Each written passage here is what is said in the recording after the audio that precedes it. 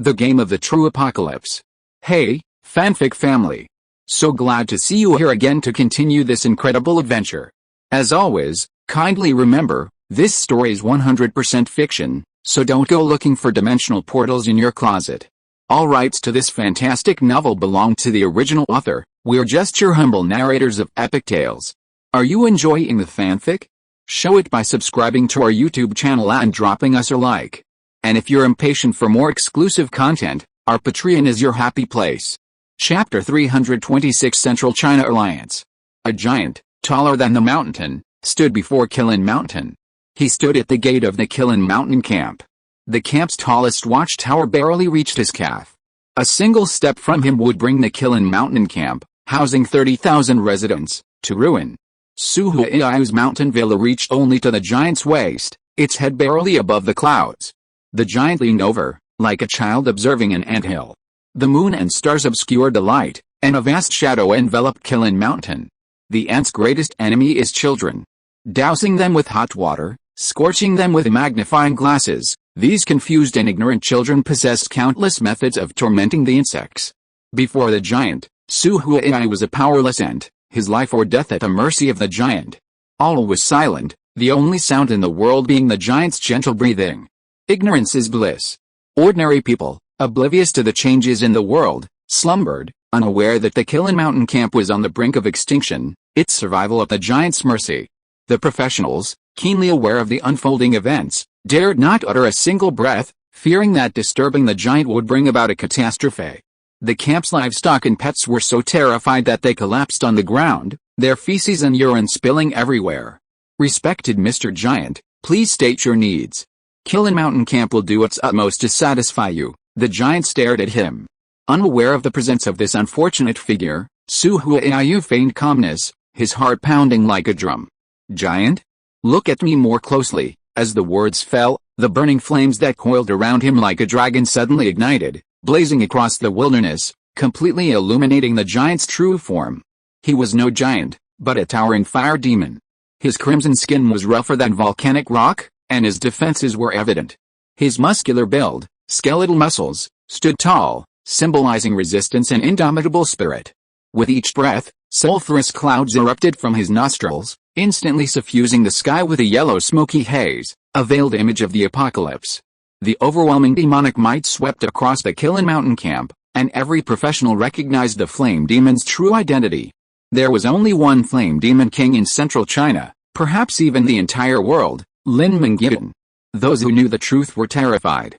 Lin Mingyuan had clearly come seeking revenge, hoping that King Xiaoyu could handle him.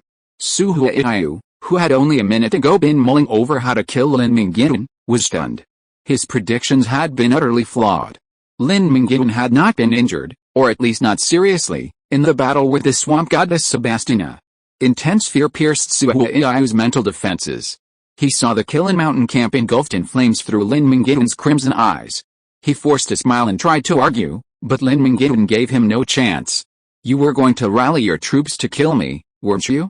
Now I'm here. Call your men over and see if they're there, the Demon King grinned, revealing sharp teeth.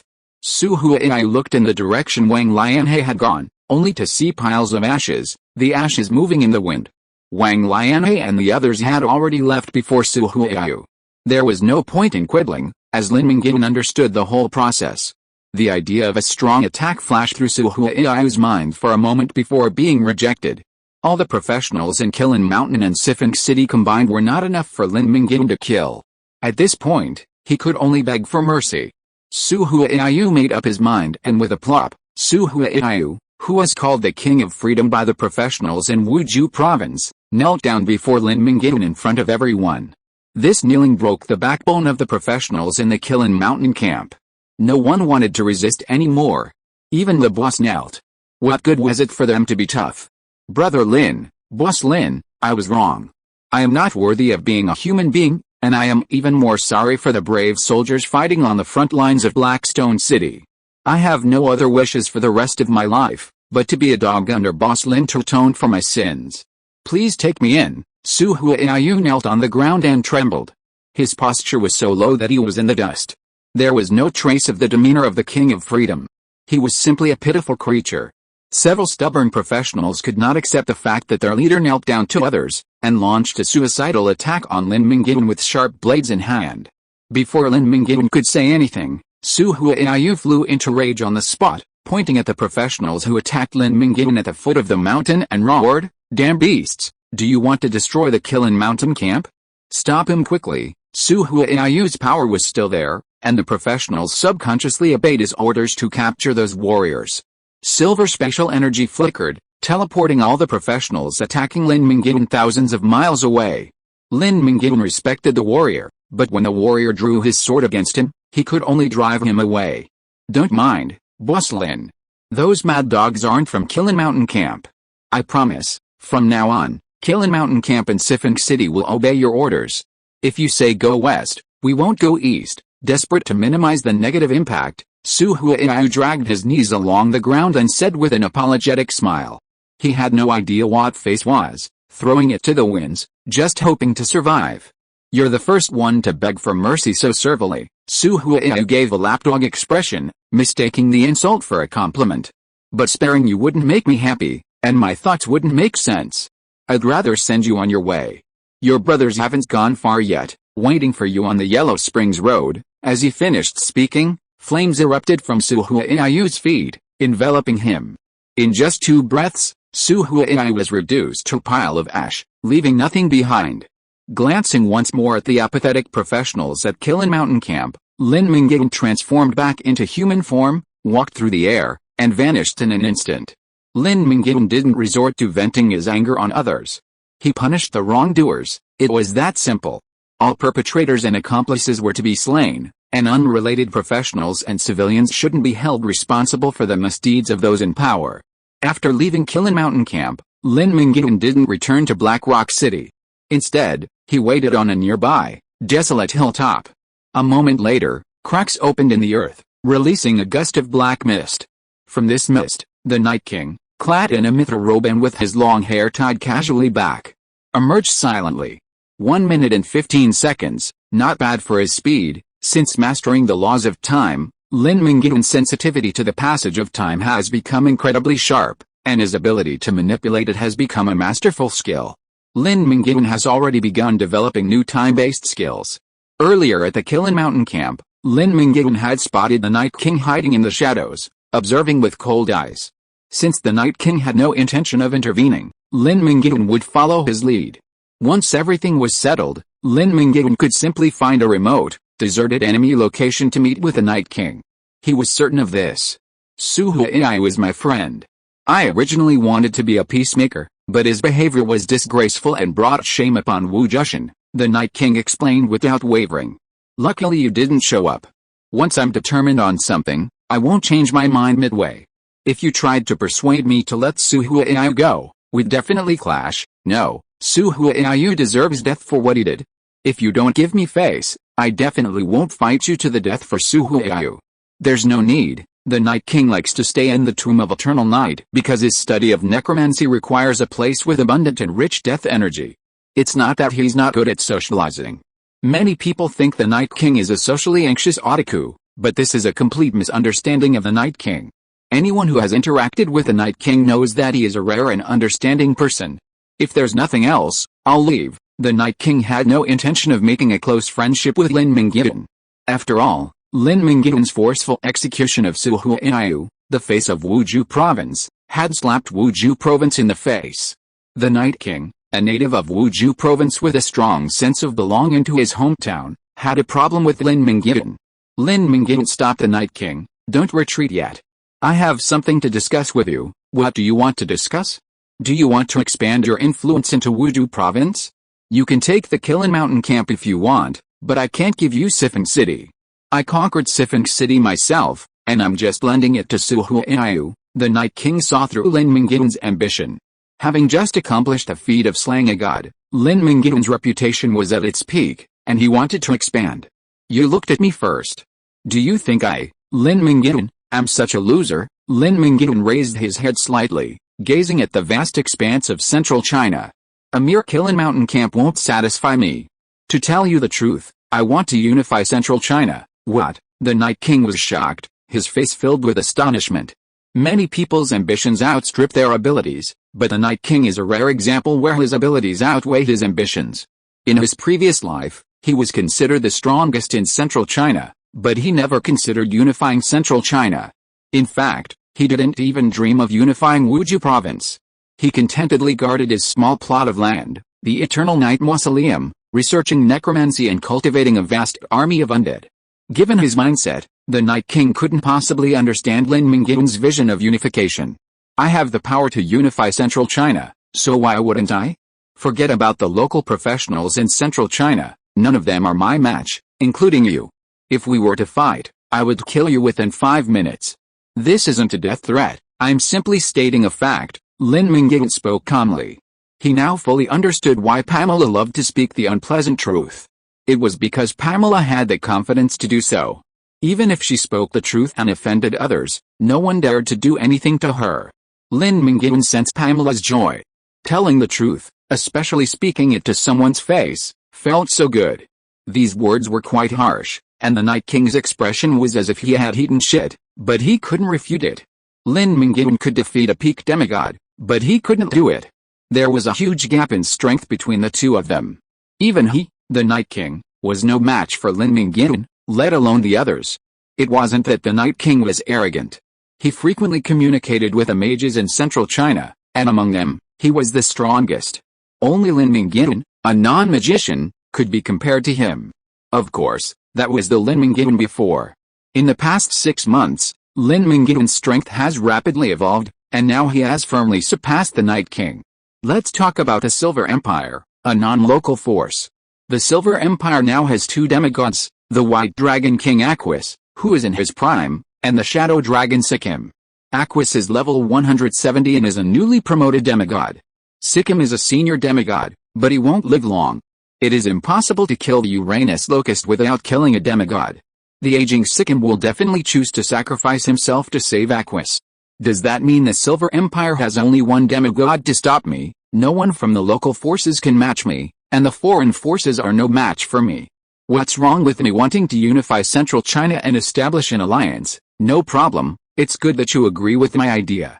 Next, I will send invitations to all survivor camps in central China with a size of more than 1,000 people, inviting their leaders to come to Black Rock City on May 5th, which is a week later, to discuss the specific matters of establishing the Central China Alliance. Anyone who receives the invitation and does not come is not giving me face and does not recognize my identity as the leader of the alliance. They must either leave Central China or die. I think, Master Night King, you will definitely give me this face, right? Chapter 327 Persuasion. Lin Mingyuan harbors a fierce tiger within him. Whether he sniffs the roses carefully or not is unclear, but it's certain that within him resides a ferocious tiger, ready to devour the world at any moment. Under Lin Mingyuan's watchful eye, the Night King felt like a lost traveler wandering into a forest where tigers dwell, his heart aching with fear. Answer me 2 questions, and I'll decide whether to grant you a favor. The Night King was not one to be trifled with. He remained calm, his expression stern. Ask whatever you want. First question, did you kill Yuan Ji? The Night King knew Storm Lord Yuan Ji. Both were top mages who had been invited to the floating city, and they undoubtedly had some private interactions. It must be me. Haven't you seen it? I'm a man who never leaves it unresolved to take revenge. Don't expect a good ending if you offend me. I've never concealed this fact. Many of Yuan Ji's subordinates saw that it was me who killed him. Lin Mingyuan was quite proud when he said this. How can one repay kindness with kindness? Lin Mingyuan will remember in his heart whoever has done him a favor and will never forget it. He remembers whose sins are committed even more clearly and will avenge them as soon as he gets the chance. Yuan Ji has a dishonest private life.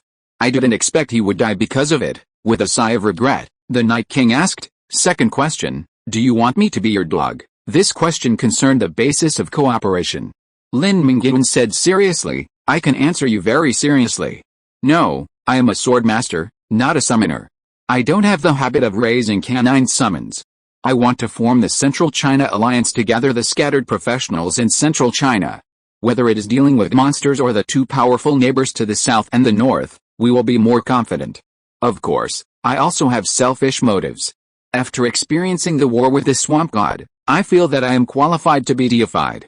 Since my ultimate goal is to become a true god, it makes sense for me to gather faith and cultivate a group of loyal subordinates who worship me in advance. You are one of the most powerful men in Central China. You must be present at the formation of the Central China Alliance. If you don't, the leaders of the other camps will have an excuse not to attend. If you're willing to join the Central China Alliance later, I can grant you a position above everyone else. If you prefer not to be exposed to the worldly affairs of the world, you can retreat to the Eternal Night Mausoleum to cultivate. Once the Central China Alliance is established, there will be no shortage of mid and high-level cotters. Unless you encounter a problem you can't solve, you generally won't have the opportunity to intervene. From this perspective, the Central China Alliance will benefit you. It will save you 90% of your worries. If Wuzhou province is hit by natural or man-made disasters again, someone will be there to handle it for you. I've shown my sincerity. It's up to you to decide. Lin Mingyuan had said all he needed to say. If the Night King still refused to give him face after all this, one of them would be doomed to disappear forever today. I will attend the meeting in 7 days. As for whether to join the Central China Alliance, we'll discuss it then. With plenty of time left, the Night King was in no rush to make a decision. Then see you in 7 days. With that, the two parted ways in the desolate mountains, each returning to their own homes. Lin Mingyuan's idea to form the Central China Alliance wasn't a sudden, impulsive idea. He had long harbored the idea of uniting the forces of Central China. After all, in his previous life, Sebastian perished under the combined might of numerous professionals in Central China. If the combined might of Central China professionals could be achieved, their power wouldn't necessarily be significantly weaker than that of the Ark Group or the Brotherhood of Steel. He needed the Night King's cooperation to summon the leaders of the hundreds of camps, large and small, from across Central China to a meeting in Black Rock City. Small and medium-sized camps wouldn't have the guts to challenge Lin Mingyuan, and even if they did, he could easily crush them, effectively creating a powerful deterrent to other recalcitrant camps. Among the major professional organizations, the Redbud Mage Corps, a local mage group in Central China, was indispensable. 4 of the top 10 spots on the Central China Top 100 list belonged to members of the Redbud Mage Corps. Enlisting the Redbud Mage Corps would require the Night King's assistance. If Lin Mingyuan forced the invitation, it would likely lead to war with the Redbud Mage Corps. Even if the Bohemia Mage Corps doubled in strength, they would still be no match for Lin Mingyuan. Lin Mingyuan simply didn't want this important mage force to become alienated from him. Central China is a land of numerous outstanding mages. In Lin Mingyuan's original timeline before his rebirth, 9 of the top 100 were mages, with only the Green Dragon Summoner Lu Wangchuan, a lone summoner, occupying the 3rd spot. Above Lu Wangchuan were the Night King and Storm Lord Yuan Ji. Below him were the all-around Great Mage Yan Qianxue, the Elementalist Cherry, the Plate Mage Zhuo Ziming, the Spectral Magician Bai Ling, the Mountain King Hong Dazi, the Illusionist Liu Yang, and the Mystic Zhang Qiang. Among them, Elementalist Cherry, the Spectral Magician Bai Ling, the Illusionist Liu Yang, and the Mystic Zhang Qiang were the founders of the Bohemia Mage Corps, and would all achieve great success as pinnacle mages of the Sanctuary. Due to the butterfly effect caused by Lin Mingyuan's rebirth, the original timeline's top 100 ranking is no longer relevant. Green Dragon Summoner Lu Wangchuan lost his chance to rescue Pamela, forever forgotten. Plate Mage Zhuo Ziming has now become a Plate Commander. While his personal strength won't improve significantly, he's become a powerful Legion-level support, sought after by all factions. The worst hit is Storm Lord Yuan Ji, whose early death, due to his offense against Lin Mingyuan, has completely altered the fates of 3 of the original top 10. Yan Qianxue, a former subordinate of Lin Mingyuan, is the remaining 7. The Night King can persuade the 4 leaders of the Bohemia Mage Order to attend the meeting, but only the Hill King, Hong Dazi, requires a personal invitation from Lin Mingyuan. The Hill King is a unique mage.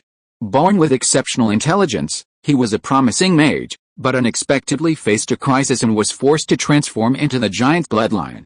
Relying on the strength of his giant bloodline to survive the difficult early years of the Cataclysm, he later embarked on a path of melee magery, a path considered unconventional by traditional mages. That day, Hong Dazi was restless and unable to enter a meditative state. He simply equipped his giant bone hammer and headed to the Bitterwind Plateau to herd mammoths. Mammoth cheese is a favorite food of giants.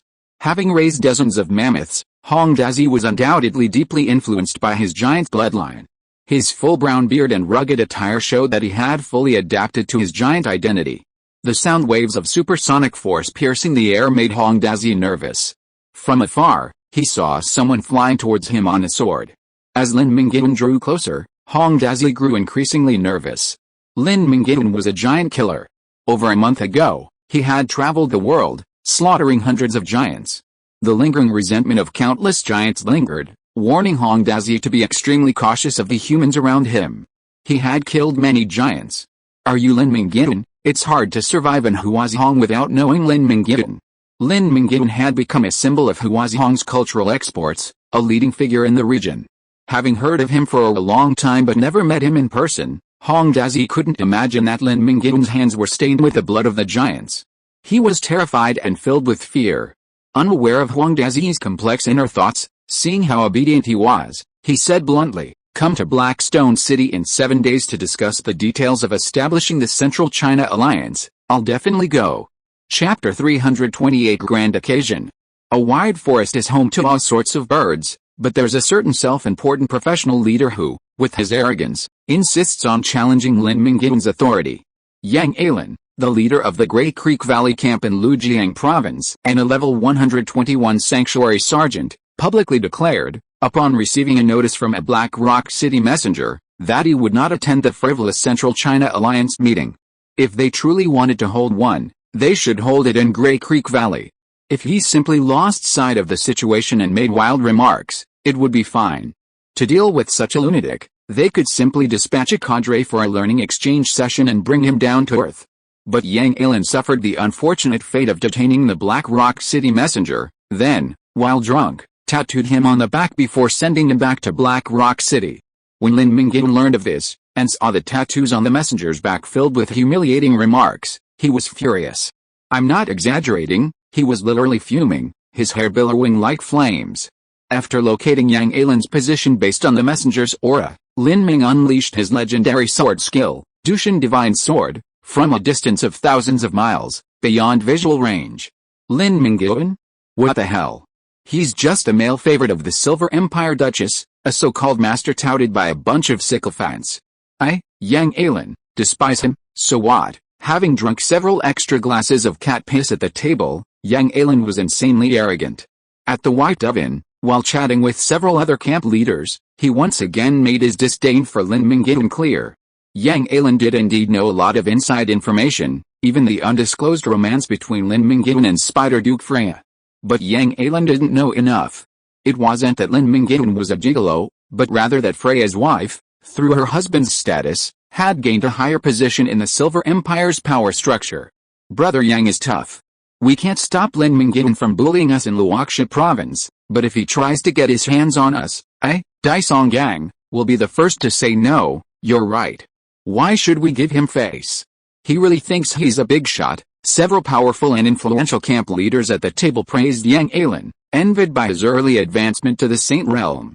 However, reaching the Saint Realm early isn't necessarily a good thing. Without careful selection and devoting resources to building a domain, one's potential will likely be limited when they ascend to demigodhood, unable to transform into true Saint Realm, forever losing the chance to ascend to demigodhood. Rest assured, everyone. As long as I'm here, Lin Mingyuan's ambitions will be thwarted, Yang Ailan assured, his face flushed. At that moment, the 13-story White Dove Hotel was pierced by a massive golden lightsaber, its layers of reinforced concrete defenses as fragile as tofu. Yang Ailan, so arrogant just a moment ago, was pinned to the ground by the lightsaber like a crushed cockroach. Absolute speed combined with absolute power equaled unstoppable power. The golden lightsaber's impact on anyone was unstoppable. Yang Ailan was instantly dispatched, and the culprit was self-evident. The leaders, who had assumed Lin Mingyuan was present in person, were overcome with fear, their brows breaking out in cold sweat.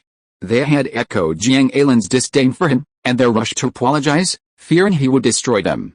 But after a long time, Lin Mingyuan still hadn't appeared. Calling friends in Black Rock City, they learned that Lin Mingyuan had never left Black Rock City. Upon learning of Yang Ailan's humiliation and taunting, he had dispatched a single strike, annihilating Yang Ailan thousands of miles away. The ultra-long-range strike was more precise and powerful than an intercontinental missile. The few leaders who narrowly escaped death spread the news, and no one dared to ignore Lin Mingyuan's invitation. Those unable to attend, for various reasons, sent envoys to explain their reasons to avoid retaliation. Everyone feared Lin Mingyuan, who could take a life with a single thought, even across vast distances. As the date approached, many camp leaders arrived days in advance at Black Rock City. Having risen to level 7 city-state capable of accommodating 1 million people, the bustling Black Rock City completely captivated smaller local leaders, whose territories numbered only a few thousand or tens of thousands. With peerless masters at its helm, its defenses impenetrable, and its abundant population and resources, Black Rock City was arguably the most powerful city in central China, excluding the Silver Empire's capital, Lordran. The smaller leaders, wary of unexpected travel delays, arrived early. The more powerful camp leaders, with territories exceeding 100,000, arrived on the day of the meeting. After presenting their identities to the city gate guards, they were led by the hostesses to the circular square where the meeting would take place. The lords and their followers, totaling tens of thousands, could only be accommodated outdoors.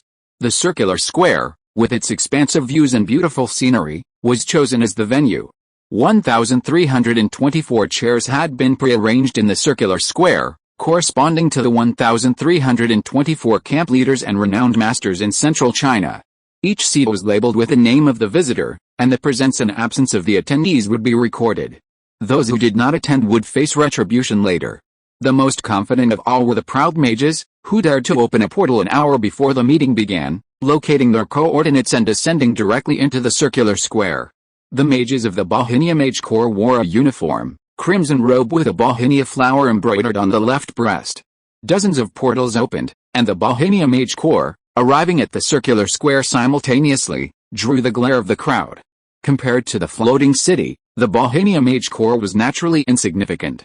Excluding the floating city, the Bohemia Mage Corps was one of China's leading mage organizations. Its 4 founders were all great mages at the pinnacle of the sanctuary, each possessing unique skills. At their peak, they could easily rival a demigod. The arrogant mages disdained to converse with the territorial tyrants and settled into their seats. Apart from rising to salute the Night King upon his arrival, even the powerful and renowned Hill King, Hong Dazi, ignored him. Ignoring this disgrace to the mages, Hong Dazi didn't care. His presence was a courtesy to Lin Mingyuan, not to the Bohemia Mage Group. He scanned the area, found the largest chair prepared for him, and slid into it with ease.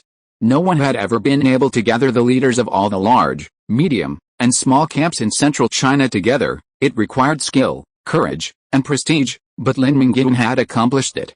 The host hadn't arrived yet, and the attendees were buzzing with discussion, either about the impending Central China alliance or about Lin Mingyuan himself.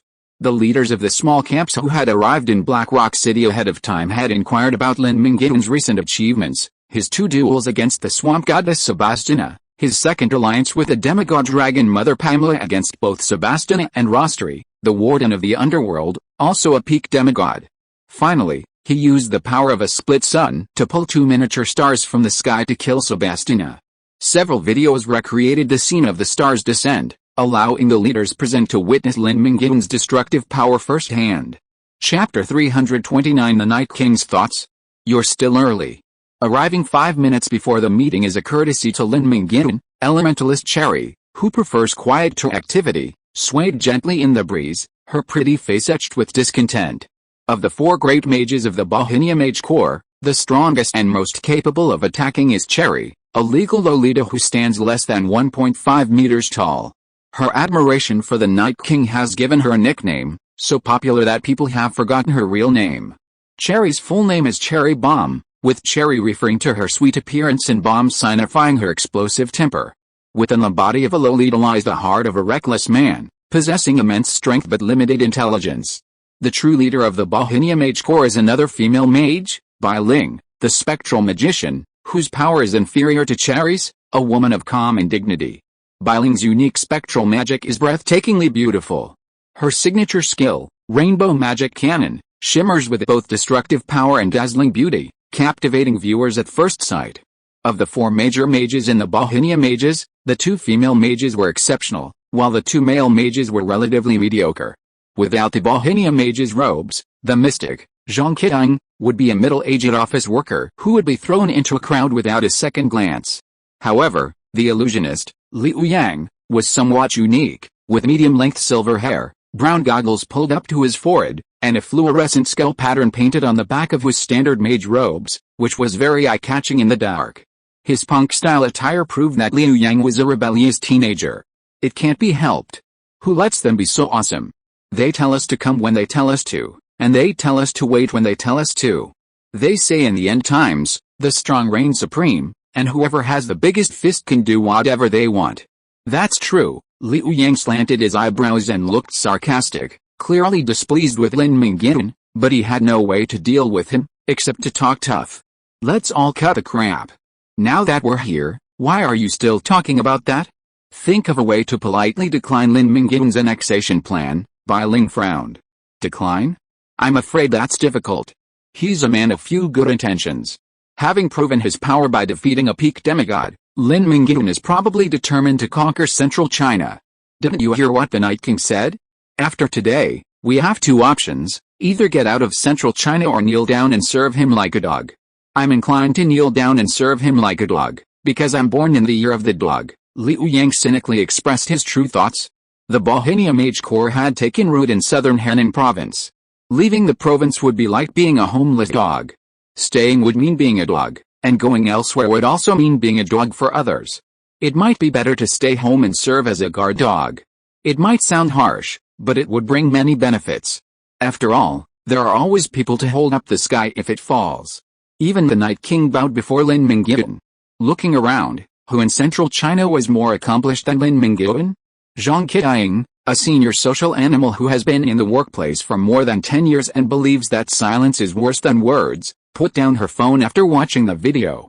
The remaining images on the screen were the two giant holes in the atmosphere that were smashed after Lin Mingyuan summoned the star, which could directly look into the dark universe.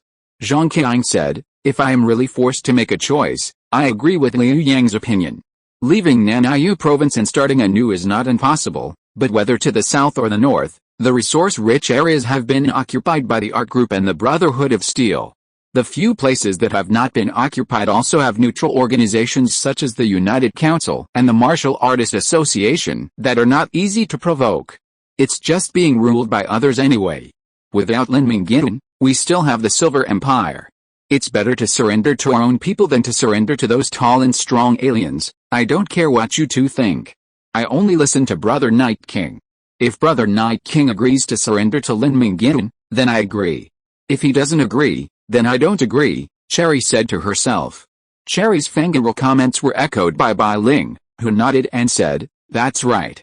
We don't really need to have our own ideas, we can just follow the Night King's lead. Indeed, if the Night King bows his head, and we don't, wouldn't that be like looking for death?" Liu Yang added.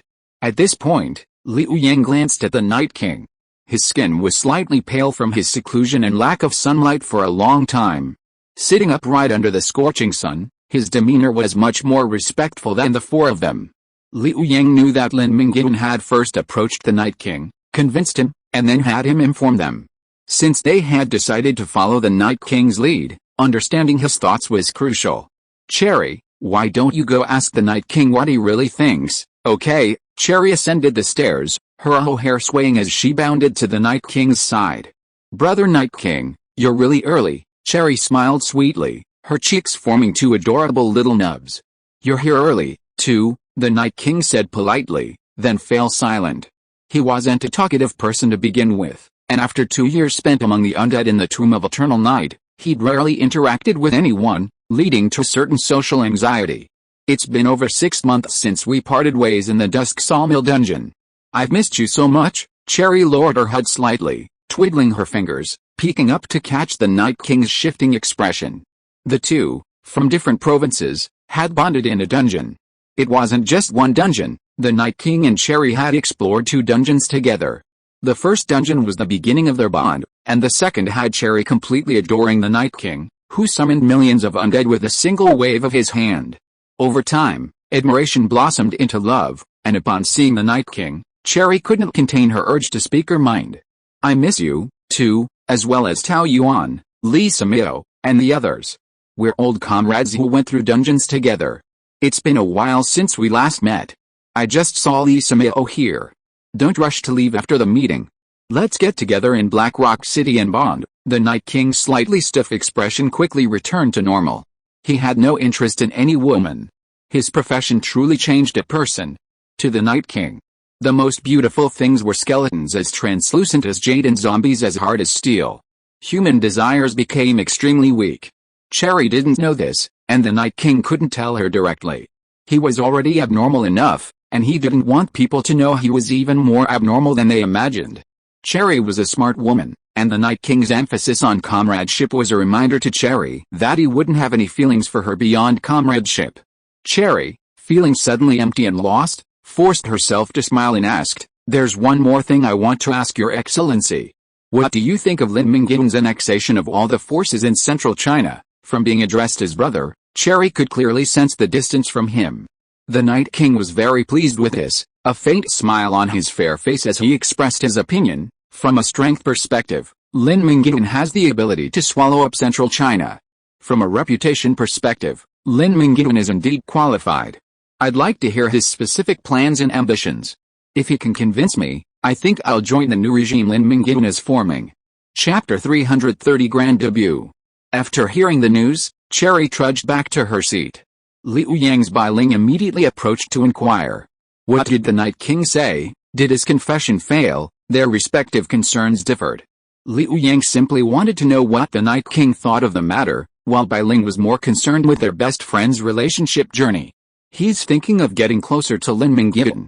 Whether he decides to join the Central China Alliance depends on what Lin Mingyuan says, Cherry said expressionlessly, leaning back in a chair that was a bit too wide for her. She only answered Liu Yang's question, but Bai Ling's doubts were self-evident given Cherry's demeanor. Cherry's address to the Night King went from Brother Night King to Your Excellency Night King, and then to not even mentioning his name. Her first love, which hadn't ended well, caused Bai Ling to caress Cherry's hair and whisper, "Someday I'll introduce you to someone better, someone younger, more handsome, and more romantic than the Night King." That's unnecessary. My heart is dead.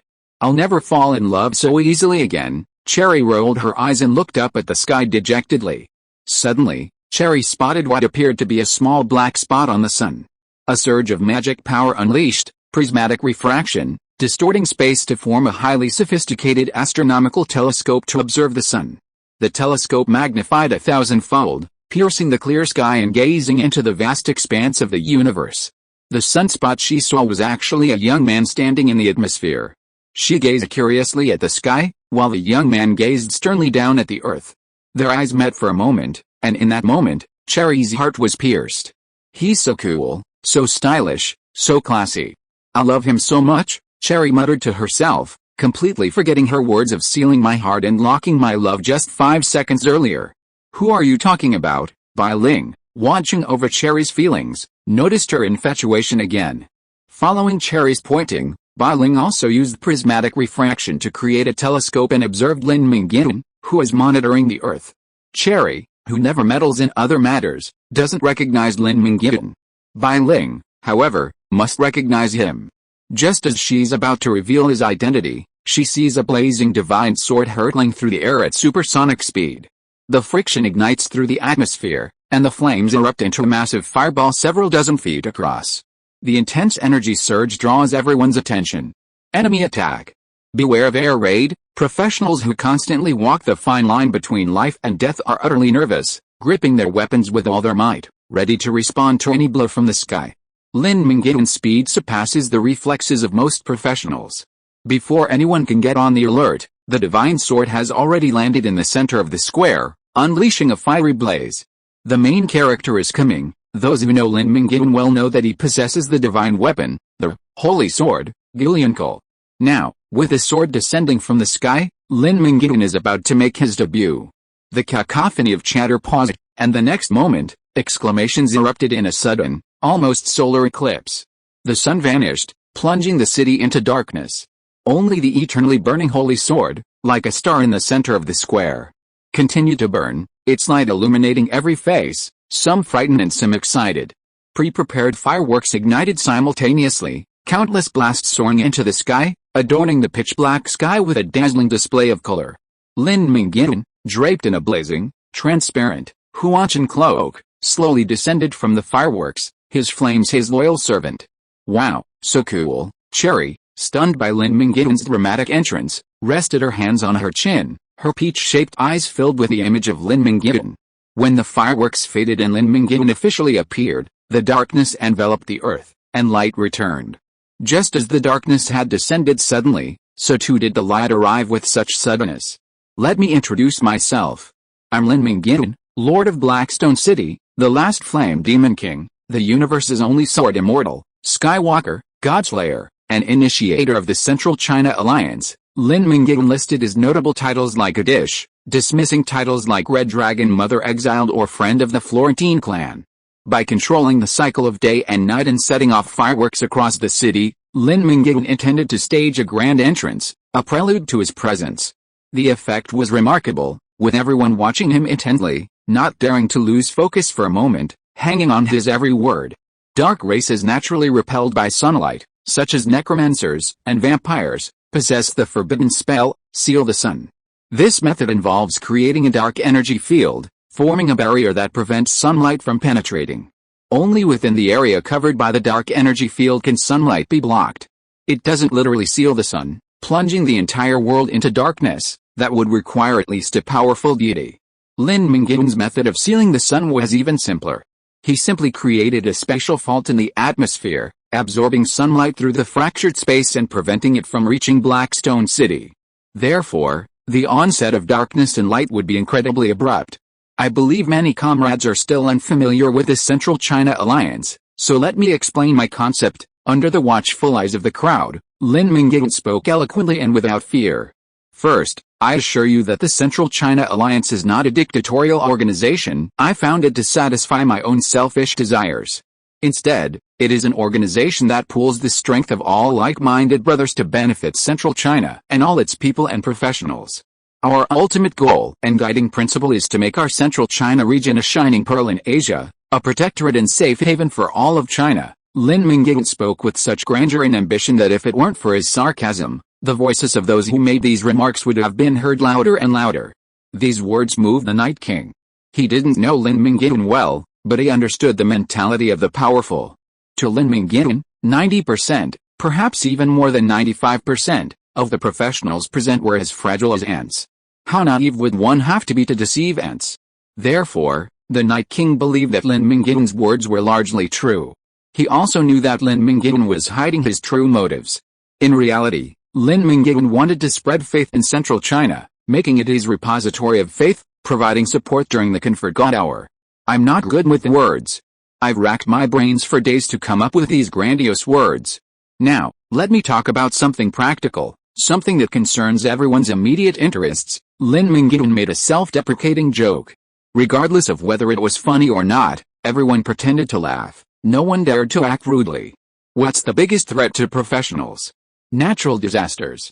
Whether it's the 4 major natural disasters that strike from time to time or the hordes of monsters that descend upon Earth every odd year, they threaten the lives of all professionals and are the greatest obstacle to human development.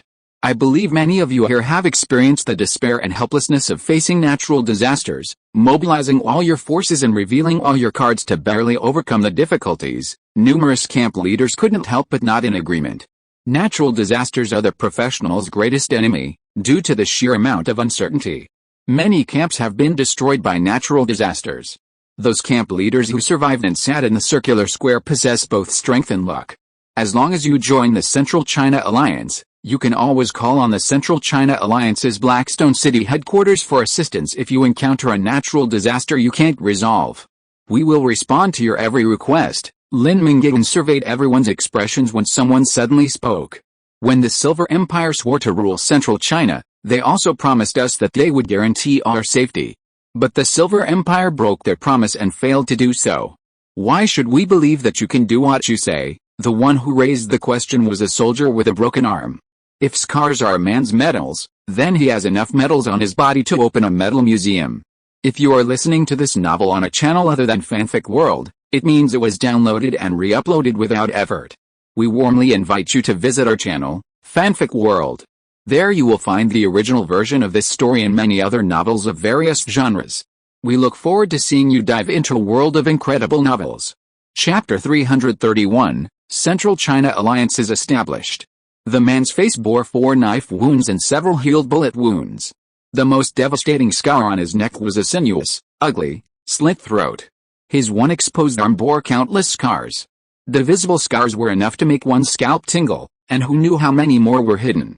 Just from the scars covering his body, one could tell he was a tough guy. Just then, a secret message from the well-connected Yan Qi reached his ears. The one-armed hero who interrupted is Yan Qianxue. He's the leader of the Yuntai Temple camp in southern Henan province. A former warrior monk, nicknamed the Immortal War Madman, he's survived no fewer than 20 life or death crises since the cataclysm. He's upright but has a fiery temper. He has few friends, and the forces near the Yuntai Temple camp are on bad terms with him. Lin Mingyuan had heard of this Yan Qianxue, ranked 12th on the Central China Top 100 list. He was courageous and tenacious, with a strong personal style, and a bit of a thorn in his side. Good question. I'll tell you why. It's me and my sword. Lin Mingyuan's voice was resounding and powerful. Having just slain a divine being, the monstrous, murderous aura of a godslayer stirred up an invisible storm. Even less powerful professionals dared not breathe under such a terrifying, murderous aura. Yan Qianxue's face paled, and his body swayed slightly, managing to withstand the assault of the murderous aura. He remained unconvinced and wanted to question her, but he had a premonition that if he dared to say another word, he would die. With life and death at stake, Yan Qianxue couldn't help but groan and sit down, silent. Anyone else have questions? Lin Mingyuan looked around, but no one spoke. Dealing with these unruly professionals required a combination of kindness and force. Simply treating them kindly would only make them think Lin Mingyuan was weak and vulnerable. A display of drastic measures was necessary to intimidate them. No? Then let me continue. After joining the Central China Alliance, you will be protected by Blackstone City. In case of natural disasters and dangers, all parties will lend a helping hand. When one party is in trouble, all parties will support it. Changing the current situation of the Central China Professional Camp, where everyone is fighting on their own, is the obligation of the Central China Alliance. There are no miscellaneous rules for joining the Central China Alliance. The biggest rule is to abide by the decrees issued by Blackstone City and to accept the unified deployment of Blackstone City in times of war. Blackstone City will not interfere in how you manage the camp, unless it goes to the point of being perverse and causing public outrage. If this situation really happens, even if it is not a force belonging to the Central China Alliance, I will have to intervene. Lin Mingyuan said little, and explained his policy program concisely. The purpose of establishing the Central China Alliance was to unite the scattered Central China professionals under one banner, to jointly resist foreign humiliation and defeat foreign enemies, and to achieve common prosperity and development. Frankly speaking, Lin Mingyuan is no ambitious individual. He seeks legislative and judicial power and will not interfere in the internal affairs of other camps. Executive power will remain with the local leaders. Think of Lin Mingyuan as a weakened version of an ancient emperor. While the other leaders are vassal princes granted fiefdoms by Lin Mingyuan. While their power remains substantial, they must operate within the framework of rules established by Lin Mingyuan. In the wasteland's current state, few local leaders still harbor dreams of becoming local tyrants. The calamity has brought immense hardship and pressure to the professionals. Without sufficient strength, they simply cannot protect their own region. Those who indulged in self-indulgence and lived a life of mere pleasure were long since eliminated by the tide of time. The remaining camp leaders are certainly not fools. They understand the importance of joining the Central China Alliance. They gain the protection of Black Rock City and Lin Mingyuan, and can freely trade with other camps. The quality of life and safety throughout Central China will be significantly improved, and the outflow of population will be significantly slowed. Of course, there are downsides. They'll have an emperor with all-powerful authority overhead. If the sky falls, there's someone higher up to hold it up. But when it doesn't, they'll have to obey him. No one wants to be controlled or constrained. Life doesn't offer them a choice, submit or leave. Choosing a third path leads to death. Sergeant Yang Alin has already demonstrated with his life the consequences of opposing Lin Mingyuan. The specific laws, benefits, and obligations are all written in this code of conduct for the Central China Alliance. Those interested can take a look. A show of hands will be held in 5 minutes. Those who agree to join the Central China Alliance will stay. I won't force you to join. Go home, pack your things, and leave Central China. I will not tolerate any other voices within Central China except those of the Central China Alliance. With that, Lin Mingyuan flicked his flaming cloak and vanished, leaving the local leaders with 5 minutes to make their decision. As soon as Lin Mingyuan left, the circular square erupted in activity. The camp leaders, familiar with each other, gathered together to discuss loudly. Some argued furiously, nearly rolling up their sleeves for combat, but were deterred by Lin Mingyuan's prowess, leaving the crowd waiting to see the action disappointed. Night King, give me some rules. I trust you. The Wuzhou province leaders approached the Night King. He was the province's foremost expert and a powerful figure deeply revered by the local professionals. He could make decisions on behalf of the Wuzhou province professionals. The professionals of southern Henan province could not help but gravitate towards the Bohemia Mage Corps. Although the Bohemia Mage Corps members were usually arrogant and looked down upon, at this critical moment, the southern Henan province professionals placed greater trust in the Bohemia Mage Corps. However, the 4 leaders of the Bohemia Mage Corps were also awaiting the Night King's decision. Everyone, please listen to me. Yan Qianxue, the undead war maniac who had been frightened by Lin Mingyuan, suddenly spoke up. In the previous life's top 100 list, Yan Qianxue ranked 12th. There were several masters below the top 10. He was the kind of person whose strength was greater than his fame. He was a low-key person in normal times, but he could always give an eye-catching performance at critical moments. Attracting the attention of many people, Yan Qianxue said with satisfaction, I think City Lord Lin is very sincere. With his strength and status, there is no need for him to lie to us. The establishment of the Central China Alliance is a great thing for all Central China people. From now on, we in Central China will have a strong organization, and we don't have to be squeezed by the powerful neighbors in the north and the south.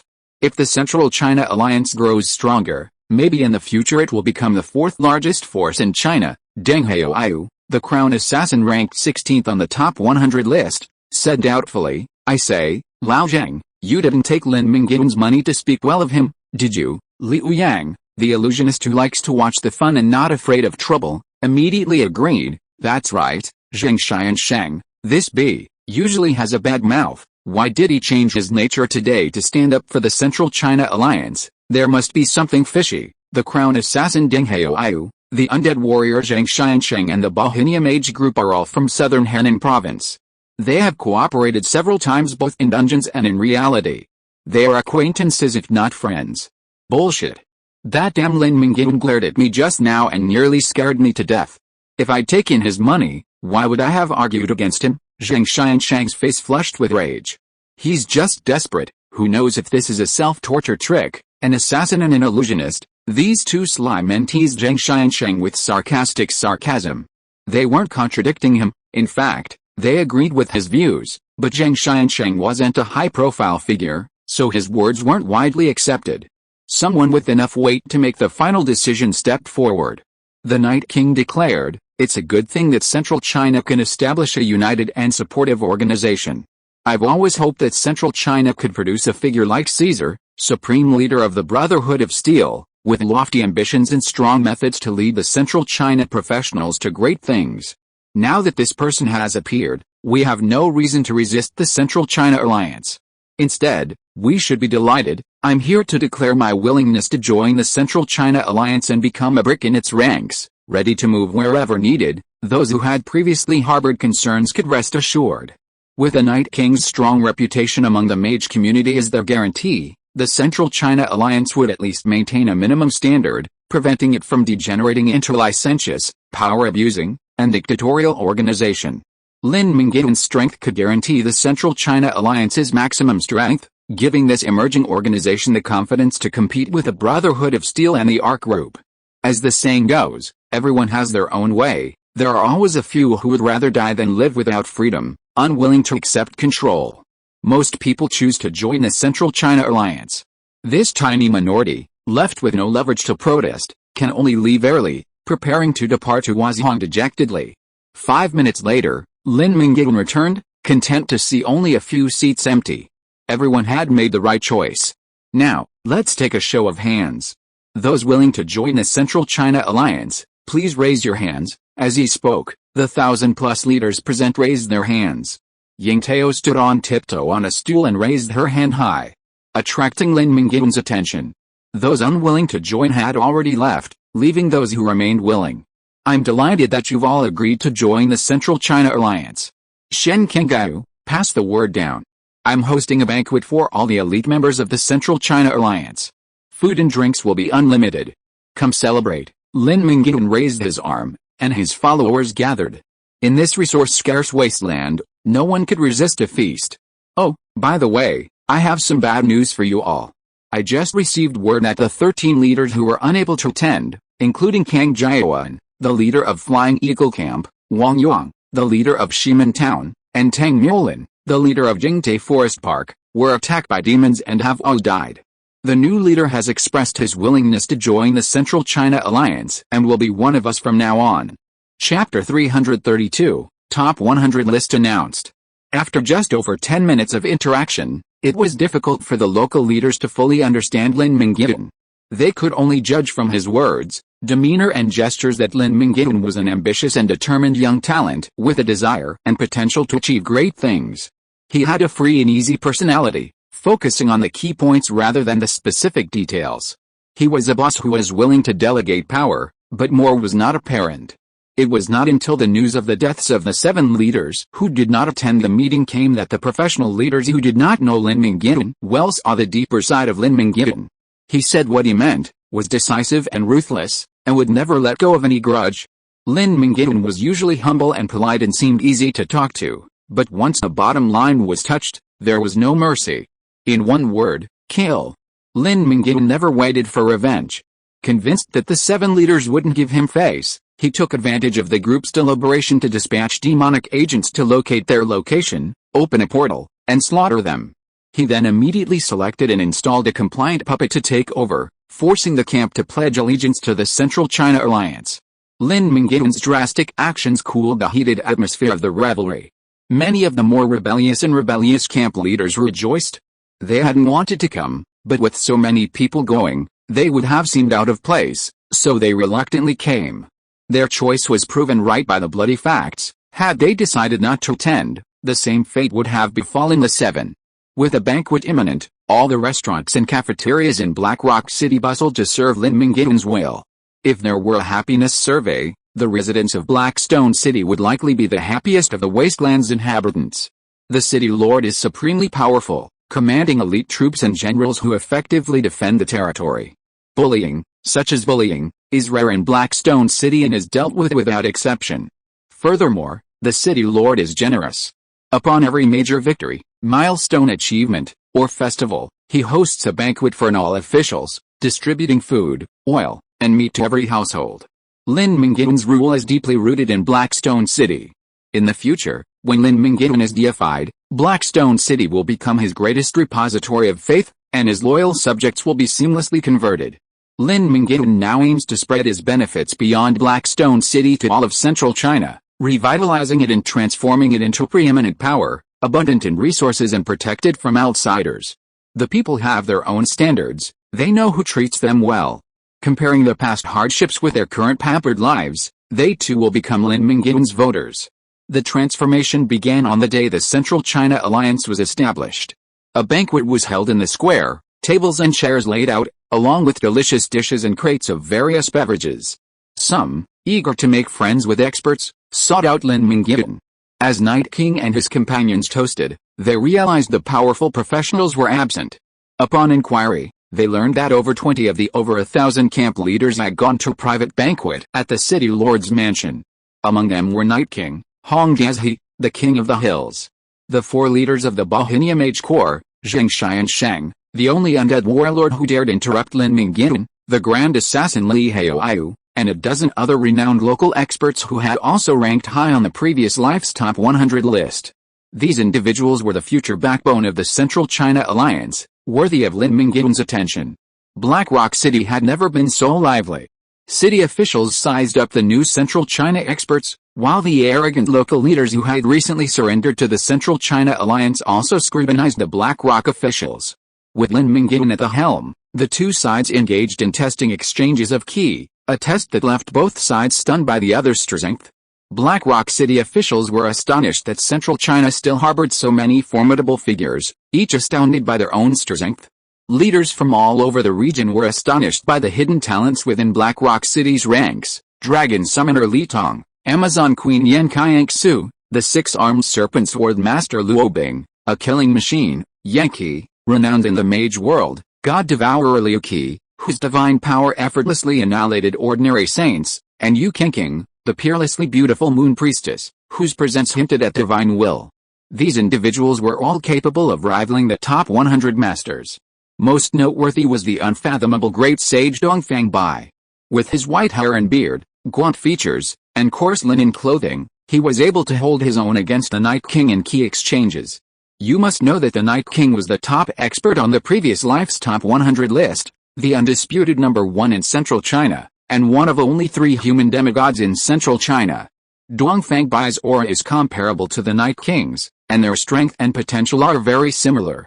In the previous life, Central China's 3 human demigods were the top 3 on the top 100 list, the Night King, Storm Lord Yuan Ji, and Green Dragon Summoner Lu Wangchuan. Due to the butterfly effect of Lin Mingyuan's rebirth, Green Dragon Summoner Lu Wangchuan never again appeared. Yuan Ji even offended Lin Mingyuan and was killed by him. Of the 3 human demigods in the previous life, only the Night King remains. Currently, there are 4 people in Central China with a high probability of ascending to demigodhood, and he is definitely one of them. Lin Mingyuan's ascension to demigodhood is no longer just a probability, but a certainty. He meets all the requirements for demigodhood, and as long as his level is high enough, he will naturally achieve the breakthrough. For Lin Mingyuan, the only challenge is the ascension to true godhood. Besides Lin Mingyuan, there is the Night King, who has proven himself, and Xin Ai and Dongfang Bai. Needless to say, Xin Ai, having passed the goddess of wisdom's trials, possessed potential surpassing only the Night King. She also became one of the 11 brilliant moon mages of the floating city, all of whom were chosen to be demigods. Dongfang Bai was also deeply affected by Lin Mingyuan's butterfly effect. In his previous life, Dongfang Bai, despite sustaining severe injuries during the northern battle, fought tenaciously, repeatedly defeated and fought again. With each setback, his injuries worsened, his foundation severely damaged, and he completely lost hope of ascending to demigodhood. He retired to Central China, detached from worldly affairs. In this life, although the natural cult was disbanded and forced to flee overseas, Dongfang Bai's foundation remained intact, leaving him with a strong chance of ascending to demigodhood. While he lacked the 100% success rate of the aforementioned 3, all of them were destined to become demigods. The 2, who had rarely met, initially recognized each other, and after several rounds of toasts at the banquet, their relationship quickly became close. Yan Qi, in particular, was a social butterfly among mages, adept at socializing. He could converse with the Night King, Hong Gazi, and the 4 great mages of the Bohemia Mage Corps. This resolved a major mystery in Lin Mingyuan's past life: why, despite being comparable in strength to the lower-ranked Hill King Hong Dazi and the illusionist Liu Yang, Yan Qi was ranked 4th on the top 100 list. The reason, of course, was that in his past life, Yan Qi commanded the impenetrable Blackstone City. Furthermore, Yan Qi's popularity made the mages willing to honor him. Since the top 3 demigods were all peak-level mages in the sanctuary, it didn't matter who ranked 4th. Therefore, Yan Qi, who had the best personnel, was promoted to the top. Elementalist Cherry, Spectral Magician Bai Ling, and Plate Mage Zuo Ziming all ranked below him. Interestingly, in this life, Yan Qi and Zuo Ziming had no contact. Yan Qi's socializing skills only affected the mage community, he only connected with them, disregarding other professions. Perhaps it was the inherent pride of mages at work. The room was overflowing with talented people, and Lin Mingyuan suddenly felt a sense of satisfaction, a sense of having mastered the art of genius. He narrowed his eyes and took a sip of his wine, feeling elated. The mages were gathered together, chatting happily, when a Lolita named Cherry approached Lin Mingyuan, holding a bucket of ice cream. Cherry had a precise grasp of her style, embracing a cute vibe, firmly believing that sexiness pales in comparison to cuteness. Brother Lin Mingyuan, how do you manage to stay calm in the spotlight? Practice is enough, Lin Mingyuan said casually, surprised that Cherry had approached him. You're amazing. I can't do that. I can't even speak when there are so many people around. Can you teach me sometime? Cherry's eyes twinkled, like a cute, adorable girl from anime. Of course, it's actually very simple. Just be thick-skinned and overcome your fear. It's nothing special, Brother Lin, you're so kind, Cherry said with a sweet, endearing smile, and she naturally reached out to hug Lin Mingyuan's arm. The inner heart of a legal lolly is not a lolly at all. She has many thoughts. No way, you like me already? We only met once. Lin Mingyuan was thinking about how to politely reject Cherry, when his savior came. Yan Qianxue, who was chatting and laughing with a group of mages, saw Cherry hugging Lin Mingyuan. I haven't even made a move yet, and you, a little girl, dare to get there first. Yan Qianxue, who was furious, walked over and said angrily, little slut, let go. Who are you? What's your business between me and brother Lin? Cherry's cheeks puffed up, like a hamster grinding its teeth. Lin Mingyuan is my brother-in-law. Before I came here, my sister specifically warned me to be wary of any bad women with ulterior motives approaching him. Oh, you're so nosy. I thought you were brother Lin's lover. But I can't believe it. With your arrogance. How could brother Lin possibly be interested in you? Who do you think you are, little girl? If you've got the guts, let's meet in the arena. That's exactly what I'm thinking. I want to see what you've got. The two women spoke, opening a portal and escaping the noisy banquet to duel. Lin Mingyuan was stunned. Coming to the Shura field was so bizarre. He had no feelings for either Yan Qianxue or Yin Tao, so what was going on? This matter had nothing to do with him. Lin Mingyuan decided to ignore it and let them have their way. Lin Mingyuan sat down to drink alone. After less than 2 minutes of silence, a reporter with a press card found Lin Mingyuan and said straight to the point, Lord City Lord, I am Jin Tong, a reporter from the Blackstone newspaper. I have a whimsical idea and I hope you can correct me. I plan to rank the professionals in Central China according to their strength. This will help the professionals in Central China become famous, and it will also allow ordinary professionals to learn from their strengths and be more motivated to improve their strength and strive to be on the list. What do you think? The opportunity for the top 100 list to appear in the previous life was that after the strong men in Central China gathered in Luoxia province to jointly wipe out the swamp god, a reporter compiled the top 100 list of Central China based on the battle records of each professional. All professionals were proud to be on the top 100 list. The emergence of the top 100 list has more advantages than disadvantages, so Lin Mingyuan naturally supports it and said, okay, this is a good idea, but the selection can't be random, there must be facts. If it's good, and if it's not, it's not. People who don't have enough strength can't be rated in a position that doesn't belong to them. Disaster will come if one's virtue doesn't match the position. I don't want to cause fratricide due to inaccurate rankings on the top 100 list. Do you understand? Don't worry, I will seek truth from facts and truly understand the battle record of each top 100 professional to make an accurate assessment of their strength and potential before making the selection. Jin Tong didn't come up with this idea on a whim.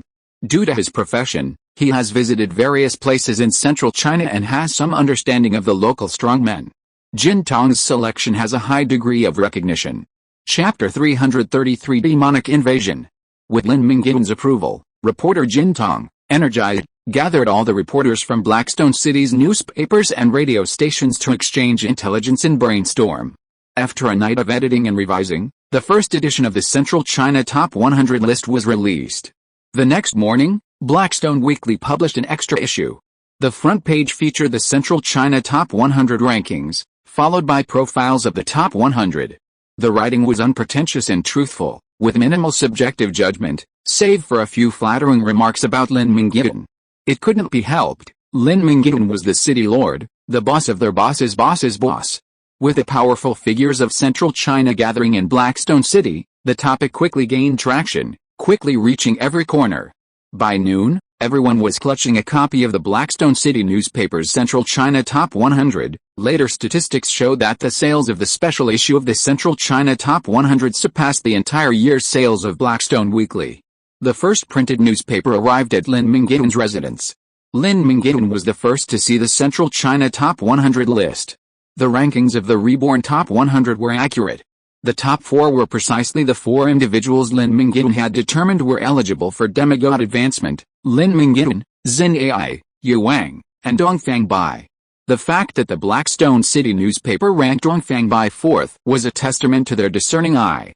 In 5th place was Liu Qi. As long as a god devourer didn't encounter a demigod, they always had an advantage against a sanctuary. However, after ascending to demigod status, a god devourer's advantage was minimal, putting them on the same starting line as most other professionals. 6th place went to Luo Bing, the six-armed snake sword master. 7th was Yin Tao, the elementalist. 8th was Yan Qianxue, the Amazon queen. 9th was Zhu Qiyu, the speedster, and 10th was Yan Qi, the almighty mage. Lin Mingyuan considered the top 10 rankings to be quite reasonable. Luo Bing's potential surpassed Liu Qi's. He had a chance of ascending to demigodhood, but the chance was slim and would require a life-or-death struggle. Cherry, the legal Lolita, defeated Shen Qingyu from the floating city with overwhelming strength in yesterday's battle for favor, earning her a huge reputation and ranking 7th. Yan Qianxue, after all, is a hidden class, with top-tier talents, equipment, and skills for a long-range marksman, so 8th place is no exaggeration. Zhu Qiyu's ranking after Yan Qianxue is actually a bit unreasonable.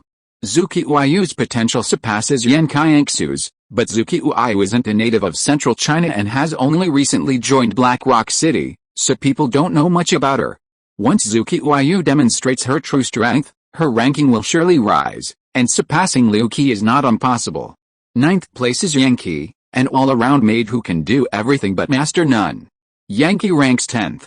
The Bohemia Mage Corps only holds one spot on the top 10, far less impressive than the 4 that occupied the top 10 of the previous life's top 100 list. Next, ranked 11th through 20th, our Spectral Magician Bai Ling, Hill King Hong Dazi, Dragon Summoner Li Tong, Illusionist Liu Yang, Dread Sword Master Wu Chunlei, Mystic Zhang Qiang, Fire Fist Flame Devil Fang Daoshan, Undead War Madman Zhang Xianshang, Templar Assassin Li Chenhao, and Wild Gunner Lu Ziyan. Compared to the top 20 of the previous life's top 100, there are many powerful figures who were previously ranked lower on the list, or even those who have never appeared in central China. For example, Yan Qianxue and Fang Daoshan were both masters who appeared on the previous life's top 100 list, but their rankings were very low. Yan Qianxue's early transformation to Amazon Queen expanded her potential, while Fang Daoshan's conversion to Flame Devil greatly enhanced their abilities, ranking them 8th and 17th, respectively. Li Tong and Liu Qi, the sworn father and son, were unknown masters in their previous lives, but were raised to prominence by Lin Mingyuan. Dongfang Bai, whose foundation was damaged and he has retired to central China, also owes his current status to Lin Mingyuan. Other powerful figures who weren't originally from central China include Luo Bing, Wu Chunlei, Zhu Qiyu, and Lu Ziyan. The first two have transformed into demonic bloodlines, forming a deep bond with Lin Mingyuan. Zhu Qiyu, convinced of Lin Mingyuan's power, switched sides with Yu Qingqing, becoming his disciples. Lu Ziyan's relationship with Lin Mingyuan is even closer, having become his woman. The only two physical range damage classes ranked in the top 20 are both Lin Mingyuan's lovers. Beyond the top 20, Lin Mingyuan's acquaintances become fewer, with a greater concentration of local experts already on the top 100 list.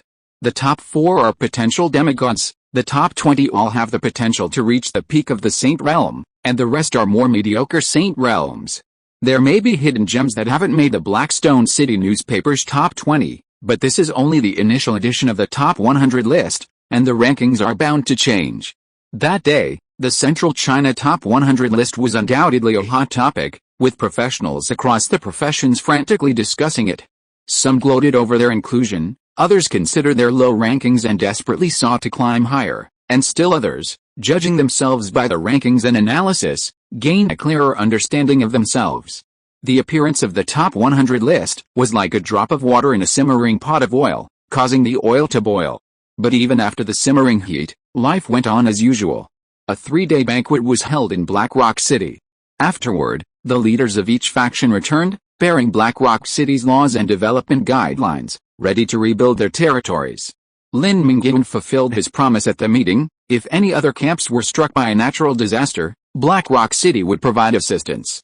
Just after the banquet, Lin Mingyuan received news that the Silent Forest in southern Henan province had been invaded by the Abyss, one of the 4 great natural disasters. The most common of the 4 natural disasters is the blood moon, which strikes with increasing frequency. Failure to clear the surrounding monsters during a blood moon's eruption spells disaster. Monsters surge in strength and wield less rationality, launching a frenzied assault on survivor camps, often resulting in devastating consequences. Less frequent are the Misttide and the Abyssal Incursion.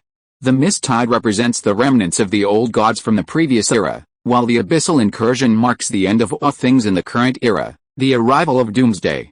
These two forces willingly collaborate with the celestial sphere to wreak havoc on the world. The rarest of these is the temporal fragment. Professionals lack understanding of this scourge, as it's rarely encountered, yet carries the highest fatality rate. Camps struck by a temporal fragment rarely survive, leading to limited information about them. Silent Grove is the domain of Deng Haoyu, the Grand Assassin ranked 23rd on the top 100 list. Silent Grove was created due to the planting of numerous extraordinary plants, the mist oak. As the leaves of the mist oak absorb carbon dioxide and exhale oxygen, they release a light mist. This mist absorbs sound and light, reducing visibility during the day and preventing sound from propagating, essentially eluding the attention of extradimensional monsters. Thanks to the unique characteristics of Silent Grove, Grand Assassin Deng Haoyu sheltered 20,000 nearby residents. However, due to the limited space, the forest could only accommodate a maximum of 20,000 residents, limiting further expansion of the Silent Grove camp. That morning, sporadic demons began appearing within Silent Grove. The alert Deng Haoyu, believing it might be a natural disaster, called on his compatriots in Black Rock City at 9 o'clock and sent calls to surrounding camps for assistance. After Deng Haoyu anxiously waited for 15 minutes, a portal appeared in the Silent Grove clearing, and Lin Mingyuan arrived in person. They had just parted ways. Deng Haoyu was overjoyed to see Lin Mingyuan again. He shook Lin Mingyuan's hand and said excitedly, "I thought Black Rock City would at most send cotters for support, but I didn't expect you, the city lord, to come in person. This happened so quickly that I didn't have time to prepare anything. Please do me the honor of having a simple meal once this is over." Of course, Lin Mingyuan nodded.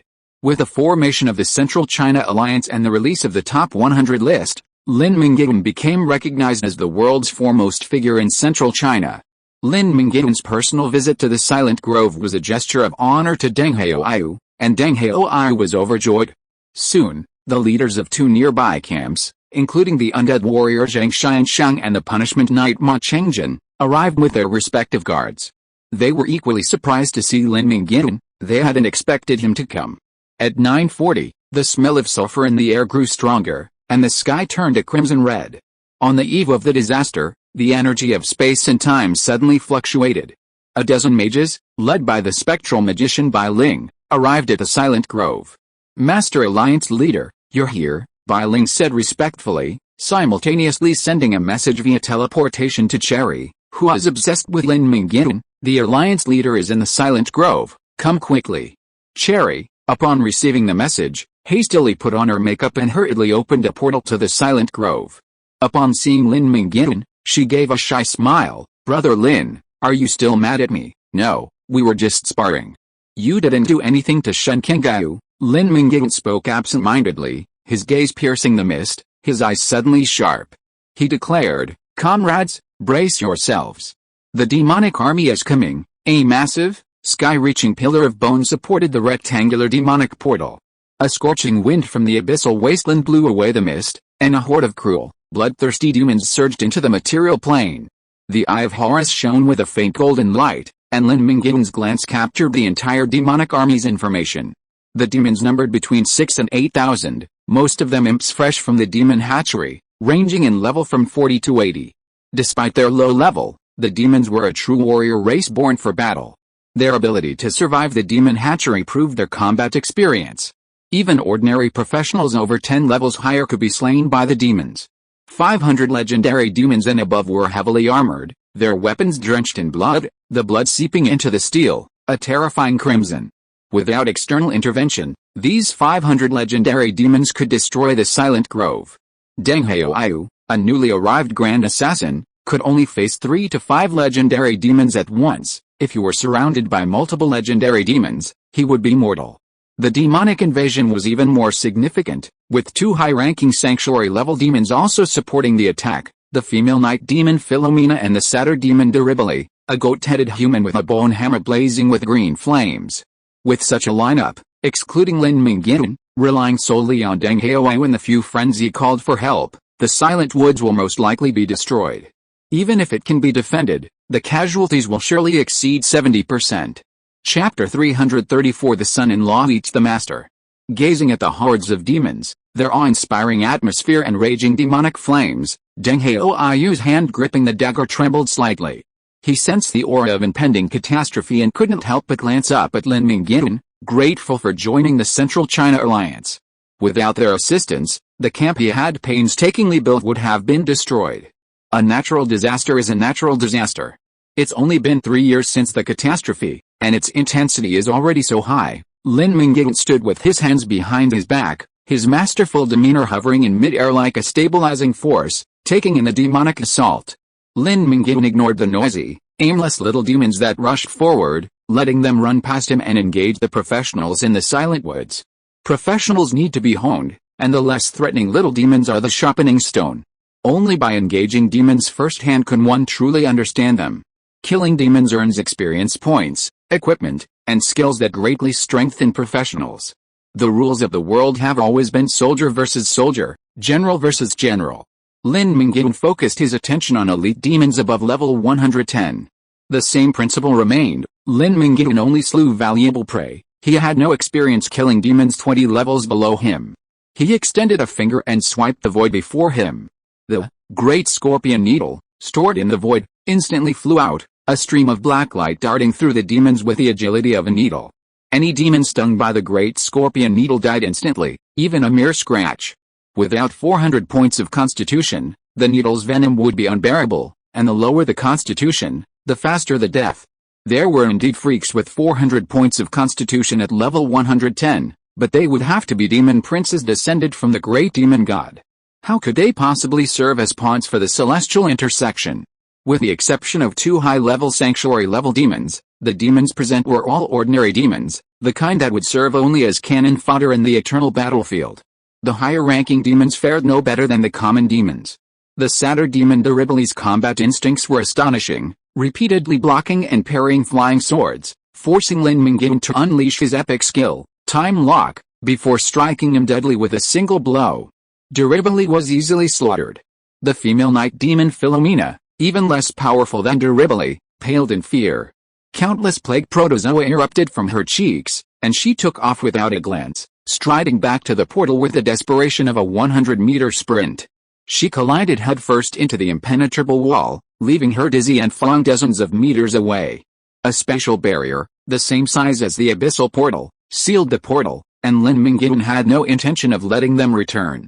"Come and go as you please, as if the earth is your playground," Lin Mingyuan spoke, and the giant scorpion stinger pierced Philomena, its venom instantly overcoming her immune system and killing her. A faint golden light emanated from Lin Mingyuan, and his level rose to 133. Helping others while gaining experience was a double joy. Lin Mingyuan's killing speed was so rapid that, to the astonishment of the crowd, he quickly eliminated all threatening demons in 30 seconds. The terrifying natural disaster was obliterated in a flash by Lin Mingyuan. After the bloody battle with Sebastiana, Lin Mingyuan had completely transformed, possessing the strength to aspire to the top of the world. Ordinary sanctuaries would struggle to withstand him in 3 moves, and even less powerful demigods were no match for him. Yan Qianxue, the unruly, undead warrior, was speechless for a long time, his expression complex. Despite his best efforts to overestimate Lin Mingyuan's strength, he still underestimated him. Even with his all-out efforts, Yan Qianxue might not be able to defeat an enemy, but now he was as weak as an ant before him. "Maybe I'm just like an ant to Lin Mingyuan. No wonder he glared at me during the meeting and I didn't dare say a word." Ying Tao was completely dejected. She had always believed that she and Lin Mingyuan were very close. There were only 5 people between them, the first and the 7th on the top 100 list. It was only a matter of time before Lin Mingyuan would accept her love. Now it seemed that Ying Tao had been too naive. The gap in their strength was enormous. Dozens of Ying Taos were no match for one Lin Mingyuan. The distance was so great that it was despairing. The others, less sullen, lamented Lin Mingyuan's unstoppable strength and felt a strong sense of security. With such a powerful leader protecting them, they had nothing to fear, not even death. With sincere faith in Lin Mingyuan, even if they died on the battlefield, they could be transformed into a heroic spirit in Valhalla, immortalized and able to live until the day Lin Mingyuan's kingdom collapsed. With all threatening opponents eliminated by Lin Mingyuan, the rest of the story became simple. The 3 camp leaders, working with the mages of the Bohemia Mage Corps, eliminated the remaining legendary demons. The remaining lone imps were no threat and were easily dealt with by the professionals of the Silent Grove. The natural disaster ended, A glance at the clock showed only 10:20. From the moment the crisis was discovered to the moment it was resolved, a mere hour had passed. Fewer than 20 casualties were inflicted, all of them weaker professionals killed by the imps. Elite demons and higher-ranking demon lords were swiftly dispatched by Lin Mingyuan without a single casualty. The Abyssal Invasion was the first crisis the Central China Alliance had handled since its founding. This incident would surely be widely publicized throughout Central China, demonstrating to all residents that Lin Mingyuan was no slouch and that he had formed the Central China Alliance with a shared purpose. Afterwards, the Grand Assassin Deng Haoyu hosted a banquet for Lin Mingyuan and his friends who had come to his aid. Several dishes from otherworldly realms had unique flavors, something Lin Mingyuan had never seen or heard of before, and it truly opened his eyes. Cherry kept serving food to Lin Mingyuan, displaying her gentle and virtuous side. Lin Mingyuan only tasted each dish before putting down his chopsticks. Cherry asked aggrievedly, "Brother Lin, don't you like cherries?" "No, you're overthinking it. I'm just a blood soul clone. No matter how much good food I eat, I won't absorb the nutrients. Savoring it is enough." With that, the table fell silent. The invincible warrior who had slaughtered all the elite demons in 30 seconds was just a clone. Their worldview was shattered. They had repeatedly overestimated or underestimated Lin Mingyuan. Their perspective simply couldn't comprehend his power. "So, where's your real body, Brother Lin?" Cherry couldn't contain her curiosity. "Floating City, I need to discuss such a big thing as establishing the Central China Alliance with my wife." Speaking of Xin AI, Lin Mingyuan couldn't help but smile. Cherry felt even more disappointed, thinking to herself, "Yeah, Lin Mingyuan has a girlfriend, Xin Yi, who is even more powerful than the Night King and is as beautiful as the national goddess. I can't compare to her in any way. It seems that there is no chance for Brother Lin and Alice. Why is God so cruel to me? Everyone I like doesn't love me back. It's the greatest pain in the world to want something but not get it." Vaguely sensing her friend's inner distress, Bai Ling touched Cherry's head again, and secretly conveyed the message through communication. "It's okay, you will meet someone better. Brother Lin is the best. He is very good, but not suitable for you. The one who is suitable for you is good." At 1 o'clock in the afternoon, everyone went home after eating and drinking. At this moment, Lin Mingyuan, who was in the Lingshuang Tower of the Floating City, had just finished telling all the major events that had happened recently. Xin Ai sat in Lin Mingyuan's arms, eyes narrowed like a lazy cat. Her red lips parted as she whispered, "Will there be any controversy about ranking me second on the top 100 list? Doesn't the Night King resent it?" Xin Ai always considered things from Lin Mingyuan's perspective, unconsciously neglecting herself. No one would object. "You're the Floating City's Huai mage. Mages from the Floating City are naturally superior to local mages." Lin Mingyuan recounted the truths of his past life. Mages from the Floating City possessed knowledge and resources far beyond those of ordinary mage organizations, two factors that make them a notch above those of unorganized or ordinary mages. "I'm just worried people will think there's something fishy going on and question the impartiality of the Central China Alliance." "Don't overthink it." Gently kissing Xin Ai's forehead, Lin Mingyuan embraced her, savoring a moment of warmth and tranquility in his arms. Lin Mingyuan understood Xin Ai's anxiety, because she hadn't stood by him when he needed her most. He completely understood her struggle. For Xin Ai at that time, her primary priority was to ascend to the sanctuary. Without that, there was no point in coming. "What are your plans next?" Xin Ai asked. "Visiting various locations, hunting sanctuary bosses to gain experience points. My initial goal is to reach level 140 before July." "What does July say?" "I estimate that the Uranus locusts will launch a general attack on Lordran in July. I hope to improve my strength as much as possible before they strike, so that I can make a difference on the day of the decisive battle." Lin Mingyuan was calculating, having already planned out the subsequent actions. The Central China Alliance was squeezing the Silver Empire's living space. Once the Silver Empire was freed from the Uranus locusts' shackles, they would definitely cause trouble for Lin Mingyuan. Even if Lin Mingyuan was Duke Freya's partner, it would be useless. Lin Mingyuan was shaking the foundation of the Silver Empire in China. If Lin Mingyuan were allowed to maintain his position as leader of Central China, what would a Silver Empire be? How would it differ from an ordinary survivor camp? Lin Mingyuan had already thought about how to deal with the Silver Empire. Of course, it wasn't a simple, brute force solution to the person who raised the issue. Regardless of whether Lin Mingyuan had the ability to annihilate the Silver Empire, Even if he did, he couldn't destroy Freya's country. The best approach was to force the Silver Empire to retreat.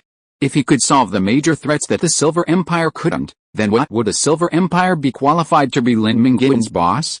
Then, the son-in-law would become the master. Chapter 335 Demonic Projection. June 6th, today happens to be the 10th day of the Abyss invasion. How many people are still alive in Lionheart City? No more than 1,000. At noon, the court mage Mr. Whitman died of infection. He still couldn't survive. The hateful demon assassin actually poisoned his weapon. What a despicable guy. June 7th, Mussolini was arguing with the captain again. I agree with the captain. Lionheart City is full of demons. We can't escape at all, but supplies are getting less and less. What should we do? What is the future of the Guardian mercenary group? June 8th, demons passed by the warehouse where we were hiding. They were walking out of the city. I hope they won't come back. June 9th, the food was exhausted, Suan's child was crying, and we were all very hungry. Oh my god, what did I find? The captain led people to dig out Mr. Whitman's body. Are they going to eat Whitman? Sloppy handwriting. On June 10th, I didn't drink the broth in the morning, but everyone was very happy. I didn't tell the truth. Now I'm beginning to think that Mussolini is right. We can't hide any longer. It's a dead end to eat up all the food we have. It's better to lead the brothers to charge while we are in the best condition. On June 11th, with my support, the regiment agreed with Mussolini's proposal and decided to escape Lionheart City tonight. God bless us. I hope we can successfully escape this demon-infested place. On June 12th, after a hard night of fighting, we escaped Lionheart City in the early morning of the new day. But I am still a little worried. The demon power in the city has become very weak. I thought about the demons that have been leaving the city recently. They won't capture Rhea Island. On June 13th, my guess was correct. Rhea Island is finished. There are demons everywhere. This is my last diary. We have been discovered. A group of fallen demons surrounded the barn. The men in the regiment decided to break out of the barn to lure away the demons. We will eventually face the fate of death. The last words of the level 68 biochemical modified person Jakiro. Inside the engulfed barn, Lin Mingyuan laid down a black diary, its unique material untouched by the flames, and learned of the catastrophe on Rhea Island. At the end of May, the city of Lionheart, an island nation on the Black Sea, was invaded by demons. Tragically, they were unable to stop the demonic invasion, leaving their homes utterly destroyed. The roaming demons ravaged the entire island, slaughtering hundreds of thousands of residents. Jakiro, a member of the Guardian mercenary group who had written the diary, was just one of many who fell victim. He cast a pitying glance at the slender, charred bodies within the barn, sighed, and shoveled dirt to bury them. The immense sacrifices could not save their families. The fallen demons set the barn ablaze, and the women and children perished amid the demons' wild laughter. Lin Mingyuan, tracking the natural disaster, arrived late. Today was June 20th, nearly a month after the disaster struck and 2 months after the Central China Alliance was formed. In those 2 days, Lin Mingyuan had slain over 30 sanctuary bosses, defeated 2 Crimson Moon disasters, and passed through his home without entering. He had accumulated 10 regional legend points, bringing his level to 138, not far from his target of 140. Having just slain the sanctuary boss, the heavenly punishment Golden Silk Python, he learned on the dark web that Rhea Island had lost contact. Suspecting a natural disaster, Mingyuan rushed to Rhea Island without stopping. He saw a desolate scene, gardens trampled, scenic spots destroyed, bones exposed in the wilderness, and no roosters crowing for miles. After wandering the wilderness for a while, he slew nearly 100 legendary demons and discovered a survivor's diary in a barn, gaining a general understanding of the situation. Then, he traveled through the void and arrived at Lionheart City on Rhea Island. The scene within Lionheart City truly shocked Lin Mingyuan. A vast, earth-shattering portal to the abyss towered over the square. Busy demons were transporting crates of war supplies from the abyss to the real world. These demons, not content with slaughtering Rhea Island, intended to use Rhea Island as a base to spread their war across the entire planet. Bone-skinned warships were anchored in the harbor, along with siege catapults, rations and jerky, and blacksmith shops for repairing equipment. Lin Mingyuan had thought he was too late, but it seemed not to be. He arrived just in time. A few days later, Rhea Island would have been transformed into a war fortress by the demons. Alone, there was no need to worry about leaving some monsters for his men to level up. It was best to kill them all. With a thought, a three-legged crow, taller than a skyscraper, materialized above the city. Waving its blazing golden feathers, it soared through the city, igniting everything in its path. The silent city was engulfed in flames. Outsiders are intruding. Kill them, a whip-wielding demonic overseer shouted in a deep, sinister demonic tongue before the abyssal portal. The demons residing within the city sprang into action, quickly spotting Lin Mingyuan atop the beaver building. Flying demons charged directly at Lin Mingyuan, while those that couldn't scale the structure rapidly closed in. Suddenly, hundreds of legendary demons were upon him. A piece of shit, Lin Mingyuan blinked. A holy sword, emanating from the void, confirmed that the Lin Mingyuan from Maria Island was the real Lin Mingyuan. He wielded the holy sword because his blood soul clone's weapon was the great scorpion needle. His swordplay cut through the demons like mowing grass. The flying demon, pierced by the holy sword, fell freely. The holy sword then circled the building hundreds of times before a crimson rainbow light spiraled downward like an electromagnetic coil, slaying all the demons climbing the building. Within the abyss, only those who ascend to the sanctuary realm are hailed as great demons. Powerful demigod-level demons are qualified to occupy the lower abyss and become exploited abyss lords. Legendary demons, the reserve forces of great demons, are considered elite. The rapid deaths of legendary demons have drawn the attention of the great demons. Peak Great Demon Miles, the mutant spike demon Venger, and the fallen angel Brian emerged from the palace being built for the Demon King, their malevolent eyes fixed on Lin Mingyuan. Interesting, Lin Mingyuan, perched on the rooftop of the beaver building, felt a slight pressure. This was intriguing. 2 months ago, in the Silent Woods, Lin Mingyuan had instantly dispatched 2 sanctuary great demons, their names barely memorized. As sanctuary demons, these 3 great demons far surpassed the great demon Lin Mingyuan had instantly defeated. Furthermore, there were fallen angels, an extremely rare species within the abyss. Lin Mingyuan sensed that the demons he faced this time were of a different kind. Let's see how many of you can withstand my attacks. Lin Mingyuan was in high spirits. He had indeed killed many bosses and gained a lot of experience in the past 2 months, but he still hadn't encountered any challenges. The dangerous wastes were getting boring for him now. Today, he finally had something fun. Walking through the void, Lin Mingyuan first locked onto the fallen angel Brian. His fist, shrouded in flames, shattered Brian's handsome, pale face. Just as he was about to pursue, Miles's earthbound standpoint was applied to Lin Mingyuan. The ground collapsed, and gravity suddenly increased, as if he were wearing 10 thick suits of tungsten armor. Lin Mingyuan's swift movements became somewhat slowed. Die, the stocky spike demon curled up, transforming into a spiky sea urchin, rapidly tumbling. The sharp spikes collided with Lin Mingyuan's body, sending sparks flying like 2 pieces of red-hot steel hammering each other. The fallen angel, flung backward, steadied himself and, high in the air, drew his deep purple illusory magical longbow, unleashing a negative energy arrow that blackened a patch of skin on Lin Mingyuan's back. What kind of monster is he? Why can't we break his defenses? The spike demon and the fallen angel were consumed by self-doubt. The spike demon's death roll had once ripped the destroyer into shreds, and the fallen angel's legendary negative energy arrow had once slain a black dragon that had ventured into the abyss.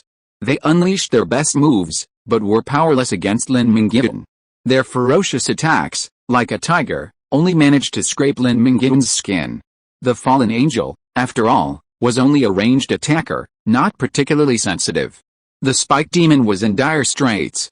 Forces were mutual, and the spikes covering his spine were constantly wearing away, their roots already trembling. The spike demon's death roll nearly shattered his impenetrable spikes.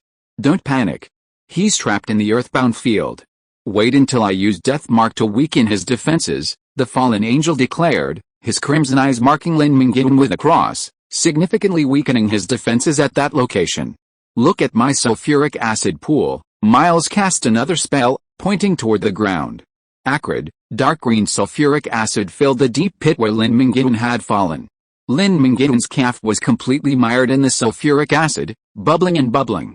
Miles, use bone-piercing blast to hit my death mark. Roger that. The great demons discussed their tactics right in front of Lin Mingyuan, as if he didn't exist. In their minds, he was trapped, powerless to resist. Miles unsheathed his slaughter dagger, gleaming with a cold light. The spike demon immediately gave up its frontal position. Rushing forward, Miles thrust the dagger into Lin Mingyuan's body, following the death mark. Fearing Lin Mingyuan's injury wasn't severe enough, Miles twisted the wound. The sensation of flesh being cut brought Miles pleasure, and he flashed a cold, sinister grin at Lin Mingyuan. Miles's response was Lin Mingyuan slightly sarcastic. "That's all." Miles's face paled at the words. Lin Mingyuan's wounds healed rapidly, his slasher dagger protruding from the healing wounds. Even Miles's 150 points of strength couldn't even deflect it. Lin Mingyuan's terrifying vitality astounded Miles. Lin Mingyuan commented, "You're quite capable, actually able to injure me. Do you have any other tricks? If you don't have any new tricks, I'll kill you, arrogant wretch, die." The fallen angel unleashed his featherfall field. Pitch-black feathers slowly descended from the sky, filling the field with an immense amount of negative energy. He opened his palm, and the feathers that fell to his palm transformed into spears of negative energy, piercing him. "I've seen that trick before." Boring, the bound Lin Mingyuan spun around and punched him. The ground-binding field and the sulfuric acid pool seemed ineffective. Lin Mingyuan's speed exceeded the fallen angel's reaction limit, and he struck him in the head. This time, Lin Mingyuan failed to suppress his power. The fallen angel's head exploded on the spot, blood and brain matter splattering everywhere, and the featherfall domain suddenly vanished. "Who killed my beloved pet?" A woman's head sprouted from the fallen angel's broken neck. Her dark brown facial skin was marked by mysterious, symmetrical black lines. Eyes deeper than black holes stared at Lin Mingyuan, and a hoarse, lazy voice emanated. Chapter 336 Dream of the Rotten Corpse. The first thing the mysterious female demon did upon her appearance was to sacrifice her minions. She drained the nutrients from the fallen angel Brian to cultivate her body, then stretched out her dark brown arms, stripping off the remaining skin of the fallen angel like a piece of clothing, and reappeared in the human world. "Please have mercy, Master." The two great demons, who had just displayed their ferocious demeanor, knelt and begged for mercy. Instead of mercy, the female demon sent two slimy, dark tentacles piercing the demons' bodies and absorbing them as nutrients. Frankly, Lin Mingyuan had seen this kind of scene many times. His last memorable opponent, Sebastiana, was known for sacrificing her minions at every turn. "What kind of monster are you?" Lin Mingyuan questioned bluntly, adding a twist to what should have been a delightful, underdog fight. "I am the master of the 87th layer of the Abyss, the Crystal Dragon Genocide, the master of the Scourge Galaxy, one of the 72 pillars of demons, the witch of original sin, the queen of gluttony. Helena, who dare you ruin my vacation plans?" Queen Helena at Gluttony raised her head. Her titles were numerous, but their value far surpassed Sebastiana's. Lin Mingyuan was silent for a moment. The 72 pillars of demons were the supreme force of the Abyss. Even the weakest possessed the power of a major deity. The branch universe Earth resided in simply couldn't accommodate a major deity. If what Helena said was true, the one who descended upon Earth could only be a projection of Helena. Unable to suppress his curiosity, Lin Mingyuan activated the Eye of Horus's hunting gaze. The all-seeing golden light dissipated 3 meters in front of Helena, the ability ineffective. Helena's lies proved true. She was indeed a top-tier demon from the Abyss, a true figure. Vacation? That's clearly an invasion. The demon cubs under your command massacred hundreds of thousands of people on Rhea Island, and you tell me we're on vacation? Lin Mingyuan remained undeterred in front of the 72 demon gods. He didn't care about life or death and would fight if he didn't obey. After all, the Helena in front of him was at most a projection, and she might not have even 1% of the power of the real one. Otherwise, how could she have passed through the barrier of time and space and come to the Earth without paying any price? Helena laughed so hard that tears came out of her eyes when she heard that. Naive. Childish. I never thought that the lucky guy who inherited the bloodline of the last fire demon would be such a naive fool. Hundreds of thousands of people? I was in a bad mood one year and wiped out half of the population of the punishment galaxy at once, so what? Weakness is the reason for death? You who can't even see through this have no right to talk to me. I agree with you. Weakness is the reason for death? Now you are weaker than me. If I tell you to die, you will die. The surging time energy turned into a deep purple barrier that trapped Helena in it. Helena's contemptuous expression froze on her face. Lin Mingyuan killed her without a word. Helena, who was unable to move in the time barrier, was split in half by the flying sword and died on the spot. You killed the projection of the Witch of Original Sin, Helena. LV 165-263, and gain 14,517,000,002 experience points, your talent Godslayer was activated. Plundering 3 points of agility and 1 point of divine power from the Witch of Original Sin Helena, you killed the projection of the Witch of Original Sin, and gained the special buff Curse of Gluttony. You angered the Witch of Original Sin Helena, and the Dream Corpse Tanis will arrive at Rhea Island in 5 minutes. Killing the projection of the Witch of Original Sin actually caused 4 system prompts to pop up in succession. The first one was about experience points gain. The original Witch of Original Sin Helena was level 263, worthy of being one of the powerful 72 pillars of demons. The projection of Helena who came to the earth was only level 165, just entering the demigod level. She was caught off guard and was killed instantly by Lin Mingyuan on the spot, gaining 14.5 billion times 2 experience points, which was less than 30 billion, but it could only fill 1/5 of Lin Mingyuan's experience slot. Advancing as a professional becomes more difficult, and the experience points gained for each level above demigod are likely measured in trillions. Lin Mingyuan hadn't anticipated the unexpected activation of his Godslayer talent. The Godslayer talent states that whenever a creature possessing divine power is killed, Lin Mingyuan gains divine power and attributes. Even if a shadow possesses divine power, its attributes and power will be drained by him. This trade-off, while Lin Mingyuan gained attributes and divine power, naturally cost the Witch of Original Sin 1 divine power and 3 agility points. Having 3 agility points and 1 divine power point stolen out of nowhere, the Witch of Original Sin must have been furious, so it's only natural that she'd inflicted the Gluttony Curse on Lin Mingyuan. What exactly is the Gluttony Curse? Lin Mingyuan carefully read the terms of the Gluttony Curse. Gluttony Curse, you will always feel hungry, yet you will not feel full or gain any nourishment from food. The curse took effect, and a sudden surge of hunger struck, making Lin Mingyuan's eyes green with hunger, and he craves everything he sees. Lin Mingyuan, whose spatial ring was constantly stocked with food, pulled out all his provisions and, disregarding everything else, sat down on the ground, his cheeks wide open, his back teeth tucked in, and he began to eat. He chewed and swallowed the energy-dense foods like dried meat and compressed biscuits, feeling hungrier and hungrier. Even after he devoured all the food, his eyes remained green. I don't feel full at all, but my stomach is bloating. Through his mental power, Lin Mingyuan saw his enormous stomach, swollen to several times its normal size, filling his abdomen. The food inside showed no signs of digestion. He angrily summoned a flame to consume the food, burping and belching a plume of burnt black smoke. This is bad. This curse is too strong. I'll be forever hungry, with no relief. This hunger is so unbearable. Lin Mingyuan's instinct for survival told him it was time to eat, but his rational mind told him there was no food at all. Starving, his thoughts were in a chaotic mess, his mind racing with thoughts.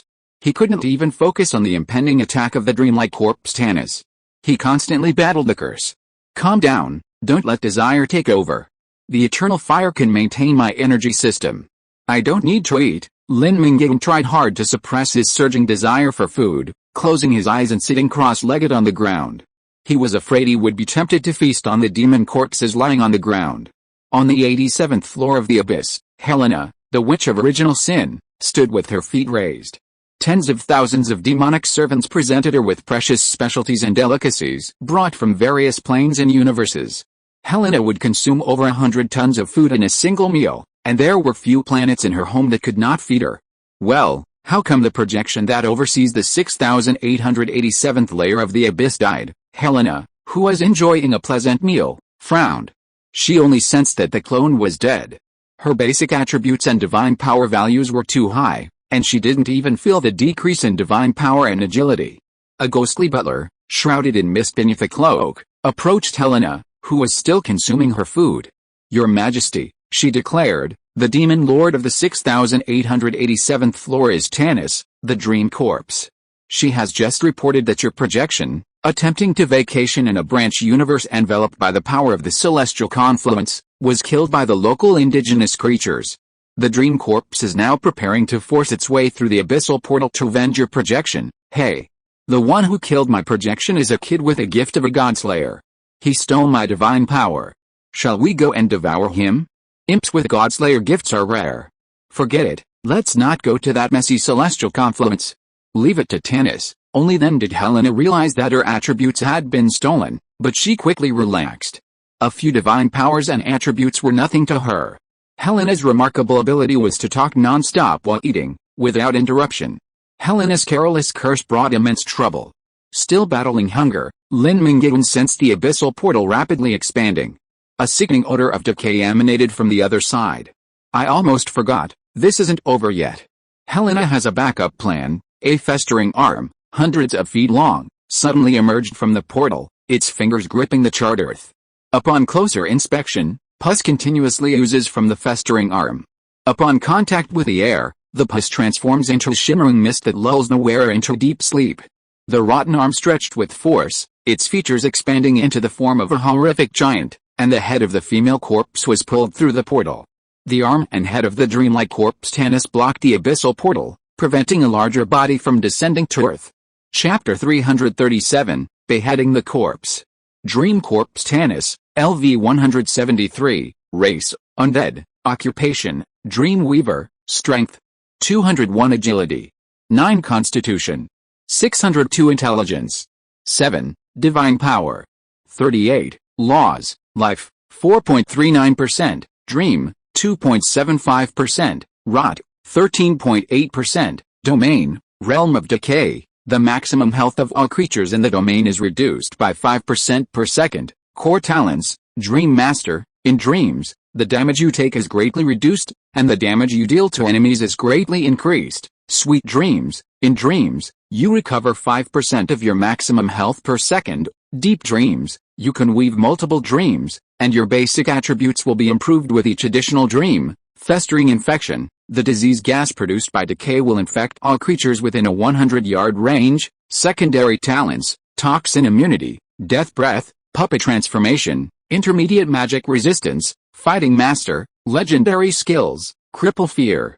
If the enemy's maximum health is below 70%, you can specify to block a talent. Below 50%, you can block a skill. Below 30%, you can block an equipment. Below 10%, the enemy will enter a dying state and cannot recover health. Core Skills, Dream Enter, drag the enemy into a dream. In the dream you can freely allocate your attribute points. Liquid Spray, sprays a psychedelic spray. Enemies that are not in a dream will be dragged into the dream, and enemies in the dream will be stunned. Legendary Dream Collapse, actively destroy the dream, causing huge damage to all enemies. Secondary Skills, Violent Back Throw, Cutting Neck, Strangling, Tarzan Kneeling, Ruthless Assault, Legendary Cross Guillotine, Equipment, Gold, Stubborn Heart, Gold. Chaotic Flower Wand, Gold. Emerald Dragon Mother's Dream Wristband, Fake, Gold. Ace Wrestler's Gold Belt, Purple. King of Fighters Ring, Purple. King of Fighters Necklace, Purple. King of Fighters Earrings. The overwhelming pressure of Tanis, the dreamlike corpse, was immense. Her arms alone were as thick as skyscrapers, and the massive female corpse's head was 3 times larger than the entire Lashan giant Buddha. One could hardly imagine the sheer size of Tanis's corpse on the other side of the abyssal portal. In desperation, Lin Mingyuan observed Tanis's full capabilities. Tanis's peculiar attributes lay in her stats: Strength 200, Vitality 600, and Agility and Intelligence both in the single digits. While this was difficult to comprehend, it made sense upon reflection. First and foremost, it was clear that Tanis was a necromantic creature, a highly specialized one. A colossal monstrosity somewhere between life and death. Her movements were entirely dependent on her arms, making them extremely difficult. Naturally, her agility was limited, and her brains were likely devoured by maggots long ago. Her mental strength was also likely low. Tanis's attribute deformities didn't affect her combat effectiveness. The fundamental reason for this was her unique profession, Dreamweaver. Her battles with enemies took place within carefully crafted dreams, where she could freely allocate her attributes. She could allocate all 900 points to strength, unleashing a devastating blow, or 900 points to agility, granting her swiftness like a ghost. Tanis's offensive methods were close quarters throws. In life, she was an accomplished gladiator, as evidenced by her King of Fighters trident and Ace Wrestler's gold belt. Death in the Colosseum was a gladiator's fate. To stimulate the declining business of the Colosseum, a cold-blooded slave owner spent a fortune capturing a young black dragon and dispatched 10 young, beautiful female gladiators, clad in scant armor, to battle the dragon. Tanis, disfigured by the dragon's breath, perished, her body abandoned in the wilderness. After a lifetime of hardship, Tanis experienced a rare stroke of luck. The unholy joy of the bloody gladiatorial revelry caught the attention of a lower abyss lord. Demons descended, bringing destruction. After a revelry of slaughter, the demons returned to the abyss. As the portal closed, Tanis's body was swept into the abyss, where it happened to fall into a sea of red spider lilies. The seeds of the red spider lilies took root and sprouted within Tanis, their life force awakening his resentment. Over the intervening years, Tanis comprehended various principles, his power and ambition growing. He eventually slew the lower abyss lord and became his new lower abyss lord. He then ascended to the lordship of the upper abyss, the witch of original sin, the queen of gluttony, Helena. His future seemed bright. But Helena's projection was slain on earth. Tanis, in a show of loyalty, descended to earth, where he faced Lin Mingyuan head-on. Tanis's opening move was, Dream Enter, and Lin Mingyuan was unwittingly caught in the spell and dragged into Dream. The city remained the same, but Lin Mingyuan knew he had fallen into Dream. Unable to enter Earth's dreamlike enchantment, Tanis had reverted to her former human form, blonde, blue-eyed, and skin as white as snow, its paleness gleaming in the sunlight. Her posture was graceful yet powerful, a heroic presence. And, you dare harm the great witch of original sin? I will cut off your head as a gift of atonement to Her Majesty Helena. Let's see if you have the guts, Lin Mingyuan said indifferently. His flying sword lunged ahead, a flash of cold light piercing Tanis's skin. Blood splattered, and the flesh tumbled, but no bone was broken. Tanis allocated all her attributes to Constitution, giving her 900 points of defense, a formidable defense. Seeing this, Lin Mingyuan had a flash of inspiration to deal with Tanis, but at that moment, the pervasive hunger still plagued him. He felt restless and frail, his strength dwindling, and a cold sweat continued to form on his forehead. Tanis rushed towards Lin Mingyuan and was stabbed several more times. Lin Mingyuan saw Tanis still several kilometers away, but he suddenly flashed in front of him and unleashed a barrage of relentless assault against Lin Mingyuan's chest. Seeing something in a dream isn't always believing. As the master of dreams, Tanis can distort them to a certain extent. Tanis's core talent is dream mastery. Within dreams, her damage is significantly increased, and her defense is significantly boosted. However, the damage increase wasn't noticeable. Lin Mingyuan's constitution was close to 600 points, and Tanis's regular attacks were undoubtedly unable to penetrate his defense. Even after a long beating, the damage inflicted on Lin Mingyuan was less than the damage dealt by her passive talent, Festering Infection. However, the increased defense was clearly evident, as Lin Mingyuan's regular attacks were equally ineffective against Tanis. After probing the enemy with no results, Lin Mingyuan launched a fierce attack, his temper flaring under the curse of gluttony. He abandoned his sword-wielding attack mode and grasped the holy sword, unleashing a continuous void walk, flashing over 5 times a second. Each appearance severed parts of Tanis's body. This endless cycle of void walk followed by basic attacks created a near invincibility effect. In just 3 seconds, Tanis could no longer withstand the onslaught.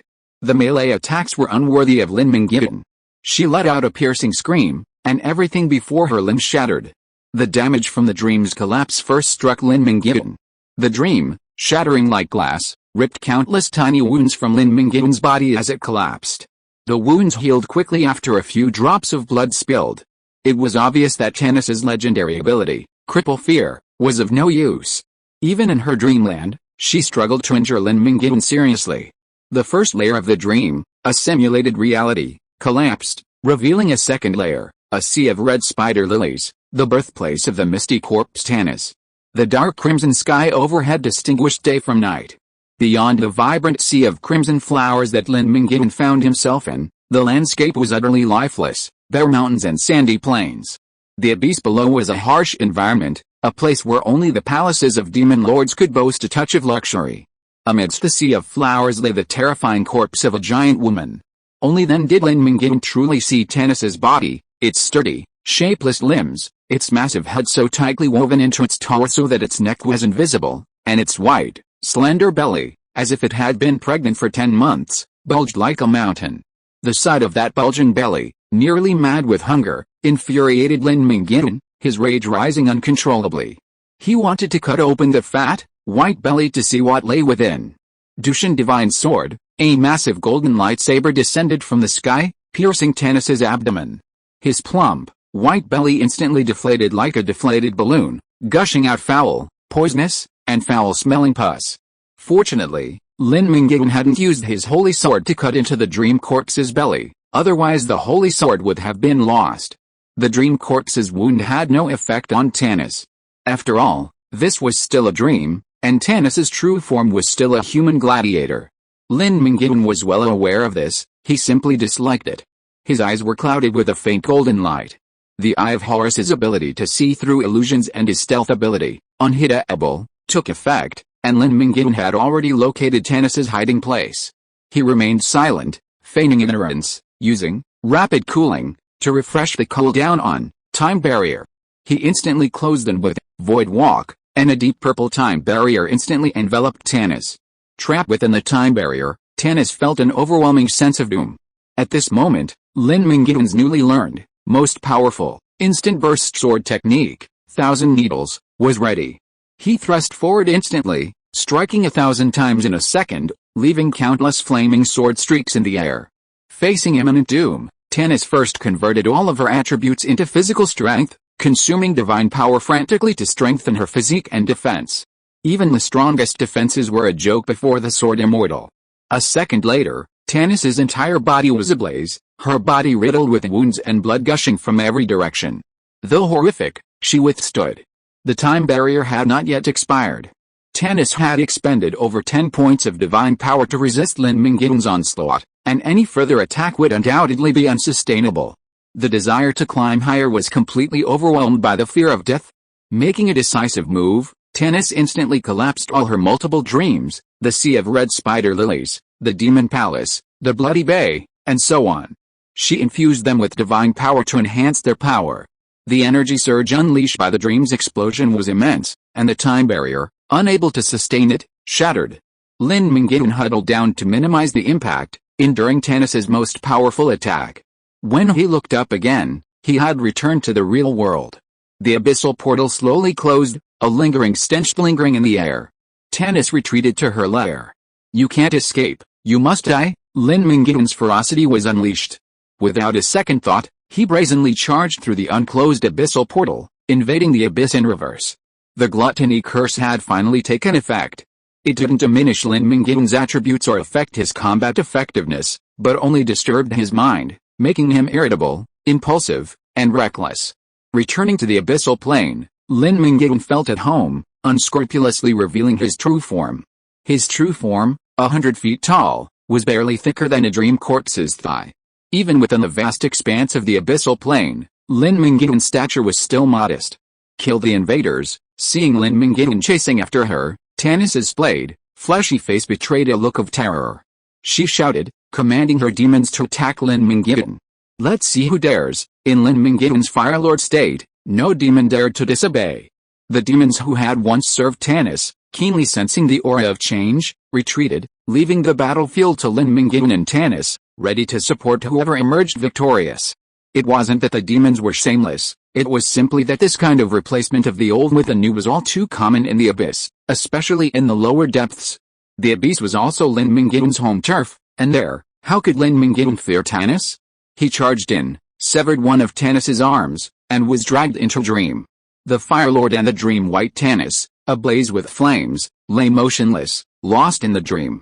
Occasionally, wounds would appear on Lin Mingyuan's body, but more often, it was Tanis who sustained the wounds.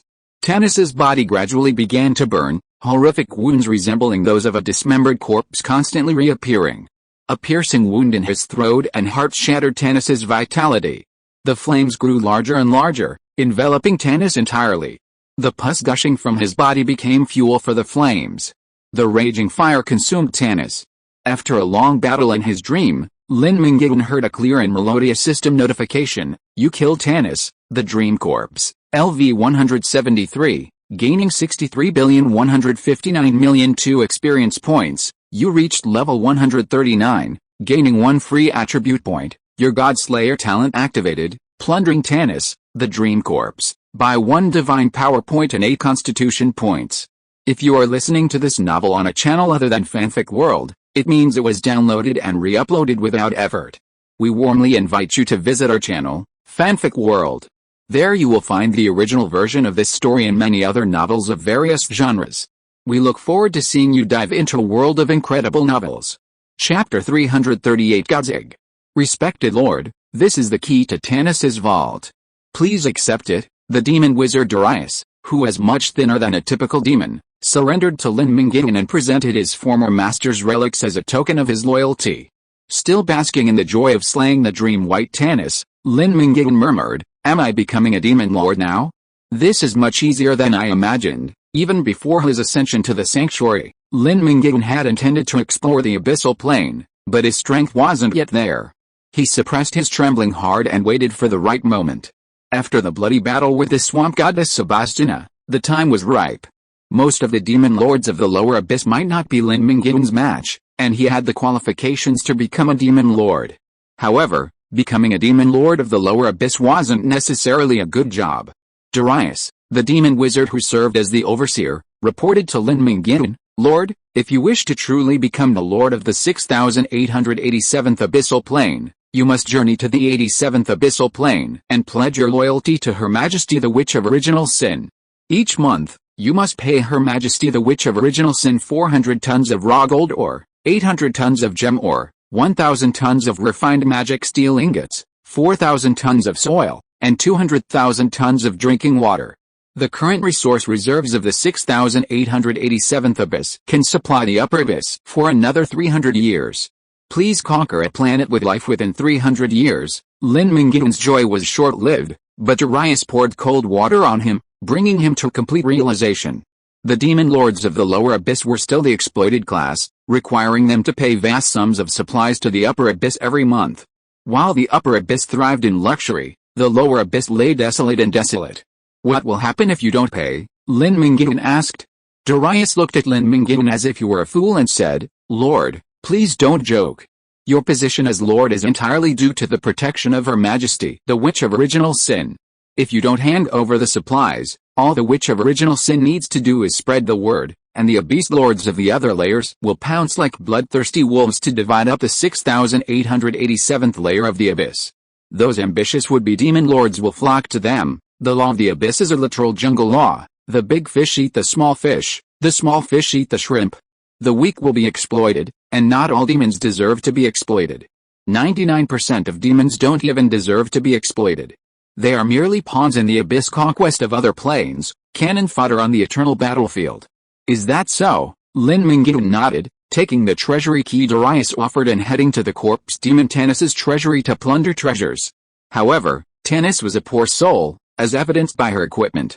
She had few legendary skills, and her ability to kill the previous demon lord depended entirely on her special class, the Dream Weaver, which proved useless against a truly powerful opponent. After a thorough search, they found few treasures. By the time Lin Mingyuan left the treasury, Darius, accompanied by all the high demons and archdemons from the 6887th plane, was waiting outside the palace for Lin Mingyuan's inspection. "I'm not really interested in being a demon lord. Even if I wanted to, I wouldn't be an exploited one. I killed Tanis simply because she wanted to kill me, not because I want to take her place. If any of you are capable of becoming the demon lord of the 6887th plane, go ahead. I'm leaving first." Now was not the time to venture into the abyss. Lin Mingyuan didn't dare to confront the Witch of Original Sin on the 87th plane, nor did he dare to linger there for even a moment. After leaving a few words, he located his Earth coordinates and void walk, then fled, leaving behind a group of demons staring at each other. What happened next on the 6887th plane had nothing to do with Lin Mingyuan, and he didn't want to know. Lin Mingyuan left the abyss with a rich harvest. He had killed 2 demigods in a row. Helena's projection was too weak and defenseless, and Tanis, the dream corpse, relied on cunning tactics. A head-on confrontation was completely ineffective. This allowed Lin Mingyuan to easily harvest over 100 billion experience points, successfully leveling up by 1 level, and plundering an additional 2 divine power points and 11 attribute points. The only loss was the gluttony curse, which afflicted Lin Mingyuan with an insatiable hunger. After leaving Rhea Island, Lin Mingyuan returned to Black Rock City. Constantly hungry, he lost all interest in hunting monsters, and nothing else mattered except the curse. Upon his return to Black Rock City, Lin Mingyuan commissioned 2 friendly factions, the Floating City and the United Council, to help him find a way to break the curse. He also posted a bounty on the dark web, offering a legendary piece of equipment and a fruit granting 10 stat points to anyone who could resolve the gluttony curse. Among mages, there was a rare breed of curse mages. The floating city invited several curse mages to Black Rock City to help break the curse, while the United Council invited voodoo scholars from foreign shamanic traditions with extensive knowledge of curses. However, neither group was able to overcome the gluttony curse, so carelessly cast by the Queen of Original Sin. Dark web keyboard warriors boasted of their omnipotence, claiming to be omnipotent, but they proved to be completely devoid of any real skill. A few charlatans tried their luck, but they were no match for the curse mage and voodoo scholar, and were all imprisoned by Lin Mingyuan. Unable to resolve the curse, Lin Mingyuan resorted to the most ruthless solution: adapt to it and live with it. He built a wooden cabin atop a snowy mountain, and daily, he had delicious meals delivered from the kitchen below to constantly stimulate Lin Mingyuan's appetite, intensifying his hunger, adapting to it, and finally ignoring it. After 2 weeks of training, by the time July arrived, Lin Mingyuan's adaptation training had yielded initial results. While hunger was still pervasive, his moods were no longer affected by it. During the 2 months that Lin Mingyuan was hunting, Central China experienced a surge in the sanctuary realm. Every day, someone completed a construction domain and ascended to the sanctuary realm. Within 2 months, the top 100 rankings fluctuated rapidly, with some falling off the list and new masters emerging. Now, any sanctuary realm bosses in Central China no longer required Lin Mingyuan's personal intervention. Lin Mingyuan, feeling a bit impatient after gaining no experience in half a month, was determined to intervene in the impending decisive battle between the Uranus Locusts and the Silver Empire. But before he did, he received a treasure. So this is the source of the monsters crossing the border, the fuse that sparked the conflict between Blackstone City and the Kiln Mountain Camp, Lin Mingyuan said calmly, looking at the divine egg before him, its background as dark as the universe, dotted with stars of various colors, and mysterious patterns flowing on its surface. It was this divine egg that had lured the monsters to cross the border and attack Luoxia province. To avenge the fallen soldiers, Lin Mingyuan killed the culprit, Su Huaiyu and others. He also had his first encounter with the Night King, and his resolve to form the Central China Alliance was strengthened. Yes, I found Su Huaiyu's diary at his residence. In the diary, he described in detail how he used the egg of the god to divert disaster.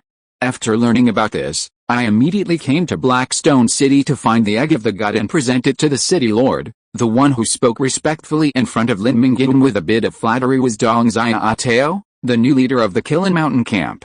This bastard is really honest. He writes everything in his diary. Lin Mingyuan smiled and let it go of the matter. He asked, what's the use of the egg of god? According to the diary, the egg of god has 2 uses. You can get 5 points of divine power if you eat it raw, but you must be at least at the peak level of the holy domain to swallow it, otherwise your body won't be able to accommodate the divine power and may burst. The other is to hatch pets. It is said that god-level pets can be hatched, but the specific hatching method is not recorded in the diary. It can be seen that you have put your heart into it to find out the dusty truth. I also gave you the egg of god. I admire you very much. Go to my treasure house and choose any 3 pieces of equipment. If you have any trouble in Kiln Mountain in the future, tell me my name. Dong Xia Ateo was overjoyed. Thank you, Lord City Lord, for the reward. Dong Xia Ateo deserved Lin Mingyuan's reward. The egg of god was a top-level wonder. You could get 5 points of divine power if you ate it raw. It would take Lin Mingyuan 3 to 5 years to save up 5 points of divine power if he didn't have the talent of a godslayer. Besides, the god's egg wasn't meant for human consumption. It could produce a loyal, devoted, and god-level pet, its value unimaginable. Lin Mingyuan had no immediate plans to hatch the egg, and he didn't know how to do it. Eating it wasn't an option either. The gluttony curse restricted Lin Mingyuan's ability to absorb nutrients through food, and the god's egg wouldn't digest if swallowed. For now, he'd store the god's egg in his space ring. If it didn't hatch, he'd eat it after the gluttony curse was lifted. Lin Mingyuan didn't believe he could ever break the curse. Chapter 339, Dialogue with the White Dragon King. The spire-shaped castle complex of Lothran, the capital of the Silver Empire, embodies the essence of a civilization that has flourished for millennia. Its strategically arranged structures serve as magical nodes for defensive formations.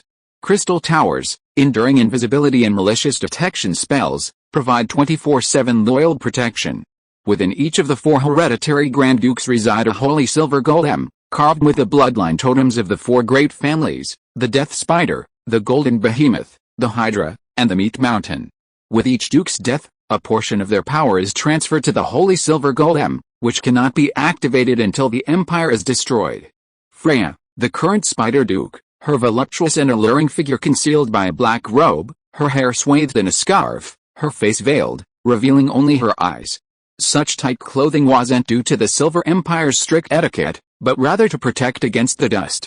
The mountains and plains were blanketed in a blanket of yellow sand.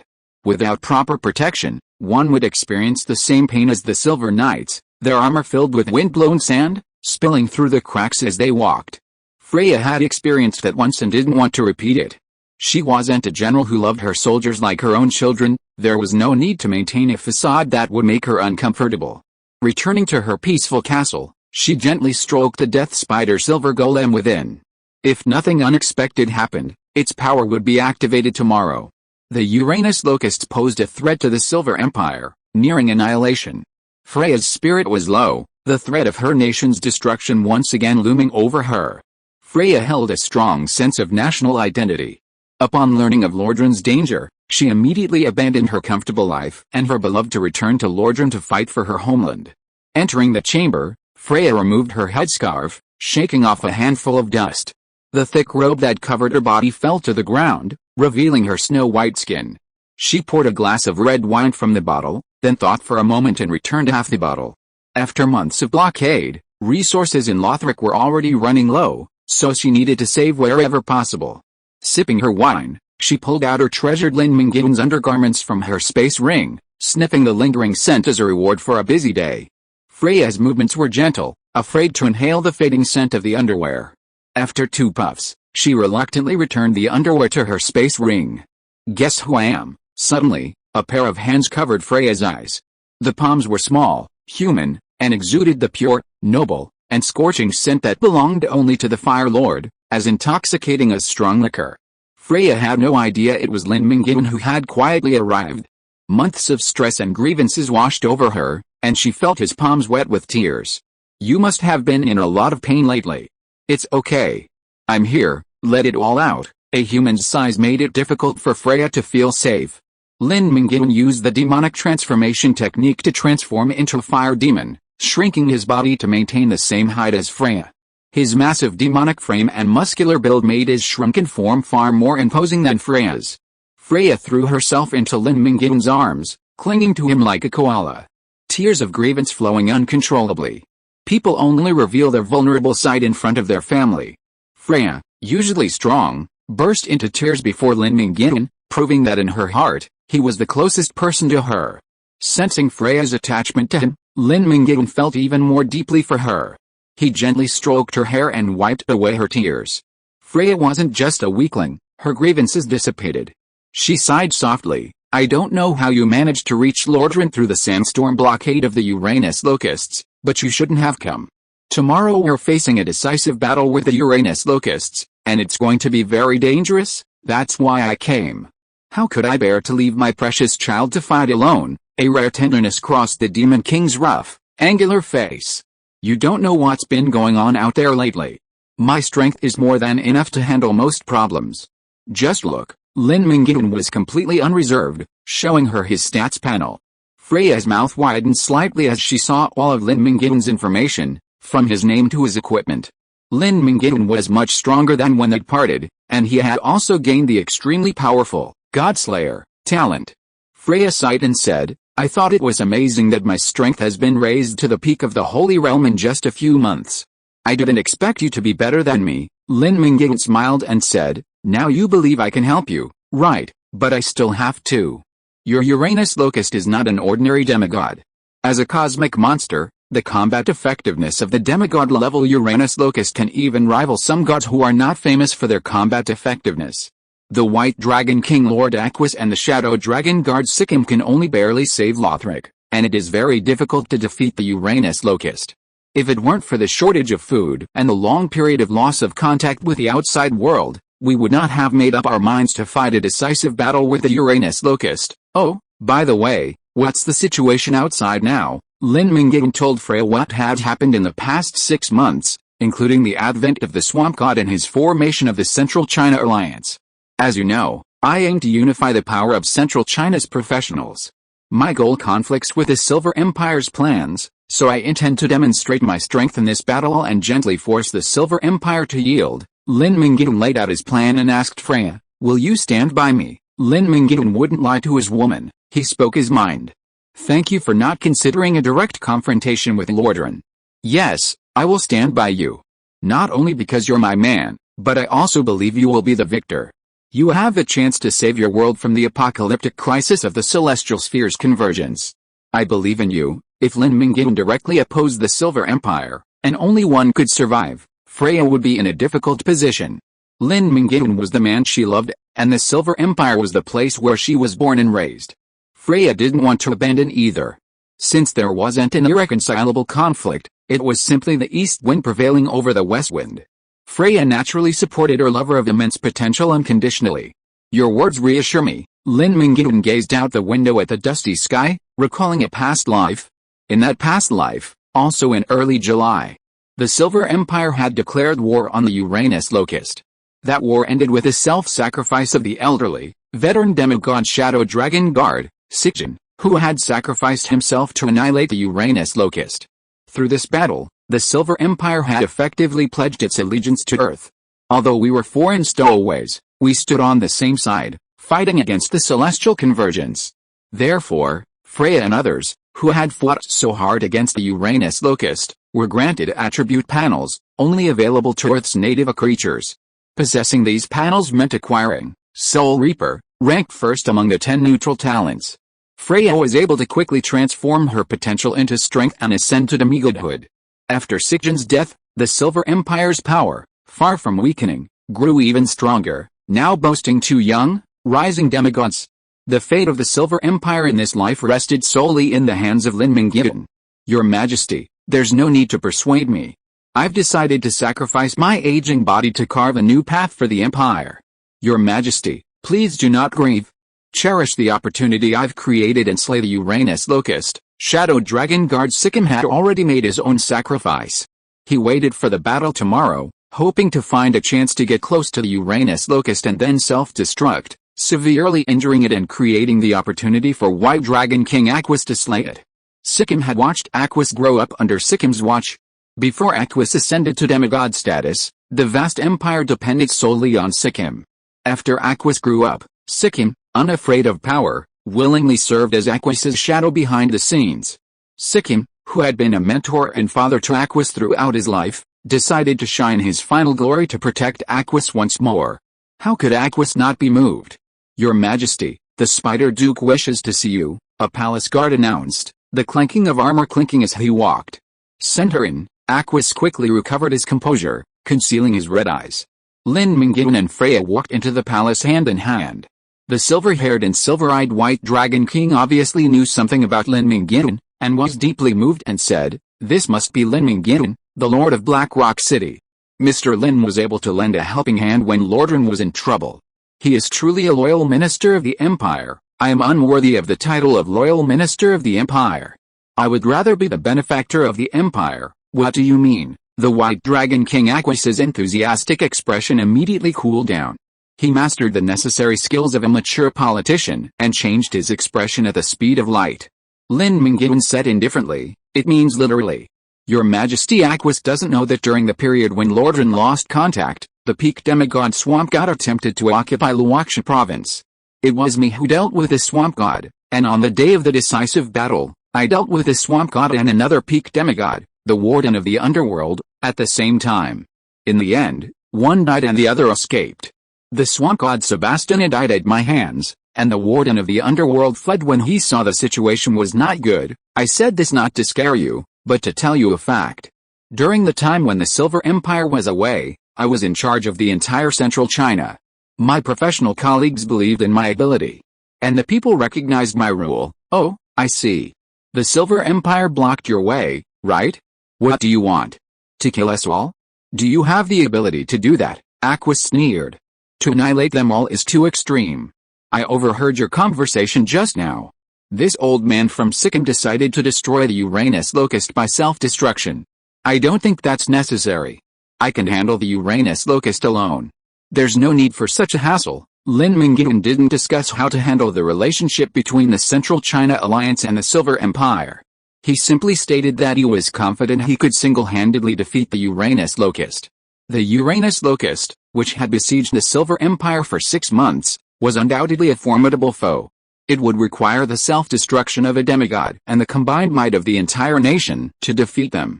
Lin Mingyuan's ability to defeat the Uranus locust without any assistance proved that his single-handed strength rivaled that of the entire Silver Empire. One man could suppress an entire nation. The Silver Empire must recognize Lin Mingyuan as the master of Central China, or else they would have to consider whether they could handle a demon king even more ferocious than the Uranus locust. Of course, to be effective, Lin Mingyuan had to prove his words were true. Aquis understood what he meant and said, "Since you are so confident, I will hand over the Uranus locust to you. If you can kill it, the Silver Empire will recognize you as the leader of Central China. Just recognize my identity as the leader of Central China. Do you still want the Silver Empire to bow down to you? Become a demigod first. Please." Chapter 340, Uranus Giant Locust. Good news doesn't travel far, but bad news travels 1,000 miles. By evening, all the nobles of the Silver Empire knew of Lin Mingyuan's afternoon coercion. Less powerful and less influential nobles could only join in the verbal criticism, unable to influence the crucial decisions that would determine the Silver Empire's future. The dukes, those with the power to express their opinions and influence the central authorities, gathered at the home of Duke Dujin of Behemoth. "I remember you clashed with that Lin Mingyuan last year or the year before, right? Is he really that powerful?" Duke Pal of the Nine Heads asked his most curious question. Duke Dujin of Behemoth's defeat at the hands of the local natives had shocked many. Duke Pal of the Nine Heads and Duke Samato of the Mountain had both followed the incident closely, and the name Lin Mingyuan was firmly etched in their minds. However, no one had anticipated that Lin Mingyuan would become a top-tier expert, comparable in strength to a demigod, in just a year or two. Dujin sighed. His defeat at the hands of Lin Mingyuan had left him depressed for a long time, unwilling to open the wound. Of course, those scars weren't scars anymore. Even the White Dragon King Equus was threatened by that brat, so the slight indignation he felt then was nothing. It was the end of the year before last. I remember it clearly. Out of jealousy, I got into a huge fight with him. At the time, I naively thought it would be a simple massacre, but I was defeated by Lin Mingyuan, a mere legendary. I was utterly humiliated. Powell and Zamato's expressions changed slightly upon hearing this. As a legendary, he was able to defeat the veteran Saint Dugan, and after ascending to the Saint Realm, he even slew a peak demigod. Lin Mingyuan's strength had increased exponentially. So that brat is truly a character. Freya has good taste, Powell sighed, his face gloomy, his thoughts etched in his mind. It's already impressive that the sanctuary can defeat a demigod, but killing a peak demigod? Just bragging, I don't believe it. I won't believe him unless he can truly slay the Uranus locust tomorrow, said Samato, the Mountain Duke, a man of fleshy blood, a stout figure, like a mountain of flesh. Powell said, "You'll have to be convinced when the time comes. He possesses such astonishing power before even reaching demigodhood. He's probably a world-class figure." Dugan paused for a moment, then said, "In any case, hold your opinions for now. Let's wait until everything settles." The Silver Empire's dignitaries were waiting to see if Lin Mingyuan could truly slay the Uranus locust. "My dear, I'm still worried." "Can you really kill the Uranus locust?" Freya asked worriedly, holding Lin Mingyuan's arms in the center of the sweat-slick snow-capped mountain on the spacious round bed. Freya had faced the Uranus locust head-on, losing without even a single blow. Had she not reached the peak of the Saint Realm, she would have been slain in a single blow.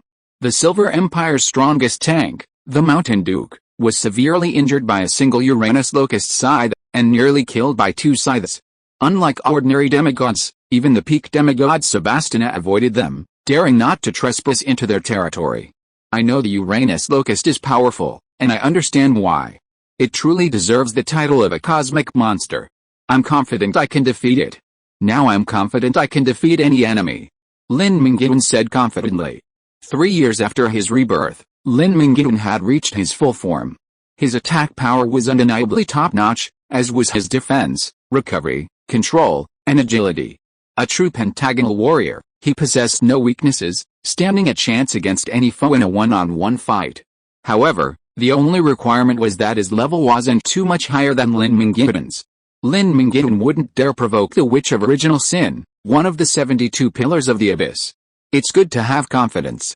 Go to bed early, dear, and recharge your batteries. Well, you should too. Don't worry too much about me. You know I cherish my life. If I can't win, I'll run. A hazy yellow filled the air. Outside, a raging sandstorm lashed the glass. Lin Mingyuan fell asleep in the arms of his beautiful woman, accompanied by soothing sounds.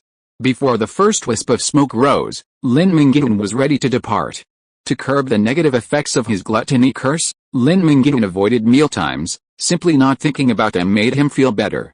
Freya checked Lin Mingyuan's equipment, smoothed out the wrinkles on his clothes, and escorted him out like a wife sending her husband off to war. He's gone, White Dragon King Aquas murmured, watching Lin Mingyuan's back fly into the yellow sand. Shadow Dragon Sikkim stood silently in Aquas's shadow. The two of them had been up all night, discussing 3 possible scenarios. If Lin Mingyuan forcefully killed the Uranus Locust, then the Silver Empire would surrender completely. If Lin Mingyuan and the Uranus Locust reached a stalemate, the Silver Empire would mobilize the full force of the Silver Empire to annihilate both the Uranus Locust and Lin Mingyuan in one fell swoop. If Lin Mingyuan was clearly no match for the Uranus Locust, then the original plan would be followed, with Shadow Dragon Sikkim taking the opportunity to self-destruct, killing the Uranus Locust first and then Lin Mingyuan. Since Lin Mingyuan's final act of forcing the Emperor to abdicate, hostility between him and the Silver Empire has been prevalent. The Silver Empire would seek to eliminate him at any opportunity. The only way the Silver Empire could surrender was if Lin Mingyuan crushed the Uranus Locusts. This would ensure the Silver Empire, which lacked Lin Mingyuan's strength and potential, would surrender, lest they incur murderous intent from the Silver Empire. Lin Mingyuan was still a novice in politics, and he hadn't anticipated the potential for murder from Aquas and Sikkim. However, he was fully prepared. Even if a stalemate truly arose, he could come and go as he pleased, unfazed by the prospect of being entrapped. Leaving the protective city barrier and entering the sandstorm's domain, Lin Mingyuan felt a dark, malevolent gaze. Every grain of sand was the eye of the Uranus Locust, watching over every traveler who entered. Lin Mingyuan ignored him, plunging directly into the depths of the sandstorm's domain. He then revealed his true form as a fire demon. The towering old clock tower's domain shredded the blanket of flying sand, creating the scorching earth of the true fire elemental plane. He waited patiently for the Uranus Locusts to appear. No matter how powerful one is, one must not be complacent. Do not engage in combat within another's domain, that is courting death. The clatter of flapping wings grew louder and louder, drawing ever closer. The Uranus Locusts were approaching. The sandstorm roared, and billions of locusts swarmed into Lin Mingyuan's domain, devouring everything in sight. A large number of locusts swarmed towards Lin Mingyuan, only to be incinerated by the intense heat of his body, falling to ash. Realizing that Lin Mingyuan was too much for them to gnaw, the locusts shifted their focus, gnawing at the weathered, unchanging old clock tower. In the blink of an eye, the locusts surrounded the old clock tower in 3 layers. Arriving too late, the locusts could only eat the dirt. They literally ate the very soil, excreting the sand. Lin Mingyuan's domain was shrinking at a visible rate. Erosion domain, a terrifying power. Lin Mingyuan snapped his fingers, unleashing scorched earth. The vast swarm of locusts was completely burned from the inside out, and the wind blew them away, reducing them to swirling black ash. Your little tricks are useless to me. Reveal yourself, as you wish, a raspy, multi-echoing voice, unique to the Zerg, echoed. A pair of slender antennae shot out of the sand, followed closely by the locomotive-sized head of the Uranus giant locust, its massive body barely visible in the sand. The Uranus giant locust was enormous, larger than an adult dragon, but significantly smaller than the ever-growing Lin Mingyuan. The Uranus locust possesses horny elytra, resembling locust wings. These wings vibrate at a rate exceeding 1,000 times per second, making them invisible to the naked eye. These wings support the locust's heavy body and maintain high-speed flight. Its hind legs are incredibly thick, possessing terrifying explosive power, while its slender calves are covered in razor-sharp keratin serrations. Its forelimbs, evolved to be even more agile than a human hand, wield a massive black sickle, its blade emitting an aura of extreme annihilation. Silently releasing his hunting gaze, Lin Mingyuan took in the specific attributes of the Uranus Locust. Uranus Giant Locust, LV-169, Race, Uranus Giant Locust, Strength, 263 Agility, 375 Constitution, 198 Intelligence, 60, Divine Power, 15, Law, Desert, 31.90%, Destruction, 22.15%, Domain, Sandstorm Domain. Attacks from enemies within the Sandstorm Domain have an 80% chance of missing. Core Talents, Endless Hunger, Eating quickly restores your health and divine power. Interstellar Traveler, you can create space wormholes to travel through the stars. Space cannot restrain you or harm you. Cosmic Starlight, as a cosmic monster born from the cosmic starlight, all attributes are increased by 50. Secondary Talents, Sand Wind, Sand Shadow, Destruction Blade, Hunting Instinct, Magic Elytra. Legendary Skill, Devour Alive, devouring a unit of a lower level than you. Core Skill, Legendary Dimensional Slash, can launch a dimensional slash from any direction, severing space and time. Secondary Skill, High Frequency Sonic Boom, Magic Rebound, Chain Slash. Equipment, Pink, Star Grabber Side, Artifact, Unique Passive, Annihilating Edge, attacks ignore 100% enemy defense. The Uranus Giant Locust stats panel perfectly embodies the concept of simplicity without compromise. Its talents and abilities are clearly defined. The talent Endless Hunger grants the Uranus Giant Locust infinite endurance, allowing it to simply feed. Interstellar Traveler grants it spatial abilities comparable to Lin Mingyuan's. Its only core skill is Dimensional Slash, which Lin Mingyuan can also learn if he has sufficient skill points.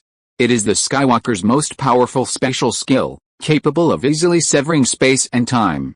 Furthermore, Dimensional Slash has a very short cooldown, allowing it to strike from any direction, leaving enemies defenseless. Uranus has no other abilities, only supporting ones. Its innate magical elytra grants it considerable magic resistance against mages, and it also possesses Magic Rebound, which can deflect enemy-targeted spells. This simplicity is also reflected in the weapon of the Uranus Giant Locust. Although the Star-Snatching Scythe is a divine weapon, it has only one passive effect, which is extremely powerful, even stronger than Lin Mingyuan's Supreme Blade talent. It completely ignores the enemy's defense, and all damage it deals is true damage. Chapter 341. What is a space monster? The Uranus Giant Locust's most powerful move is undoubtedly its legendary ability, Swallow Alive. Anyone below its level will be instantly devoured by it, making it a perfect counter to those low-level yet incredibly powerful geniuses. No matter how powerful you are, even if you're the son of a god king, if you're lower level than me and get close enough to me, I'll devour you whole. It's sheer unreasonableness. Legendary ability awakening is uncontrolled, and many players awaken flashy but underwhelming legendary abilities.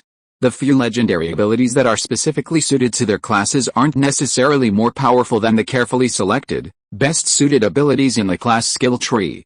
Achieving such a practical and powerful legendary ability is a testament to the Uranus Giant Locust's extraordinary luck. Of all the Uranus Giant Locust's abilities, Lin Mingyuan is most wary of its Swallow Alive. Lin Mingyuan, ever prepared, possesses 2 lives. His blood soul clone, hidden in an alternate dimension, will instantly reappear and grant Lin Mingyuan a new life should his original form suffer an unexpected demise. Possessing 2 lives is Lin Mingyuan's confidence in facing any formidable foe, not a capital to squander. He doesn't want his first life to be expended unnecessarily.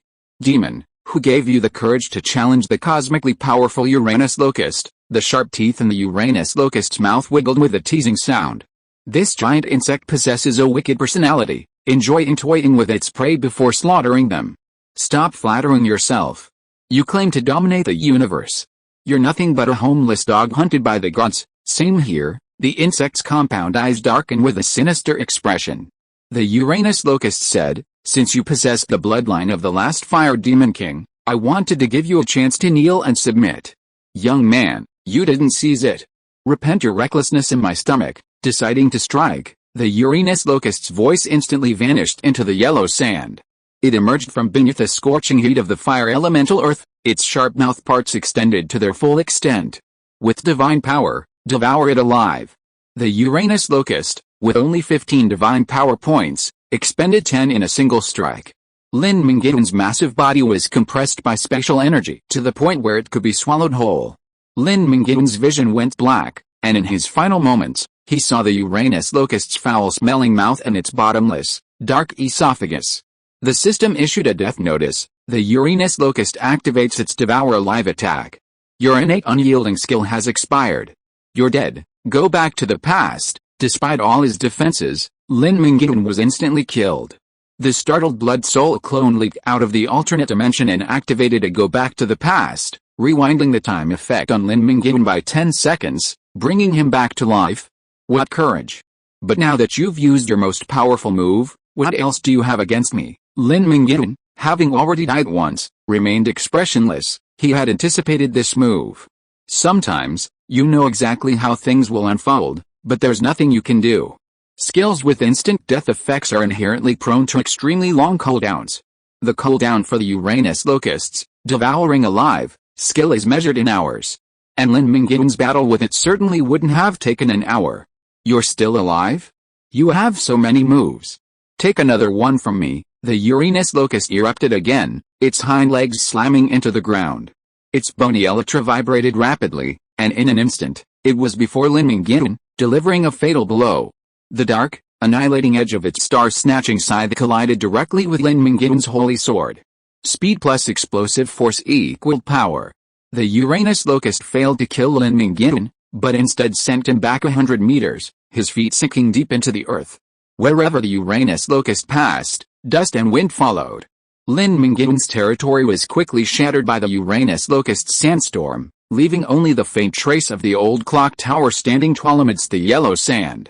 The three core talents, the Sandstorm Domain, the legendary skill Swallow Alive, and the unique Star-Snatching Scythe, are essential abilities for every Uranus giant locust. The Uranus giant locust's developmental path is deeply ingrained in its genes, solidified. Solidification equates to strength, a path that best suits the Uranus giant locust. Lin Mingyuan, at a disadvantage in the domain battle, was powerless to reverse the situation. The Uranus giant locust's domain was even more powerful than the true sanctuary Lin Mingyuan had mastered by slicing through the fire elemental plane. Furthermore, the Uranus giant locust's mastery of its domain was also superior to Lin Mingyuan's. The Uranus giant locust burrowed through the wormhole and reappeared beside the scent-spurring Lin Mingyuan. Before Lin Mingyuan could regain his footing, the Uranus giant locust channeled its remaining 5 points of divine power into its star-snatching scythe, unleashing its legendary special skill, Dimensional Slash. A massive blade energy roared through space, cleaving through it. Time barrier. Lin Mingyuan couldn't wait any longer and immediately unleashed his ultimate weapon. Space and time are twins. Without space, time is meaningless. Without time, space is stagnant. Neither can exist without the other. The all-shattering Dimension Slash shattered the time barrier. It wasn't that Dimension Slash took priority over the time barrier, it was that the Uranus locust was willing to use its divine power. Even Lin Mingyuan, a hostile opponent, admired its decisiveness. In a single blow, it unleashed its full complement of attacks, effectively killing anyone less prepared. The time barrier slowed Dimension Slash's impact for a moment, giving Lin Mingyuan a chance to defend himself.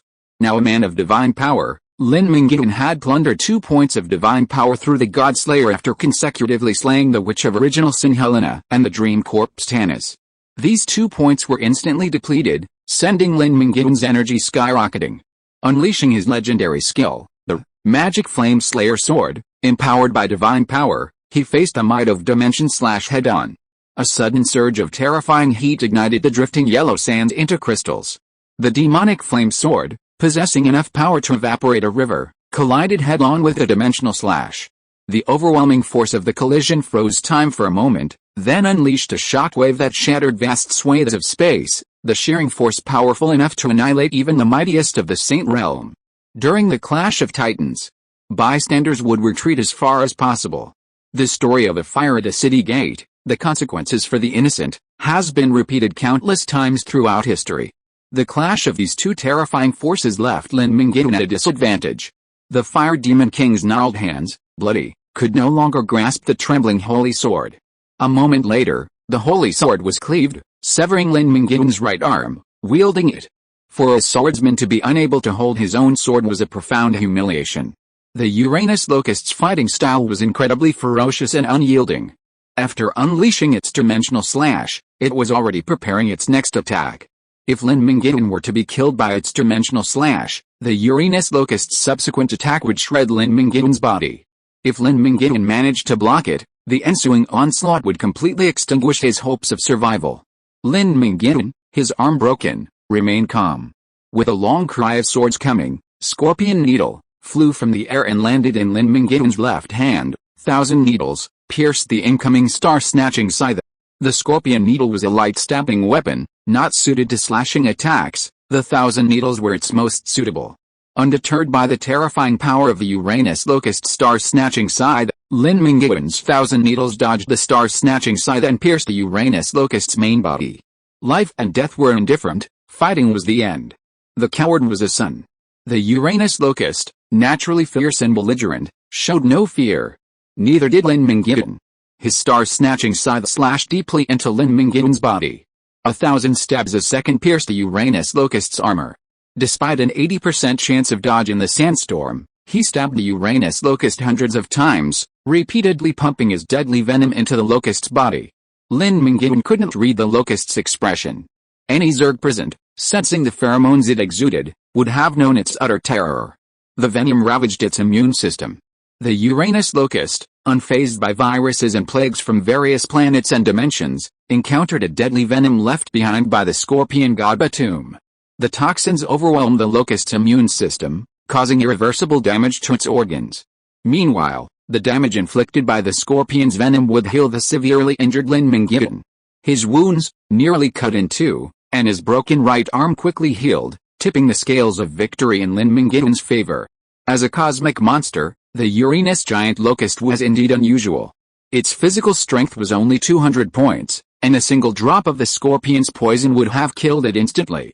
However, it appeared resilient, exchanging 2 blows with a rapidly healing Lin Mingyuan before finally collapsing and retreating into the swirling yellow sand. You're pretending to be awesome, and you still want to escape? Now it's my turn, Lin Mingyuan sneered, switching to his holy sword, Grankle, and unleashing invincible slash to pursue the Uranus giant locust before it could escape. Its elytra were shattered, its thighs severed, and its thick, nutrient-rich abdomen was torn apart by Lin Mingyuan, releasing a sweet, fishy nutrient solution. This was the scent of the Scorpion's poison, which had penetrated deeply into the Uranus giant locust's limbs and bones. Its ability to survive until now was a testament to its remarkable vitality. The enemy was helpless against Lin Mingyuan's invincible slash. Their attacks couldn't find him, their defenses were ineffective, and their escape was haunted by the invincible slash. The Uranus locust chose an untraveled path, swiftly devouring the severed limbs and the nutrients leaking out. Completely ignoring Lin Mingyuan, it opened a wormhole in space-time that stored supplies, and the corpses of numerous Silver Empire professionals fell into the Uranus locust's enlarged maw. Its actions truly stunned Lin Mingyuan. It dared to consume the limbs severely poisoned by Lin Mingyuan, even attempting to heal itself with its innate, endless hunger. Lin Mingyuan watched the Uranus locust's desperate struggle with a cold eye, increasing its torment. The sandstorm was truly annoying. 80% of Lin Mingyuan's attacks would miss, leaving only 20% able to reach the Uranus locust. This effectively reduced the Uranus locust's attack power to just 1/5, otherwise it would have been slain long ago. However, something unexpected occurred. Under Lin Mingyuan's attack, the Uranus locust's injuries began to heal rapidly, and its consumed divine power was also rapidly regenerating. This time, Lin Mingyuan was stunned. How could it even do this? After consuming its own toxin-laden body, the Uranus locust gradually developed antibodies that effectively neutralized the toxin. From then on, the battle was simple. The endless thirst's regeneration rate was astonishing, and the Uranus locust's recovery rate was far less than the damage Lin Mingyuan inflicted. After a long battle, they returned to their starting point. Lin Mingyuan, having finished his invincibility attack, was speechless at the sight of the intact Uranus locust. Chapter 342 Hatching Locusts. Lin Mingyuan probably knew why the Uranus locust had landed on the god's blacklist, a cosmic monster that must be annihilated upon discovery. This creature was truly an indestructible cockroach. No matter how serious its injuries, it could recover quickly with food. The most terrifying thing was that its divine power regenerated along with its vitality. After ascending to demigod status, Lin Mingyuan knew how difficult it was to restore divine power. By wholeheartedly absorbing energy to restore divine power, it could recover a little bit every hour. If it didn't actively restore divine power and allowed it to regenerate naturally, it would take a full 24 hours to restore even a little. The rules that applied to most creatures with divine power didn't apply to the Uranus locust. Divine power was freely available to it, as it could recover with just food and drink. No wonder it wasted no time unleashing its ultimate power from the start. Divine power was truly worthless to it. The infinite regeneration trait alone is enough to draw the attention of the gods.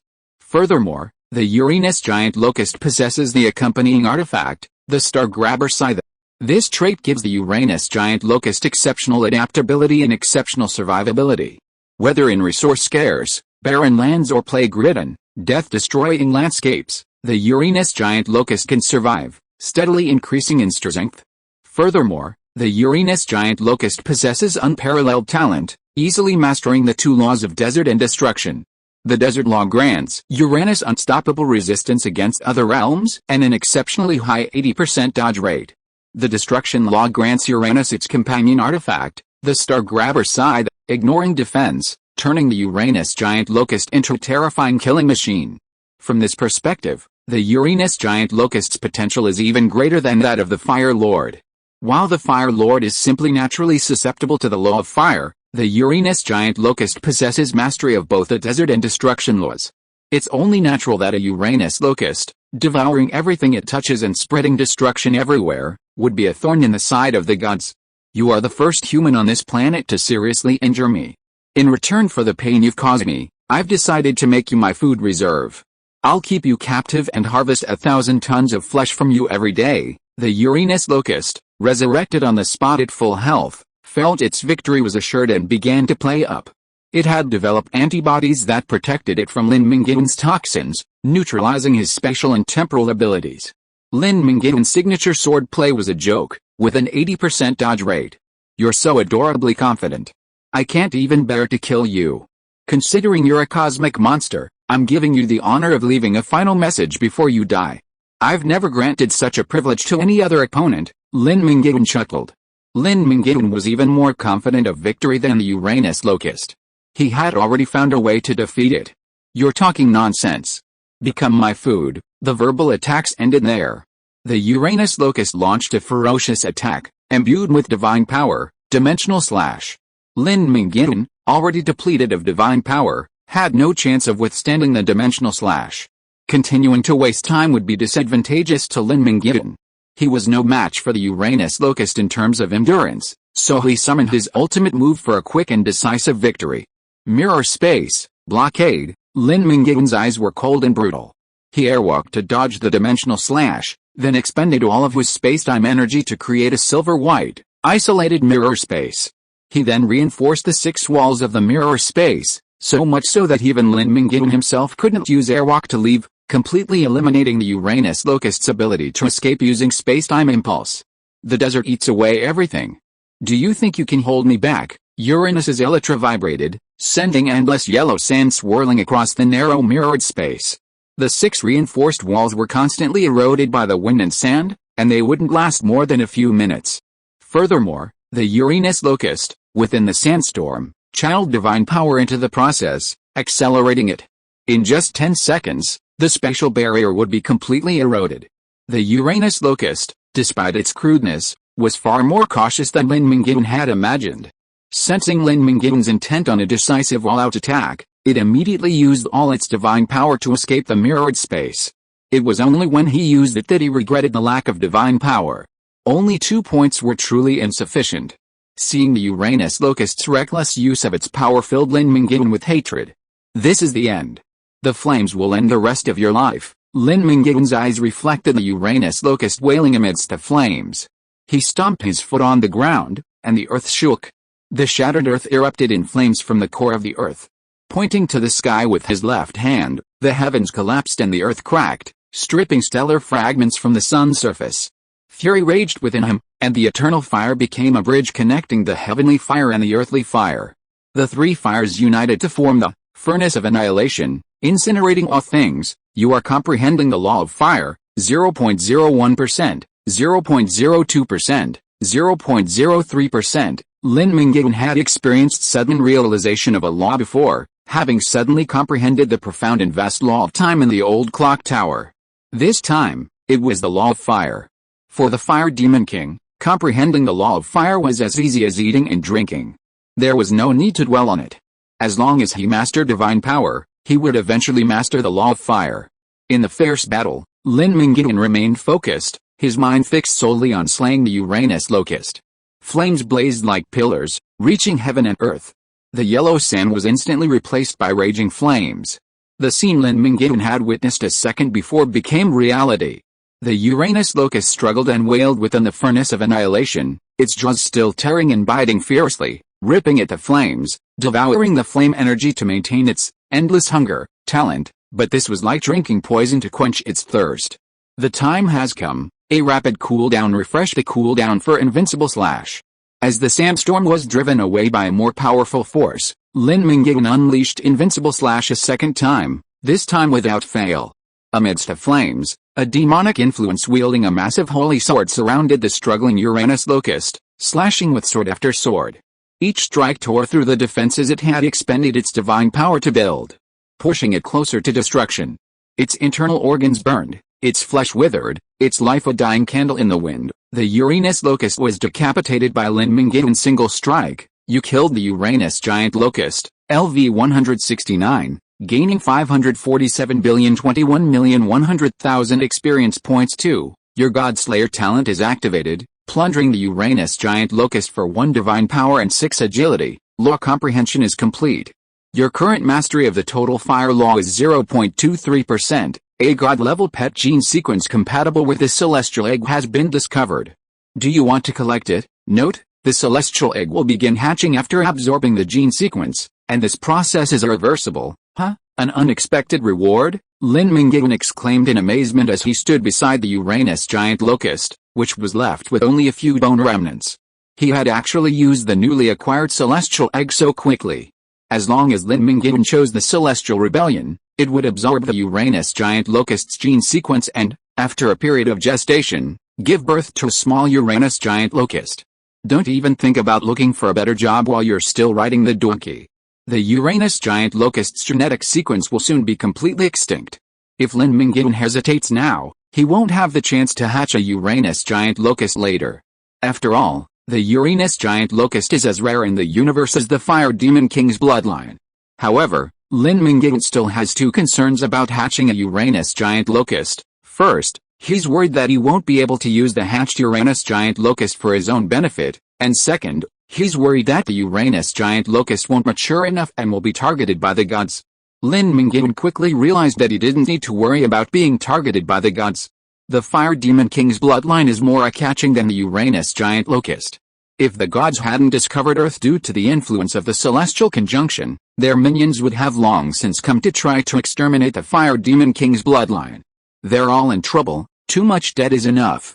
Now Lin Mingyuan's only concern is that he won't be able to tame the Uranus giant locust.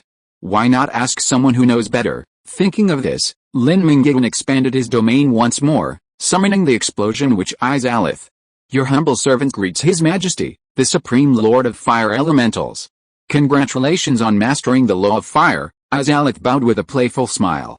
How can I ensure that the egg of the gods hatches a pet that is absolutely loyal to me? Lin Mingyuan asked. My goodness, you actually obtained the egg of the gods? My goodness, you don't even know how to use the rebellion of the gods. Your good luck and ignorance astound me. Azalith covered her mouth slightly, feigning shock. Stop messing around and tell me now, after you've entered the genes of a god-level pet with deification potential, simply drip a drop of blood onto the egg daily during the incubation period. If you're too lazy, simply place a blood pool and soak the egg there. This will allow the divine pet within to mature within your bloodline. Once it hatches, it will naturally recognize you as its master. Azalith spoke common knowledge, then suddenly licked his lips and tempted Lin Mingyuan, you can eat the egg. It's said to be the ultimate delicacy in the universe. Haha, I'm not interested in eating. Your mission is accomplished. Bye, you bad guy, I'll bite you to death. I haven't had enough fun yet. I'll definitely be back. After sending the mischievous Azalith away, Lin Mingyuan made a quick decision and chose to absorb the genetic sequence of the Uranus locust. He didn't know how long he'd have to wait before encountering the next pet with god-level bloodline. He'd better get it started sooner rather than later. If he waited a few more years, the wasteland would become plagued by natural disasters and crises, and Lin Mingyuan wouldn't have the heart to cultivate a pet. Having absorbed the genetic sequence of the Uranus giant locust, the once lifeless celestial egg burst into vibrant breath of life, a new life forming. Lin Mingyuan placed a pool of blood in his special ring to soak the celestial egg, feeling a premonition that the Uranus giant locust would hatch in just a month. After incorporating the Uranus giant locust's bloodline into the celestial egg, Lin Mingyuan gained a deeper understanding of this cosmic monster, the Uranus giant locust, such as its fixed template and its greatest weakness. Their weakness lies in their lifespan. While immortal species like dragons can easily live for thousands of years, even short-lived humans who ascend to demigodhood can reach 500 years. However, the Uranus giant locust's maximum lifespan is limited to 100 years, and only those who ascend to demigodhood can achieve this. Without this, they die within a few decades. Therefore, the reason the Uranus locust, despite its ability to evolve infinitely simply by feeding, has never produced a god is because of its limited lifespan. It's impossible for the Uranus locust to remain hidden on a desolate planet with scarce resources, hiding from the sight of the gods and accumulating power to achieve deification. To achieve deification, the Uranus locust requires vast quantities of resources, forcing it to plunder resource-rich planets. Resource-rich planets are bound to have gods cultivating their faith, and with the gods' presence everywhere, the Uranus locust's presence would have been noticed by the gods, and nothing would have happened. The Uranus locust that died at Lin Mingyuan's hands was clever. It chose to thrive on a planet covered by the celestial confluence, out of the sight of the gods. However, this meant the Uranus locust was doomed to failure. The celestial confluence treated the Uranus locust as a mere pawn, sending it to one of Earth's most dangerous locations. Even without Lin Mingyuan's presence, the Uranus locust would still be doomed. The White Dragon King Aquas would mobilize the entire nation to destroy it. Chapter 343, Hatchling Day. The battle between Lin Mingyuan and the Uranus locust was over in a flash, from the moment they met to the Uranus locust's death, taking no more than 3 minutes. This was despite the time lost in the verbal exchanges between the two, otherwise it would have been over even faster. Both possessed special mobility and were frontal attack specialists. In just 3 minutes, Lin Mingyuan encountered as much danger as he would have faced in a battle with Sabathia that lasted for hours. The swords flashed and clashed with each other, each encounter a thrilling and treacherous encounter. The tide of victory shifted, but Lin Mingyuan's superior physical prowess secured victory. White Dragon King Aquas and Shadow Dragon Sikkim followed Lin Mingyuan out of the city, intent on capturing both Lin Mingyuan and the Uranus locust. As they arrived, Lin Mingyuan and the Uranus locust were already engaged in combat, and they happened to witness Lin Mingyuan being devoured by the Uranus locusts, swallow alive, attack. White Dragon King Aquas's face darkened. Lin Mingyuan was truly unreliable. He boasted so much in the palace, only to be instantly defeated by the Uranus giant locust upon their encounter. Aquas felt that all the countermeasures he'd discussed with Sikkim last night against Lin Mingyuan had been wasted. Lin Mingyuan was a clown, not worth targeting. This was the first time the tide had turned. The Uranus giant locust seemed victorious, but Lin Mingyuan had a backup plan. His blood soul clone, hidden within a special interlayer, emerged and manipulated time to resurrect Lin Mingyuan. Lin Mingyuan's displayed temporal power startled the two shady bastards hiding in the shadows. It turned out that Lin Mingyuan was no clown, but something more. The Uranus giant locust's killing move failed, but it followed up with another, consuming 5 points of divine power to enhance its dimensional slash. The space it struck shattered, and Aquas and Sikkim, witnessing the terrifying slash from afar, felt their scalps tingle. Such a slash was unstoppable. Just as they had made their judgment, the two saw Lin Mingyuan, also using divine power to amplify his strongest single-target burst skill, the Demon Flame Absolute Sword, clashing head-on with the Uranus locust. Lin Mingyuan, slightly outmatched, even had one of his arms chopped off. The Uranus locust then launched a fierce attack. Lin Mingyuan, undeterred, fought back, instantly putting the Uranus locust at a significant disadvantage. Lin Mingyuan then unleashed his invincible slash to pursue.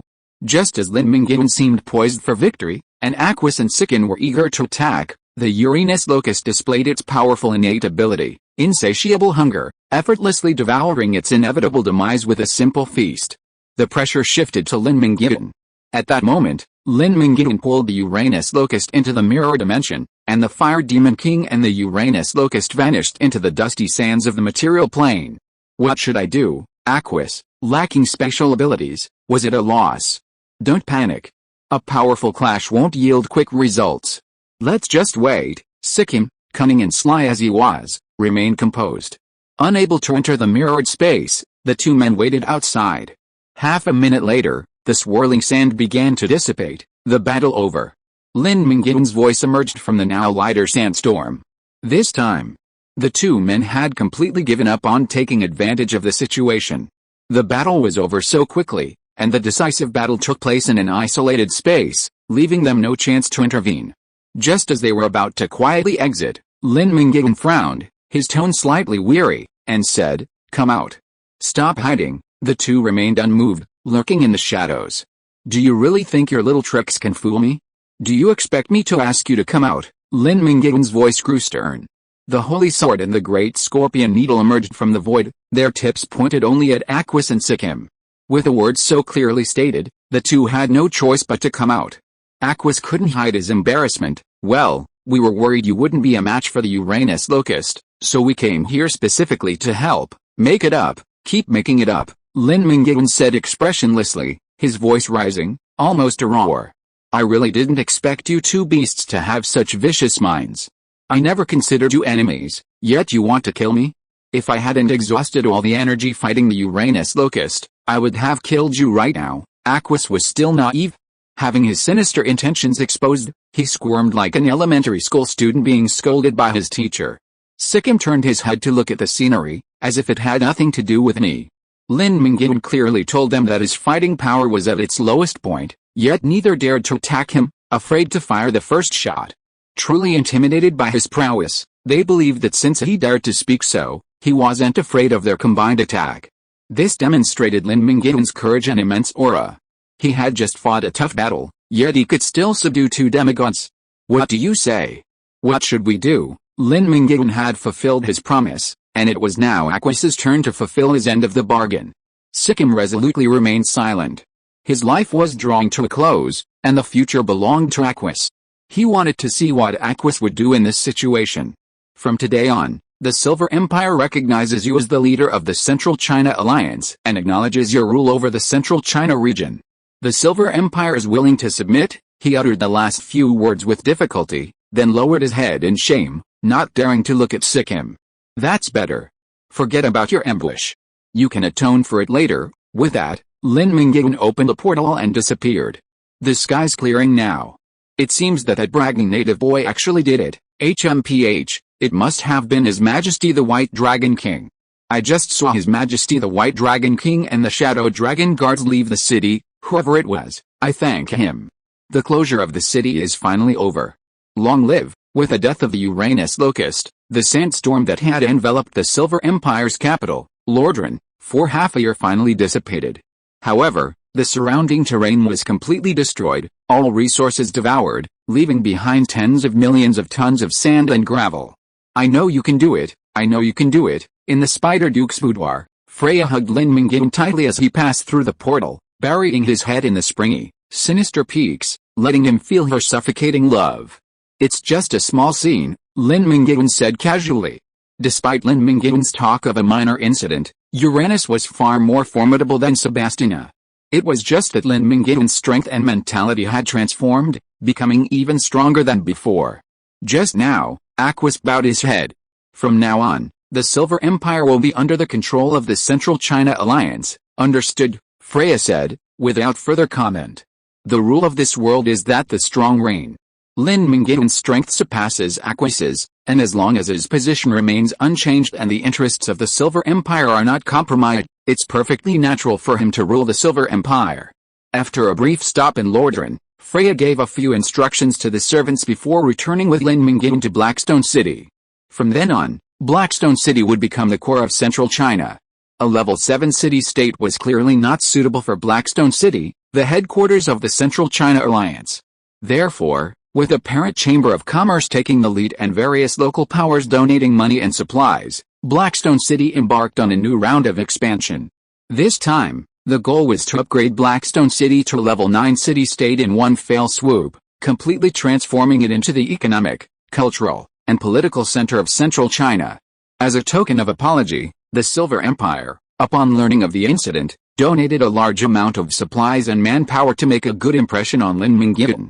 News of Lin Mingyuan's slaying of the cosmic monster Uranus, the giant locust, and the Silver Empire's submission to his subjects quickly spread throughout central China. Lin Mingyuan's immense strength once again astonished the world, further cementing his rule. Lin Mingyuan had always shied away from trivial matters, leaving specialized tasks to professionals. Blackstone City was transforming daily, yet Lin Mingyuan's strength hadn't improved much. He continued to roam the world hunting monsters and leveling up, but now it wasn't Lin Mingyuan himself who ventured out, but his blood soul clone. Wielding the divine artifact, Great Scorpion Needle, his blood soul clone possessed a third of Lin Mingyuan's combat power, which was more than sufficient.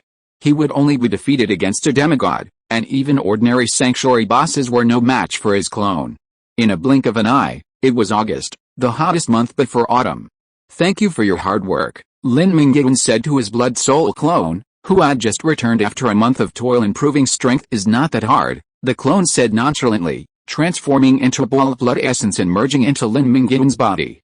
The experience points gained from hunting monsters over the past month were integrated into the original body's experience slot. Shining with golden light, Lin Mingyuan's level was raised to 141. Lin Mingyuan wasn't satisfied with a 2-level increase from 139 to 141.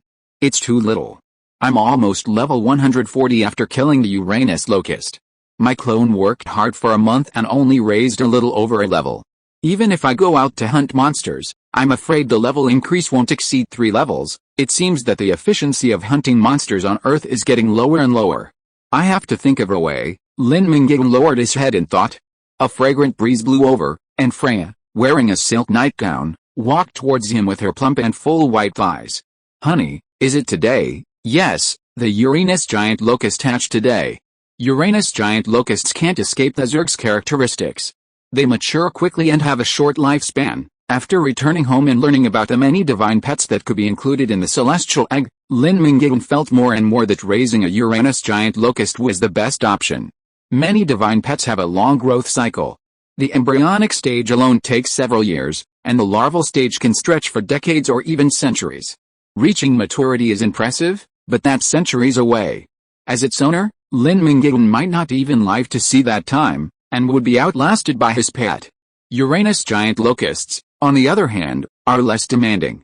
They hatch in a month, ascend to the Saint Realm within a year, and reach demigodhood within 5 years. With ample resources, they quickly become combat-ready and become a valuable asset to Lin Mingyuan. Freya, who had been bullied by Uranus giant locusts for over 6 months, begged Lin Mingyuan to let her witness the hatching of a Uranus giant locust. Lin Mingyuan naturally agreed. He informed Freya the moment he woke up that morning. Since the clone had returned just in time for the month, August 1st was destined to be a remarkable day. He removed the celestial egg, barely larger than a goose egg, from his special ring and placed it in the warm sunlight. The sunlight penetrated the egg, absorbing all its nutrients. With only a thin shell left, he could see a tiny insect inside, struggling to break free. The Uranus giant locust didn't keep its eager anticipators waiting for long. Its effective yet lethal mouthparts easily pierced the eggshell, and 2 tender, emerald green antennae emerged first, sensing the world. The Uranus giant locust's antennae, which could sense pheromones, were more effective than its nose, eyes, and ears combined. When they detected Lin Mingyuan's presence, they swayed with excitement, gnawing away at the eggshell at an accelerated pace, revealing its entire head. Its round, dark compound eyes stared back at Lin Mingyuan. Chapter 344 Abyss Journey. 99% of baby animals are adorable, even locusts are no exception. A newly born Uranus giant locust is lushly emerald green, like an emerald grasshopper meticulously carved from a fine, aged, glass-type imperial green jadeite. It's exquisitely beautiful. Lin Mingyuan couldn't help but reach out to play with the little creature. Sensing its master's call, the creature eagerly abandoned its immature mouthparts and wielded its companion artifact, the star-snatching scythe, easily cracking the divine egg. Using its hind legs, it leaped onto Lin Mingyuan's palm, its 6 limbs crouching, its tentacles gently brushing the lines of his palm. That's really interesting. Let me play with it. Freya's eyes lit up as she picked up the baby Uranus giant locust and placed it in her palm. The tiny Uranus giant locust, tiny even in Lin Mingyuan's palm, looked even smaller in Freya's. Its 2 forelimbs tightly grasped the star-snatching scythe, its midsection, which stabilized its body, trembled, and its relatively sturdy thighs tensed in preparation for escape. So cute, Freya smiled at the trembling baby locust, extending a finger to tease it. Be careful, it's dangerous. How could it be so dangerous? Ah, the Uranus baby locust smacked Freya in the face. Freya's fingers kept approaching, irritating it, and it swung its star-snatcher scythe, slicing Freya's finger. I told you before, but you didn't listen. A cosmic monster in its baby form is still a cosmic monster. Lin Mingyuan couldn't help but laugh. After all, Freya was a peak sanctuary expert, with a formidable physique. Even ordinary legendary professionals would have difficulty harming her. The baby Uranus giant locust could easily break through Freya's defenses, demonstrating the unreasonable nature of the Uranus giant locust's racial talents. HMPH, not fun at all.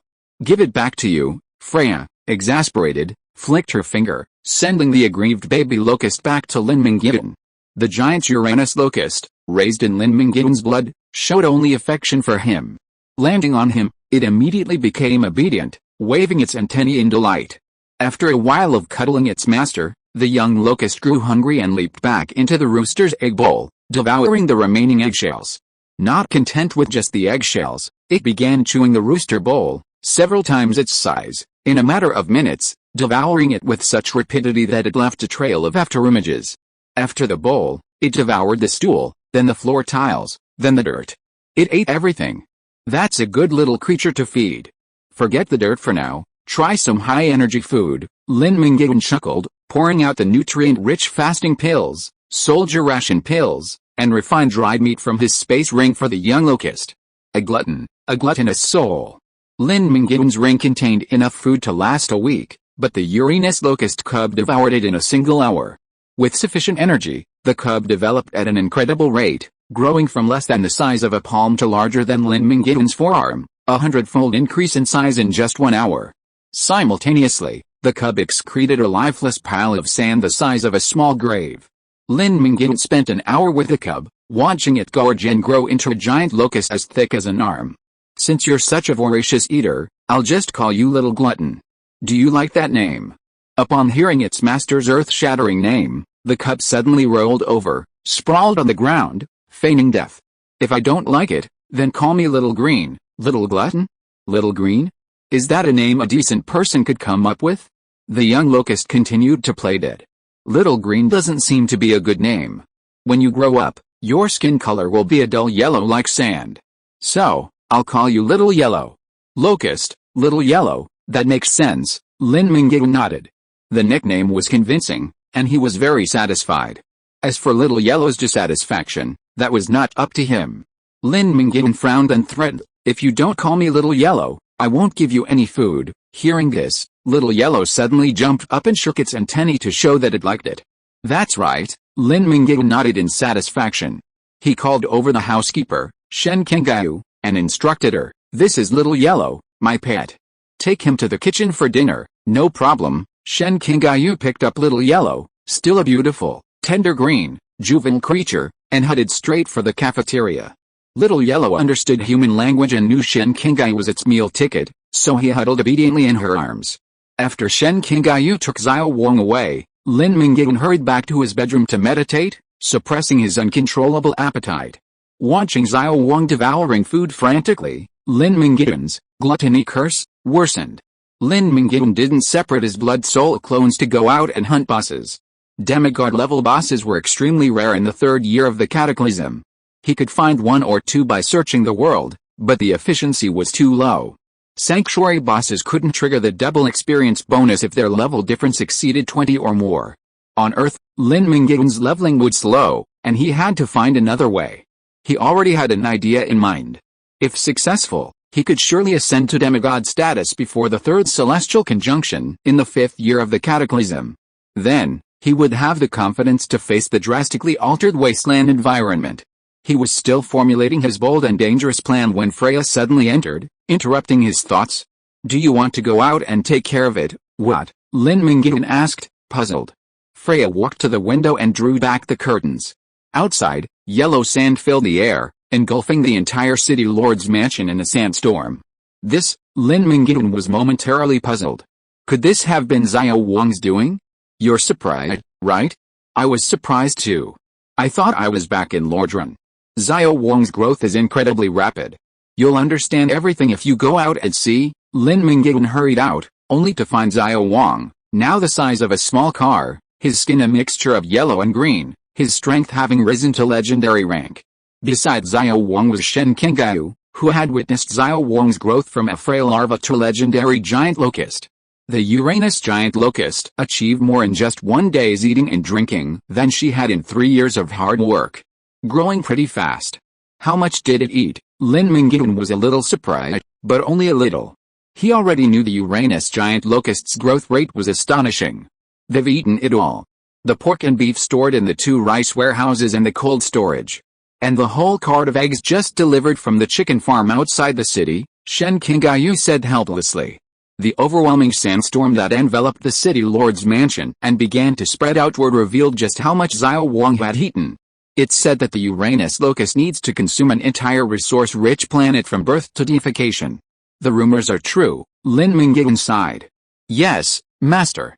Your planet can provide all the energy I need for deification. Xiao Wang could speak now, his voice childish and resonant with a uniquely raspy Zerg voice. Xiao Wang had given Lin Mingyuan so many surprises that day that he wasn't surprised by its ability to speak. "No, this is my home planet. How can I let you eat it? But your home planet is the only resource-rich planet in this branch of the universe. The other planets are too barren. I'd waste my short life there," Xiao Wang said timidly, lowering his head in grievance. "Don't worry, I have plans for you. Eat your fill and don't be polite," Lin Mingyuan said. "Master, I'm hungry now. Can I eat from that tree?" Xiao Wang's sharp eyes spotted the Bodhi tree in the courtyard. "No, that's my enlightenment tree. I can't eat it." "Oh," Xiao Wang said with a disappointed look.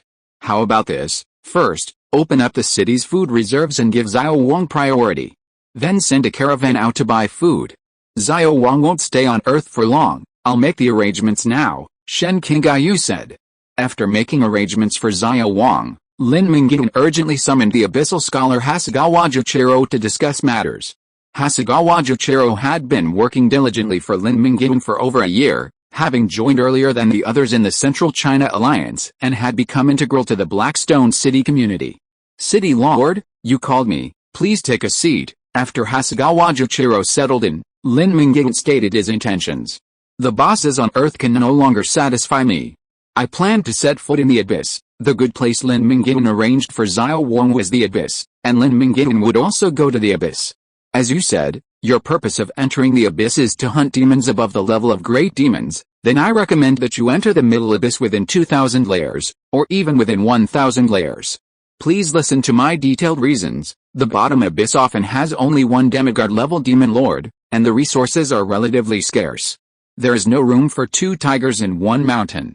Moreover, the lords of the Bottom Abyss often have inextricable ties with the upper demons.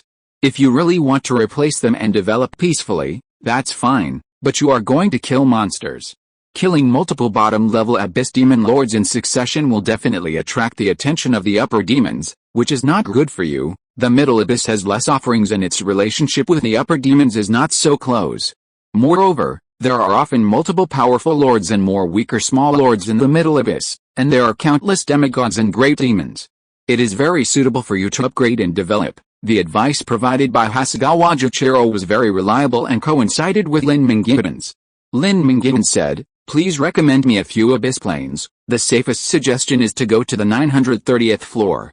The only demon god Husri in the 930th floor Abyss died in the Blood Arena riot 3 years ago. You have the ability to defeat the peak demigod. You can be sure that you will not encounter a demon god of the true god level in the 930th floor Abyss. The 785th floor is also a good place. Although there are 2 demon gods, the 2 demon gods have a very bad relationship on weekdays. They send their demon lords to conquer and attack each other. There are wars every day. You will definitely have a great performance on the 785th floor. Another recommendation is the 101st floor. The Blood Arena is located on that floor, but it is more dangerous because there are often upper-level demon gods coming to watch the Blood Arena. Your bloodline is too noble and it is likely to attract the interest of the demon gods. Hasegawa Shuichiro gave Lin Mingyuan 3 choices. Except for the 101st floor, which is too rich and dangerous, the 785th and 930th floors are both abyss planes in the midst of war, which are suitable for Lin Mingyuan to take advantage of the chaos. I'm not considering the 101st floor for now. Lin Mingyuan felt a little apprehensive when he heard the words upper demon god. After all, he had offended the witch of original sin, and no one knew if she was petty. For those top demon gods, a single thought could take Lin Mingyuan's life. It was simply too dangerous. Let's go to the 930th floor first. It's always better to play it safe. Hasegawa Shuichiro nodded. Then when are you ready to enter the abyss? I'll take you there. Lin Mingyuan's special mastery was unable to locate the coordinates of the abyss planes he hadn't visited. Even the coordinates of the 6887th floor, which he had already visited, were dimming. In a month or two, Lin Mingyuan would no longer be able to accurately locate his position. The abyss wasn't accessible to just anyone. Tomorrow, let's go to the 930th floor to check out the situation. Lin Mingyuan pondered for a moment and said, okay, I'll come early tomorrow morning. Hasegawa Shuichiro was shaking with excitement. He had never been to the middle abyss before. He was too weak to go there. He might die if he encountered a big demon. All the information Hasegawa Shuichiro had collected was in the lower abyss. If you are listening to this novel on a channel other than Fanfic World, it means it was downloaded and re-uploaded without effort. We warmly invite you to visit our channel, Fanfic World. There you will find the original version of this story and many other novels of various genres. We look forward to seeing you dive into a world of incredible novels. Chapter 345, First Entering the Abyss. The stereotypical image of the abyss is one of silence, emptiness, and desolateness. The real abyss is bustling, prosperous, and highly civilized. Crossing the obscure, gloomy river Styx, where souls weep, Hasegawa Shuichiro precisely delivered Lin Mingyuan to the 930th floor of the abyss. Arriving at the 930th floor, Lin Mingyuan was stunned. A suspended train careened through the sky's rail network. In the distance, the city bustled with vibrant lights. The entire 930th floor sky was blanketed in an unimaginably massive LED screen, simulating the alternation of day and night. Now, as the night shone with hazy lights, it was time for the demons to indulge in their entertainment. An airship slowly circled the city, a massive, illusory banner dangling from it depicted a scantily clad succubus wearing a hollow platinum crown, striking a coquettish pose. Next to it, in demonic script, was the announcement, the 1726th Pink Cup Beauty Pageant has been crowned a winner. Miss Yulia, the succubus from the 69th floor of the abyss, has been crowned a winner. The city before Lin Mingyuan was the only neutral zone on the 930th layer of the abyss, the heart of Delusion City. Its red light district was the business of the debauched demon god Moira, the god of prostitutes. The ultimate demon arena tournament was sponsored by Baal, the god of war and slaughter. The casino business paid taxes to Mimir, the demon god of trickery, and Bellona, the lady of misfortune. Within heart of Delusion City, numerous top demons operated their businesses. No matter how fiercely the demon lords fought for power and territory outside, they dared not bring the fighting to heart of Delusion City. Unsure of where to go, Lin Mingyuan entered the neutral zone of heart of Delusion City to gather information. Hey, you just ascended from the netherworld, right? A newly arrived destroyer, smoking a large pipe and with a bloody dagger tattooed on his arm, approached. Lin Mingyuan now appeared as a sturdy fire demon, 6.5 meters tall, with sturdy bones and muscular muscles.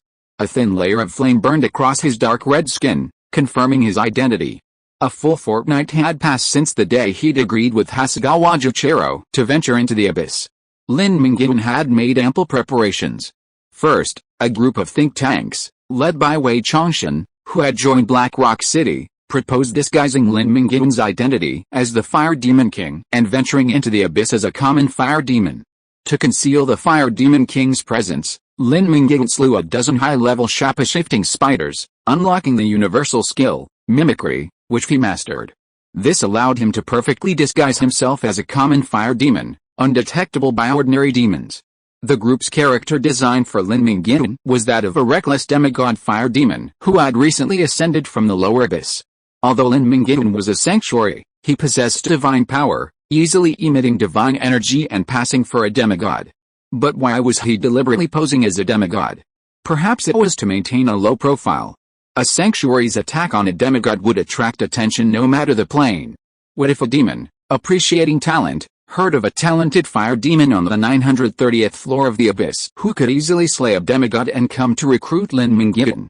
That would be a major complication. Lin Mingyuan's purpose in the abyss was simple: to kill monsters and level up. His simple-minded, belligerent, and reckless persona provided cover for his actions. With these two safeguards, Lin Mingyuan felt safe entering the abyss. Upon his arrival, Lin Mingyuan didn't bring his Uranus giant locust with him. He entrusted the Uranus giant locust to Yan Qianxue for cultivation. Yan Qianxue, a skilled professional cultivator, was no stranger to pet training. He had established a strict diet for the Uranus giant locust, meticulously selecting its daily intake. Today's diet consisted of 4 tons of titanium steel, 10 tons of refined steel, and 400 liters of a mixture of nerve toxins. Consuming steel strengthens the Uranus's bones and stratum corneum, while consuming poison enhances its resistance to poison. A scientifically cultivated Uranus giant locust would undoubtedly be many times more powerful than one grown in the wild. With all preparations in place, Lin Mingyuan descended into the abyss. Seeing someone approaching him, Lin Mingyuan glanced at the bleeding dagger tattoo on the destroyer's body, then sensed his level. With a disdainful snort, he walked past him without even glancing at him. The destroyer's level was similar to Lin Mingyuan's true level, around 140, but Lin Mingyuan was disguised as a reckless 160-level fire demon, a newly minted demigod. Fire demons were legitimate high-level demons, so why would they bother with a mere destroyer? Disdained by Lin Mingyuan's disdain, the destroyer dared not say anything and retreated awkwardly to wait for the next customer to enter the city of deception. Strolling through the city, Lin Mingyuan was surprised by the sheer variety of shops, dessert shops, department stores, weapon shops, nightclubs, massage parlors, boxing gyms, hot springs, devil horn care shops, and even numerous shops catering to specialized demon races, many of which Lin Mingyuan couldn't even identify. The sheer variety was dazzling. The further into the city center one ventured, the more materialistic the scene became. The streets were filled with wanton succubi and night demons, all dressed in revealing attire, some even wearing nothing at all. Lin Mingyuan, looking around like a country bumpkin entering the city, was identified as a VIP by the streetwalkers. Within a few steps, 7 or 8 succubi approached him, their aphrodisiac perfumes filing his nostrils. "Your Excellency, Lord Fire Demon, Selena will bring you heaven. Follow me, I'm the best skilled on this street. You can never go wrong choosing me." The succubus licked the muscular thigh of Lin Mingyuan, her eyes blurry with drunkenness. "With your strength, perhaps you could take us all in. It'll only cost 200 blood crystal coins." One succubus's suggestion was echoed by the rest of the women, who pulled Lin Mingyuan towards a nearby rental house. "Girls, I'd love to spend the night with you, but I don't have any blood crystal coins." Lin Mingyuan's words instantly caused the female demons surrounding him to disperse, muttering, "Why didn't you tell me you didn't have any money? You're wasting my time." Lin Mingyuan smiled, shrugged, and continued walking. Before he knew it, he had arrived at the heart of Huaxin City. Amidst the auction house and bank sat a magnificent building occupying 1/3 of the central area. Its name was rather blunt, Rich Ass Casino. The parking lot outside the casino was filled with maglev motorcycles, single-person aircraft, small spacecraft, and even a steel dragon. Nearly peak-level demigod, its scales reflecting a cold light. It lay prostrate on the ground, occupying 6 parking spaces. Clearly, this demigod steel dragon was the mount of a high-rolling casino gambler. Lin Mingyuan had seen many 5-color dragons, young and old. This was his first time seeing a metallic dragon, and he licked his lips with excitement. What truly thrilled Lin Mingyuan was the sight of creatures nearing peak demigod status just outside the casino. He'd made the right choice to come to the 930th floor of the abyss. There were countless high-level demons within the abyss. Here, Lin Mingyuan wouldn't have to worry about leveling up. Reaching demigod status within a year wouldn't be a problem. He sold a lot of his unused equipment at the auction house outside the casino, trading it for 1,000 blood crystal coins, the abyssal plane's universal currency. Then, Lin Mingyuan returned the same way. Of course, he wasn't going back to find the succubus, but rather the intelligence dealer, the destroyer who had a tattoo of a blood-drenched dagger on his arm when he first entered the city. As he walked back, Lin Mingyuan paused in thought. He'd just seen more than one demon pawn their weapons at the auction house after losing everything. This reminded Lin Mingyuan of his temporary demon teammates from the Kingless Palace. They'd also lost everything and had to take a gamble. In the abyssal plane, most demons resorted to killing and looting when they ran out of money, squandering their wealth when they had, either gambling or indulging in lust. Seeing the destroyer again, waiting for business under the night sky, he took a few steps back in fear at the sight of Lin Mingyuan. Don't be afraid, boy. Come here and answer a few questions. These are all yours. Lin Mingyuan took out 100 blood crystal coins and tossed them up and down his palm. The destroyer, dazzled by the sight of money, immediately approached him, opened his clothes, and the inner layer of his clothes was filled with various illegal drugs. The destroyer boasted, "Lord Fire Demon, are you interested in buying any goods? I have a complete range of new Star Vortex potion that will give you a high for only 30 blood crystal coins. Put your things away." "I'm not buying goods, I'm buying information." Information was more dangerous than illegal drugs. The destroyer asked cautiously, "What kind of information do you want?" "The identities and combat styles of all the demon lords on the 930th plane," Lin Mingyuan said. "Oh, I see. It seems you're planning to carve out a territory on the 930th floor and establish yourself as the king. I don't have the updated detailed information, but I do have a map documenting the territories and identities of the major demon lords from 2 years ago. It's 3,000 blood crystals, no quid pro quo. 3,000 is too much? I only have 500 blood crystals," Lin Mingyuan said coldly. Lin Mingyuan knew little about abyssal prices, but he knew a piece of information couldn't be worth 3,000 blood crystals. He sold a legendary item and 7 or 8 pieces of epic equipment for 1,000 blood crystals, and he bargained down the price. "No, 3,000 is the final price. If you don't have the money, sell your equipment. Otherwise, enter the ultimate demon arena. Winning each match earns you 1,000 blood crystals. Winning 3 matches will earn you 1,000 blood crystals." The destroyer insisted on 3,000. "You think I'm a fool, don't you? If you don't sell, there are plenty of people who will. You can't even make money." "What a fool," Lin Mingyuan cursed and ran off, looking very knowledgeable. If it were in the wild, Lin Mingyuan would have just killed and robbed the man. Unfortunately, in Huaxin City, killing outside the arena area is prohibited within the city. This is an iron rule. Anyone who dares to kill will be targeted by the space-based weapons hidden in the sky. A single electromagnetic railgun shot will instantly obliterate the demon god, without exception. Lin Mingyuan didn't want to test the law. 3 steps, 5 steps, 10 steps, Lin Mingyuan walked quickly, not even intending to turn back. Seeing that he couldn't cheat Lin Mingyuan, the illegal drug dealer shouted helplessly, "I'll sell it for 800 blood crystal coins." Lin Mingyuan ignored him and continued walking. Okay, 500 is 500. I'm convinced." Seeing the drug dealer's attitude, Lin Mingyuan knew he could push the price down by 500 blood crystal coins, but he didn't want to. This information was worth more than 1,000 blood crystal coins to him. He'd definitely made a profit. After exchanging money for the information, Lin Mingyuan headed towards the city center. The drug dealer continued to stalk the city's outskirts, closing several more deals. With his profits, he happily headed to the Fortune Casino, where he spent his money, accompanied by 2 elf girls dressed as bunny girls. Within 3 hours, he lost all his money, had a passionate time with the 2 elf girls, and then returned to the cold streets to peddle illegal drugs. Lin Mingyuan observed every move the drug dealer made after they parted ways, secretly tailing him to see if he'd reported his purchase of the information to his superiors. The results proved otherwise. The drug dealer was just an ordinary saboteur, resorting to fraud when he was broke and squandering his wealth when he had it. He wasn't some intelligence agent planted in the city of confusion to gather intelligence. It was best to be cautious when traveling.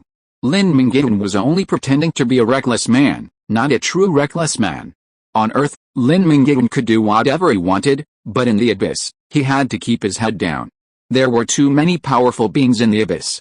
Chapter 346, Becoming a Demon Lord from Scratch. Unfolding the map, Lin Mingyuan's vision of the power distribution within the 930th layer of the Abyss crystallized before his eyes. Its landmass was roughly the size of the combined Eurasian continent. Aside from the secluded eastern city of Confusion, which refrained from interfering in the conflicts between the lords, there were over 40 demon lords, both large and small. The most powerful demon lord, Ironbone Monroe, single-handedly controlled a third of the 930th layer, commanding 10 demigod-level demons and thousands of sanctuary-level great demons. Simply moving the power of Ironbone Monroe, a seemingly insignificant demon lord from the 930th layer, to Earth would be a land-sinking disaster. The 930th layer of the Abyss was characterized by one superpower and many powerful ones. Ironbone Monroe was the superpower, while less powerful but still formidable demon lords included Sealer Virgil, Mace Red, Undefeated Pete Concour, Thunderstorm Boris, and Wolf King Lambert. The majority of the demon lords, with modest strength and limited territories, were like toothpick birds pecking at carrion between crocodile teeth, forced to plunder scraps rejected by the larger powers, developing terrain that served as buffer zones in the war. Powerful demon lords aimed to ascend to the rank of demon god and unify the 930th layer of the Abyss. Weaker demon lords seek to seize the opportunity of war to make a fortune, waiting for the birth of a demon god on the 930th layer to naturally submit. The numerous demon lords have varying goals and strengths, and the murky waters of the 930th layer of the Abyss will become even more turbid with Lin Mingyuan's arrival, leaving the future uncertain. In the saltwater basin, two demon armies clash for control of the basin. These armies belong to the terror demon Satyrs, the demon lord of the glimmering caverns, and Morgan the great axe of the Teneri demon, the demon lord of the Falcrypts. The unspoken rule of the Abyss is that only demons of sanctuary rank or higher can be called great demons, and only demigod demons with a territory can be called demon lords. Demigod strength without a fiefdom is merely a great demon. Both Satyrs and Morgan the great axe are demon lords possessing demigod power, but their strength is relatively modest, as evidenced by the names of their territories, caves or crypts. What serious demon lord would confine themselves to caves or crypts? It's precisely because their territories are small and resource scarce that they've engaged in a fierce conflict over the unknown salt basin. Lin Mingyuan, who has also set his sights on the salt basin, intending to use it as a base for expansion, is overjoyed to witness the conflict between the two factions. In Lin Mingyuan's view, all the great demons and the two demon lords on the battlefield are nourishment for his growth, accumulating experience points. Knowing oneself and the enemy is key to victory. Before engaging, Lin Mingyuan discreetly observed the strength of the two demon lords. The Eye of Horus, possessing the potential to become a divine artifact, lacks the legendary equipment forged by skilled craftsmen. In this situation, it's impractical. Not to mention the conspicuous golden light when the equipment's special effects are activated, it also alerts the scanned target, revealing Lin Mingyuan's presence. The terror demon Satyr stands less than 2 meters tall, a beast-like creature that walks on all fours. His head is as large as a bowl, his beak is sharp with fangs, and his skin is smooth, resembling a skinned brown bear. Satyr attacks like a beast, primarily with claws and bites. His primary attributes are strength around 300 points, while his agility and constitution are no less than 200. Satyr occasionally casts negative energy spells, primarily for control effects, and his intelligence is certainly not high. Morgan the Great Axe is a member of the Teneri, the most common race in the Abyss. Every year, tens of billions of Teneri rise from the Abyss to be absorbed and digested by the various levels of the Abyss. The most numerous Teneri become the main force in the Abyss's conquests, while some gifted Teneri rise to become Abyss Masters. The top-tier 72 pillars of demons mostly serve as cannon fodder. Teneri demons are the standard demons we often associate with reverse-jointed hooves, a well-proportioned torso, a pair of backward-curving horns resembling goat horns, and bat wings. Compared to other demonic races, they have neither advantages nor disadvantages, making them capable of any path. Morgan the Great Axe wields a double-edged battle axe. Morgan's martial prowess makes the crude axe feel like a slender rapier, effortlessly lifting a heavy weight. Morgan's meticulously honed skills are the key to his ability to suppress Satyrs. Satyrs, relying solely on bestial instincts, is clearly no match for Morgan. Notably, Morgan the Great Axe's 4 attributes also total over 1,000. On Earth, over 95% of the professionals Lin Mingyuan encountered had primary attributes barely exceeding 100, with secondary attributes around 40 to 50 points, for a total of no more than 200 points. Professional leaders who ascend to the sanctuary rank fare better, but their total attributes surpass 400 points, a rare exception. Even those who ascend to demigod status in the future are unlikely to surpass 600 points. Against demigod demon lords whose combined four-dimensional attributes exceed 1000, only exceptional human professionals can barely match them on the attribute level. This also applies to Lin Mingyuan, whose base attributes total around 700 points. However, with good equipment and innate skills that increase attributes, his total combat attributes exceed 1600 points, rivaling even the highest-tier demon lords. Lin Mingyuan's overwhelming attributes alone can suppress 99% of Earth professionals. However, in the Abyss, Lin Mingyuan's superior attributes only allow him to avoid disadvantage against most demon lords. Winning battles still depends on the advantages of his race and class. Stop your wishful thinking, fool. Crawl back to your shimmering caverns. The saltwater basin belongs to the Great Morgan the Great Axe. Ha ha ha. Finding a flaw in his powerful attack, Morgan, with his twin axe, chopped off one of the terror demon Setiles' forelimbs. He laughed triumphantly, his attacks becoming even more brutal and ruthless, intent on completely repelling Setiles and keeping him in check for a few months. Having fought Setiles many times, Morgan knew that Setiles possessed Earth Voyage, and would be impossible to stop if he tried to escape. He could only do his utmost to inflict damage and intimidate him. Gillidan, with only 3 legs left, Setiles was even more vulnerable. Morgan seized the opportunity to knock him over with a broad axe blade. Infused with divine power, he raised the axe high and struck Setiles' ugly head with a powerful blow. At that moment, time stood still. After depleting his 3 points of divine power, Lin Mingyuan, Void Walk, approached, casting a time barrier that instantly froze the 2 demon lords. The terror's resentment and Morgan's complacency were frozen on their faces. Only the axe blade, empowered by divine power, could slightly break the time barrier. It slowly descended within the deep purple time barrier, struggling to move like a vat of glue. Divine power and no divine power were completely different. Without divine power, facing the demigod Lin Mingyuan's time barrier was still strong, but there was always the possibility of it being broken. With divine power, Lin Mingyuan no longer had to worry. A divinely empowered time barrier held no fear. While Lin Mingyuan's current divine power was still a bit low, it would certainly be insufficient against a truly powerful opponent, but it was definitely more than enough to deal with the 2 formidable figures before him. Lin Mingyuan darted through the purple time barrier, leaving a trail of afterimages. Like a deity wielding time, he was 1 step ahead of Morgan's axe, and his flaming holy sword decapitated Setiles' head. He leaped forward with an elbow, shattering Morgan's sternum. He cupped the back of Morgan's head with one hand and clenched his fists, hammering down repeatedly. Within 3 or 5 seconds, Morgan's face was bruised, his facial bones sunken.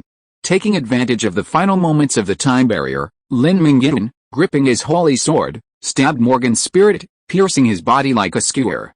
A raging, scorching flame charred Morgan to a crisp in seconds. You killed the terror demon Setiles, gaining 30,317,990,000 experience points. 2. Your Godslayer talent activates, robbing Setiles of 1 divine power and 6 strength points. You killed Greedaxe Morgan, gaining 34,165,308,000 experience points. 2. Your Godslayer talent activates, robbing Morgan of 1 divine power and 4 strength points. Within the 5 seconds of the time barrier's duration, Lin Mingyuan instantly killed 2 demon lords, filling most of his experience bar.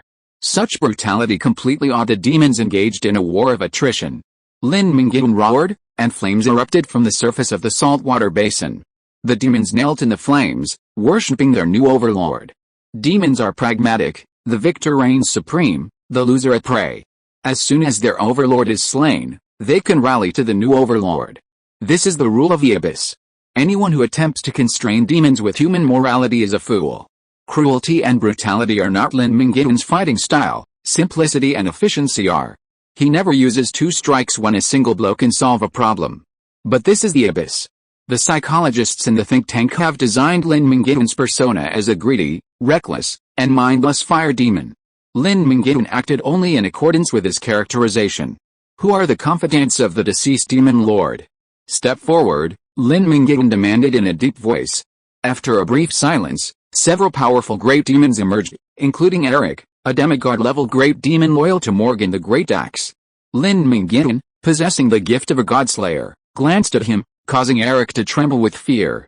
Go and bring me all the treasures of your former master. Anyone who dares to flee or hoard treasure will have their scalp peeled off and used as a doormat. Do you understand? The massive, flaming fire demon's disguised appearance was indeed quite intimidating.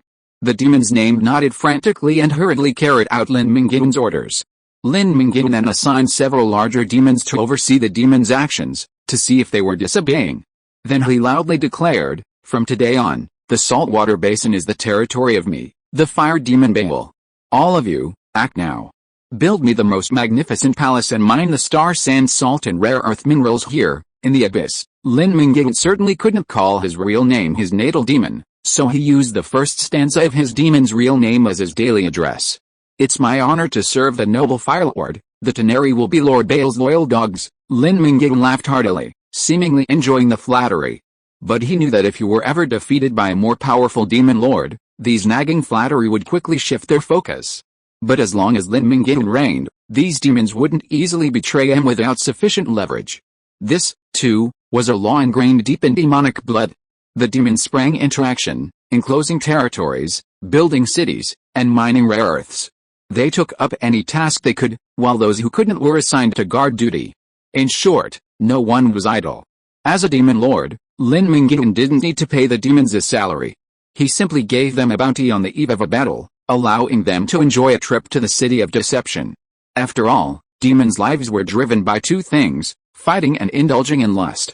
Satisfy those two desires and they would serve their lord wholeheartedly until their own death or his lord's demise. Lin Mingyuan, under the pretext of inspecting his territory, found a deserted spot to calm down. "I'm a demon lord already? That's going really smoothly. The rules of this world are that the strong reign supreme.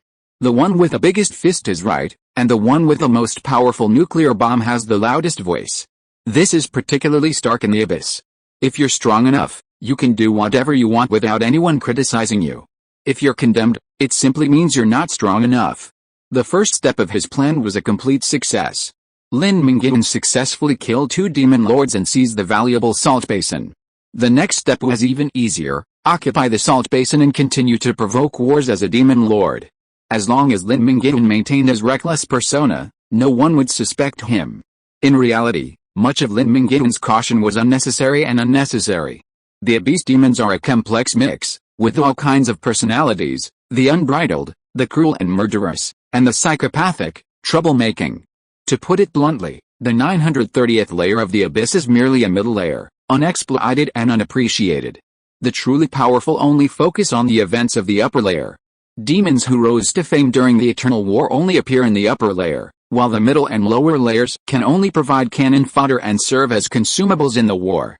The death of the previous owner of the 930th layer of the abyss went largely unnoticed. Even if Lin Mingyuan caused a commotion there, no one would specifically investigate him as long as he didn't take advantage of the City of Temptation. In the material plane, on Earth. In Blackstone City, Freya arrived in the back garden with a glass of red wine and asked Lin Mingyuan's blood soul clone, who was practicing swordsmanship, "How are you doing in the abyss? You won't believe it, but I've become a demon lord." "Is it that easy?" Freya exclaimed in amazement. She knew the power of demon lords. The demon lords who invaded Apocalypse were each more ferocious than the last. The Silver Empire lost several demigods but failed to defeat a single demon lord. With their talent dwindling, they were unable to defend Apocalypse and were forced to relocate to another plane. Yes, the demon lords of the Middle Abyss are all pretty weak. Hearing Lin Mingyuan's lament, Freya was left in a state of confusion. It wasn't that the demon lords were weak, it was that you were too strong. Even if you had to sacrifice your powerful clone, you could still thrive in the abyss. Now that I have a base in the abyss, I've established a firm foothold. It won't be long before I gradually bring in members of the Demon Legion to acclimate to the real abyss and hone their combat skills. Many will die there. It's undeniable that Earthlings, even those transformed with demonic blood, still have a gap with true abyssal demons. Demons are a naturally combat-oriented race, engaged in battle from birth. Abyssal demons transformed by human professionals are significantly inferior to native demons. Becoming a true demon legion requires grueling battles in the abyss. Lin Mingyuan's decision to journey into the abyss wasn't a rash one. He considered it thoroughly before deciding to pursue his career there. The portal opened. Xin Ai heard the two men talking in the mage tower. She stepped into the back garden and asked, "What are they talking about?" "They're talking about the abyss. I've already established myself there," the Blood Soul clone said. The fortune teller was right. "I hope everything goes well." Xin Ai breathed a sigh of relief.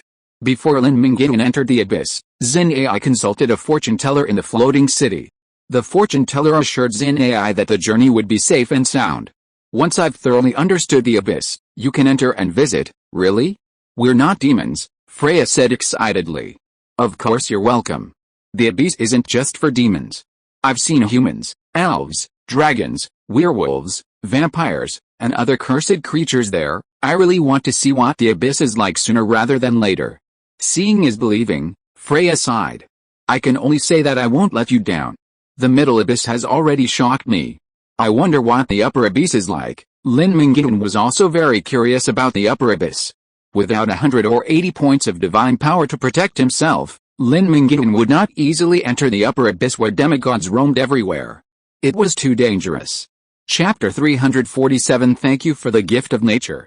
The saltwater basin has been taken over by a new demon lord, a fire demon named Baal. He's incredibly powerful, having annihilated Setiles and Morgan the Great Axe in his first battle. These days, newcomers are becoming increasingly terrifying. At the Devil Horn Care Shop in the heart-destroying city of Salamantis, the dread demon Jerax and the smelting iron demon Ram leaned back in their chairs, eyes closed, as two elven maidens, emitting a fresh, grassy scent, sanded and polished their demon horns. They chatted, their minds free, like hairdressers. For demons, a male's appearance is often judged by their horns, as most are grotesquely ugly. Thick, robust horns are a secondary sexual characteristic of male demons, and routine maintenance is essential. Powerful demons with both money and leisure often frequent Devil Horn Care Shops, offering them a great place to socialize and network. Many Devil Horn Care Shop owners in the upper abyss are well acquainted with the 72 pillars of demons. The dread demon Jerax suddenly mentioned Lin Mingyuan, glancing at the smelting iron demon Ram next to him, who was also a fire demon. Ram was a ruthless fire demon. To enhance his defense, he had welded a thick, meteoric iron armor to his skin. He couldn't even remove it, and it rumbled as he walked. The armor alone weighed hundreds of tons. Impossible. He might have taken advantage of the battle between Setiles and Morgan, both of whom were badly injured. The molten iron demon Ram was proud, refusing to admit that there was a fire demon on the 930th floor of the abyss who could rival him. Jerax, intrigued, said, "After we finish nursing, let's go to the salt basin and see what that fire demon Baal has in store." "Yes," Ram said sparingly. Flames erupted from his body, scorching the elf girl who was nursing him, causing her to scream. Ram frowned in dissatisfaction. The next second, the basement trapdoor suddenly opened, and a slippery tongue suddenly emerged, seizing the elf girl and dragging her into the basement. With a chilling chewing sound, the trapdoor slowly closed. New technicians soon replaced the deceased.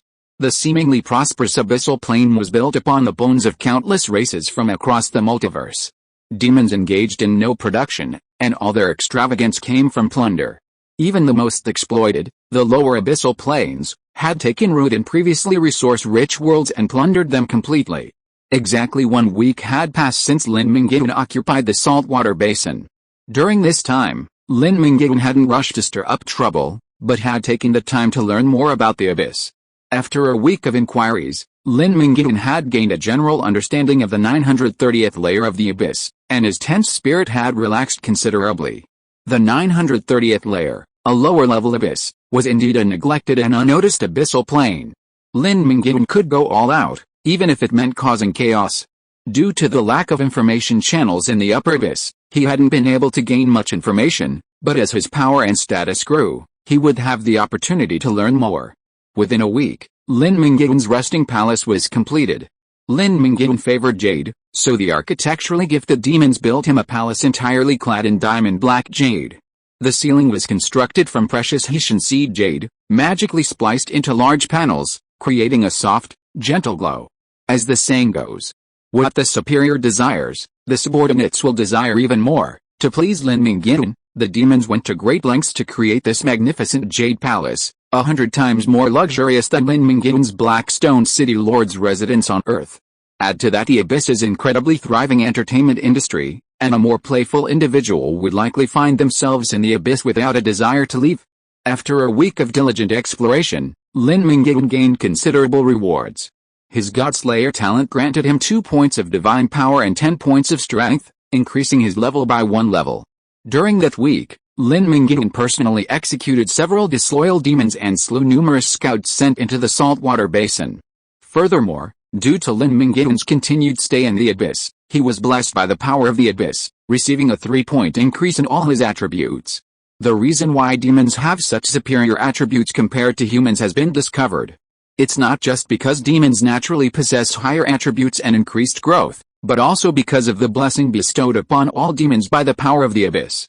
Lin Mingyuan, the last descendant of the Fire Lord, who betrayed the Fire Elemental Plane and defected to the Abyss, is particularly favored by the Abyss.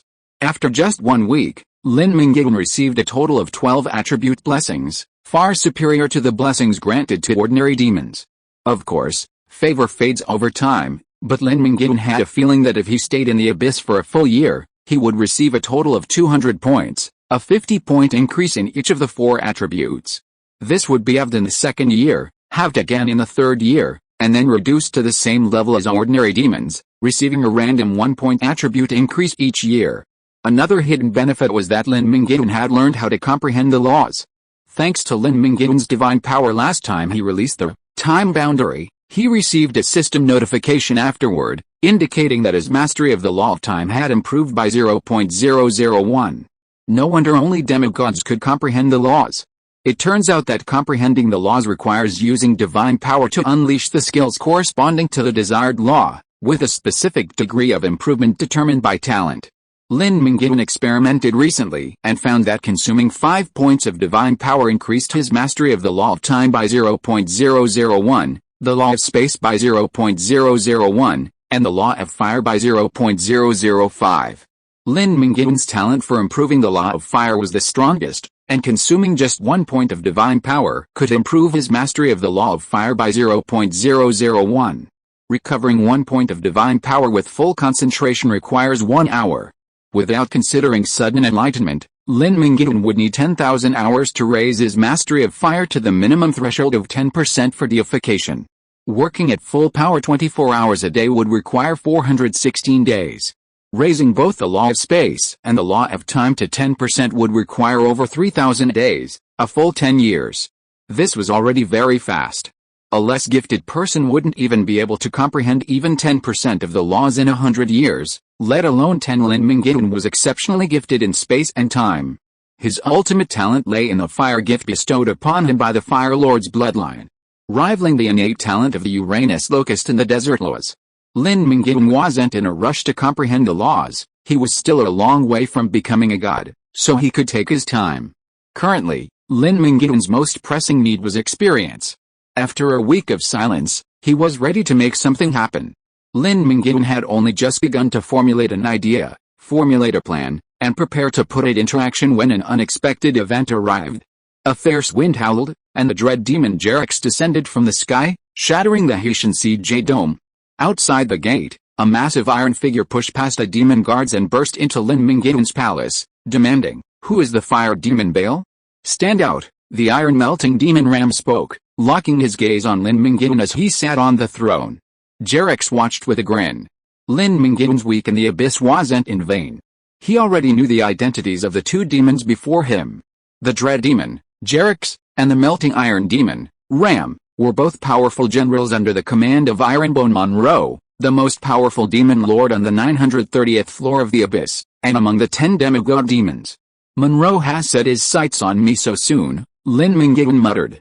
Hearing Lin Mingyuan's words, Jerax sneered, "Don't take yourself too seriously, kid. We're just here to see if you have what it takes to take down Setiles and Morgan the Great Axe." Lin Mingyuan was slightly taken aback. This was truly a case of unforeseen trouble.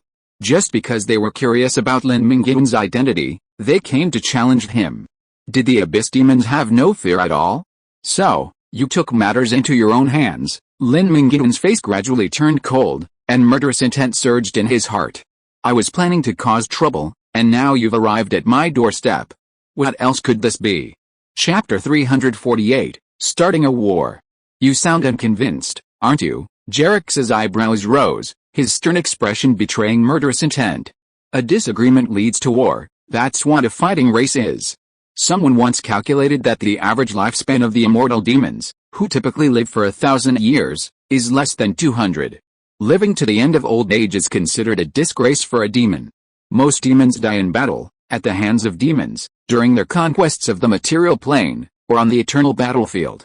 Combat is commonplace for demons, and the reasons for fighting are numerous. Sometimes, a simple "what are you looking at" can spark a flaming conflict. You've trespassed on my territory without permission, and you still expect me to submit? Who do you think you are? Lin Mingyuan couldn't even wait to fight, and he wouldn't back down. He drew his flaming holy sword from the void and slashed at the dread demon Jerix with a stream of flaming sword energy. Haha, I was just waiting for you to strike. The iron-smelting demon Ram, his eyes crimson in a menacing aura, lifted a multi-foot-long fireball of chaos residue in one hand and hurled it towards Lin Mingyuan. Ram's purpose this time was to annihilate Lin Mingyuan. Only one fire demon could exist on the 930th floor of the abyss, Ram, the iron-smelting demon. So, regardless of Lin Mingyuan's steely stature or his timidity, he could not escape the battle. A trifle, Lin Mingyuan threw a punch, and a fire dragon coiled around his arm. Flames collided, and Ram's chaos residue erupted, a fireball suddenly expanding tenfold and engulfing Lin Mingyuan. Seeing Lin Mingyuan struck, Ram sneered contemptuously and swung his two-handed sword, slicing the chaos residue in half. The fire magic was easily slashed, but Ram was stunned for a moment as he didn't see Lin Mingyuan cut in half as he had hoped. "Are you looking for me?" A teasing voice from behind startled Ram, sending a cold sweat down his spine. A sharp pain shot through his abdomen as the flaming holy sword pierced through the thick armor of the iron-smelting demon Ram, piercing him. There was no such thing as a tank against Lin Mingyuan. Every enemy was a fragile creature. The demon's vitality was so strong that a single sword could not extinguish it. Lin Mingyuan chose to fight fire with fire, to see whose firepower was greater. He locked Ram's arms and held him tightly from behind. Eternal fire seeped out, igniting both him and Ram. The fire demon, a fire demon, was naturally extremely resistant to fire, but as the temperature of Lin Mingyuan's flames increased, Ram gradually became overwhelmed. His heavy black iron armor began to melt, and Ram's skin also melted. He opened his mouth and let out a silent scream, the sound of the heat already scorching Ram. The space was pulsating with heat, and no one within 1,000 meters could stand. Jerix, who wanted to rescue Ram, was forced to retreat from the temporary palace, which was brittle and collapsed by the heat. "Ram is finished." Jerix, who had fought alongside the molten iron demon Ram many times, knew Ram's strength. Ram could not unleash the terrifying, all-consuming flames like Lin Mingyuan. The fire demon Baal was far more powerful than Ram. Realizing this, Jerix didn't pause, flapping his wings and soaring towards the territory of his lord, Ironbone Monroe. "You killed the molten iron demon Ram." Gaining 56,141,340,000 experience points. 2. Your Godslayer talent activates, plundering Ram of 1 divine power and 2 constitution points. Lin Mingyuan coldly released his grip, and the remaining fragments of the molten iron demon fell into the molten iron.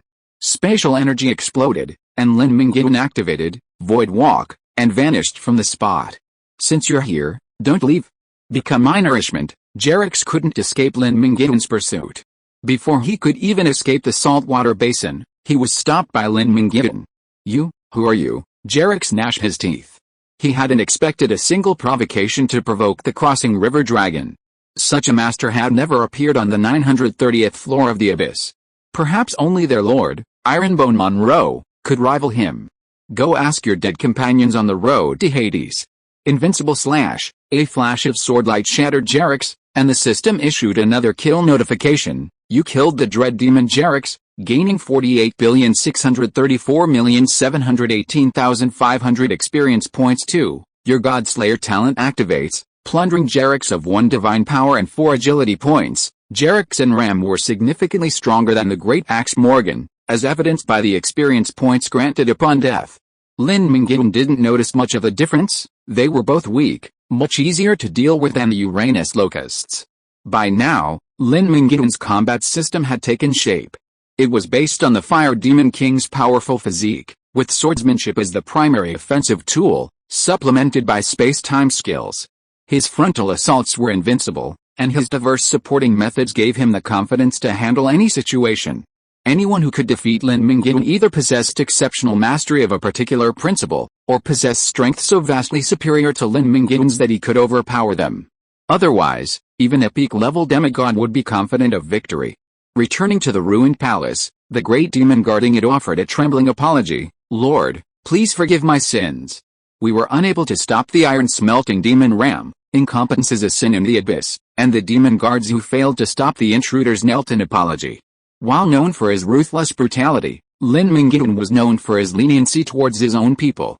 Even though it contradicted his character, he was unwilling to kill the demon guards who had diligently served him for so many days. "Let it go this time. It's no use begging for mercy next time, my lord, please be merciful." Eric, the demigod-level demon who has been cautious and careful since he surrendered to Lin Mingyuan, walked through the demon guards who kept thanking him and said to Lin Mingyuan, "My lord, the iron-molten demon ram you just killed was a general under Lord Ironbone Monroe. If my lord does not want to ease the conflict with Monroe, I suggest you form an alliance with Lord Thunderstorm Kincaor." "Why should we form an alliance with Kincaor?" Lin Mingyuan said in a deep voice. "You are alone and powerless, and it may be difficult for you to withstand the pressure from Monroe. The sister of Thunderstorm Lord Kincaor, who occupies Rainy Season Island, was raped and killed by Ironbone Monroe.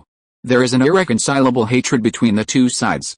Lord Kincaor will be happy to form an alliance with you when he learns that you killed Monroe's generals and offended Monroe." Lin Mingyuan shook his head. "You don't seem to understand what I mean. I'm not asking the reason for the alliance. What I really want to ask you is, do you think that I can only deal with Monroe by forming an alliance?" This was a life-threatening question. Eric dared not tell the truth and lowered his head in silence. Silence served as an answer. Lin Mingyuan sneered, "Just now, I killed more than just the iron-smelting demon ram. I also killed Jerax.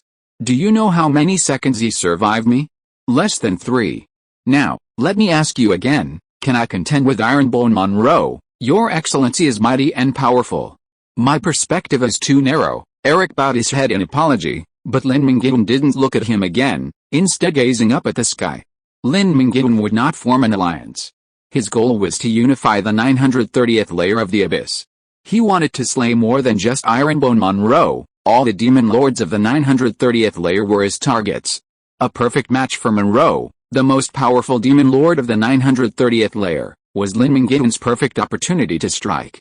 10 minutes later, Lin Mingyuan assembled his demon army, distributed all the blood crystal coins he had earned from selling rare earths and star sand salt, and announced a surprise attack on the Fang Mine, the Fariner Slaughterhouse, and the Fariner Poison Factory. Demons cannot live without war.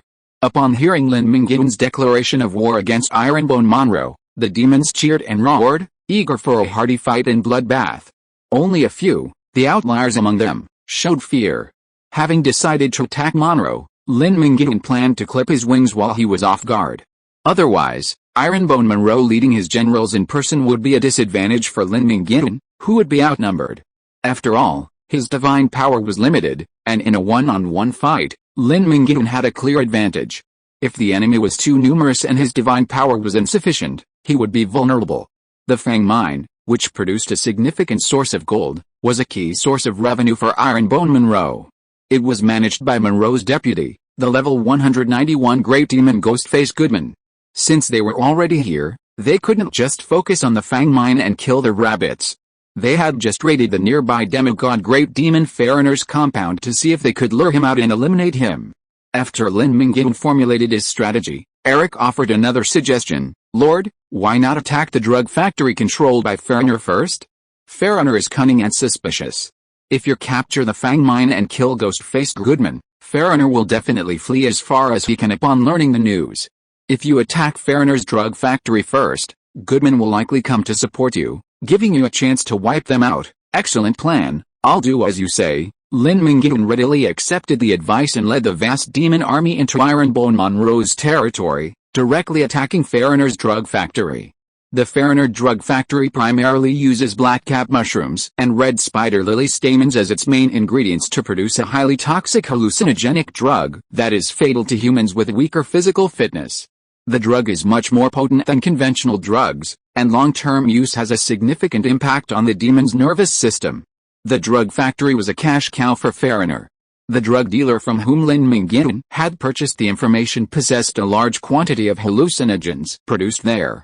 Upon arriving at the factory, the demonic army encountered little resistance and stormed in, looting and burning. Some, intoxicated by the hallucinogens, experienced hallucinations and even attacked their comrades. Lin Mingyuan treated the disobedient demons as enemies and eliminated them. With the incineration and scorching heat fully unleashed, Lin Mingyuan had no intention of seizing the factory. Thick smoke billowed into the sky, and a blaze consumed the factory. A beam of golden light emanated from Lin Mingyuan, signaling his upgrade. Huh? Wasn't I still 1/8 of the experience needed to level up? How did I suddenly level up? Lin Mingyuan checked the system logs and discovered that Foreigner had died at his hands, unknowingly plundering a point of divine power and 3 points of intelligence. Lin Mingyuan had stormed the drug factory and slaughtered everyone without encountering any resistance. When had Foreigner died? Thinking carefully, Lin Mingyuan remembered killing a number of heavy smokers, their eyes blurry and unconscious. Foreigner was one of them. The demigod-level demon, addicted to powerful hallucinogens, had been murdered by a break-in. Foreigner could never have imagined that someone would dare to attack Ironbone Monroe's territory, and that his drug factory would be their first target. With the factory destroyed, Lin Mingyuan's next target was the Foreigner massacre site. Shortly after the demon army left, ghost-faced Goodman arrived above the burned-out drug factory. Looking at the tragic scene beneath his feet, Goodman's scarred face beneath the ghost mask revealed a look of anger. It had been a long time since anyone dared to provoke Ironbone Monroe. Who was so bold? Just as he was thinking, Goodman saw the flames of the slaughterhouse in the distance and hurried over. Chapter 349, Fighting Monroe. In the C-17 VIP room of the Rich Casino, Ironbone Monroe puffed on his cigar as he watched a bloody and brutal gambling game unfold. Two penniless gamblers, each owing an unpayable debt to the Rich Casino, wagered their flesh and blood. The loser would have his flesh cut off for every point they lost in each hand, and the game would end only when one player was completely dead. Watching one of the demons, 80% of his flesh slashed off, trembling as he picked up his playing cards, his life a flickering candle, poised to end at any moment, Ironbone Monroe smiled with satisfaction. He bet on the demon to die first. Winning in gambling is a process, losing is the outcome. The demon who gambled his life was merely a joke to amuse the VIPs. The game ended with the demon bleeding to death. The surviving demon also lost a leg. With his blood-stained hand, he took the blood crystal coins returned by the casino and headed back to the casino area for another shopping spree. I feel good. My judgment was right.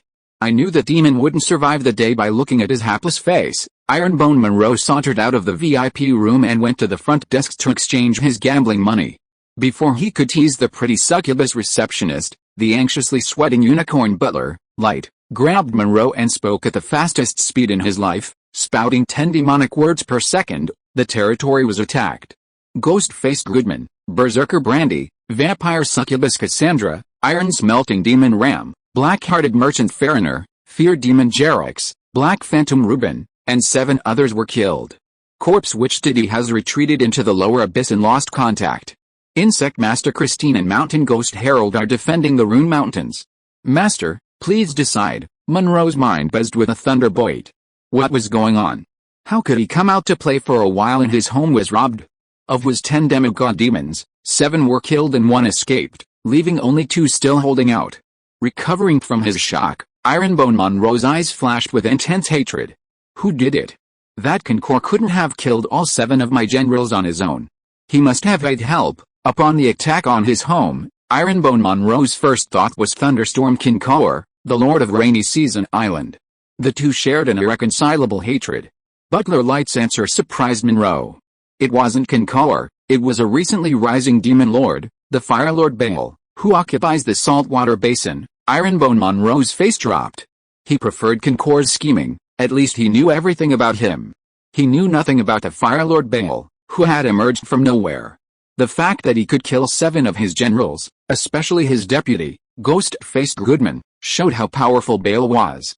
Time was running out, and Monroe had to return to his territory as soon as possible. If he delayed, his 2 remaining men would be killed in battle. On his way home, Monroe inquired with his butler, Light, about the cause of the conflict.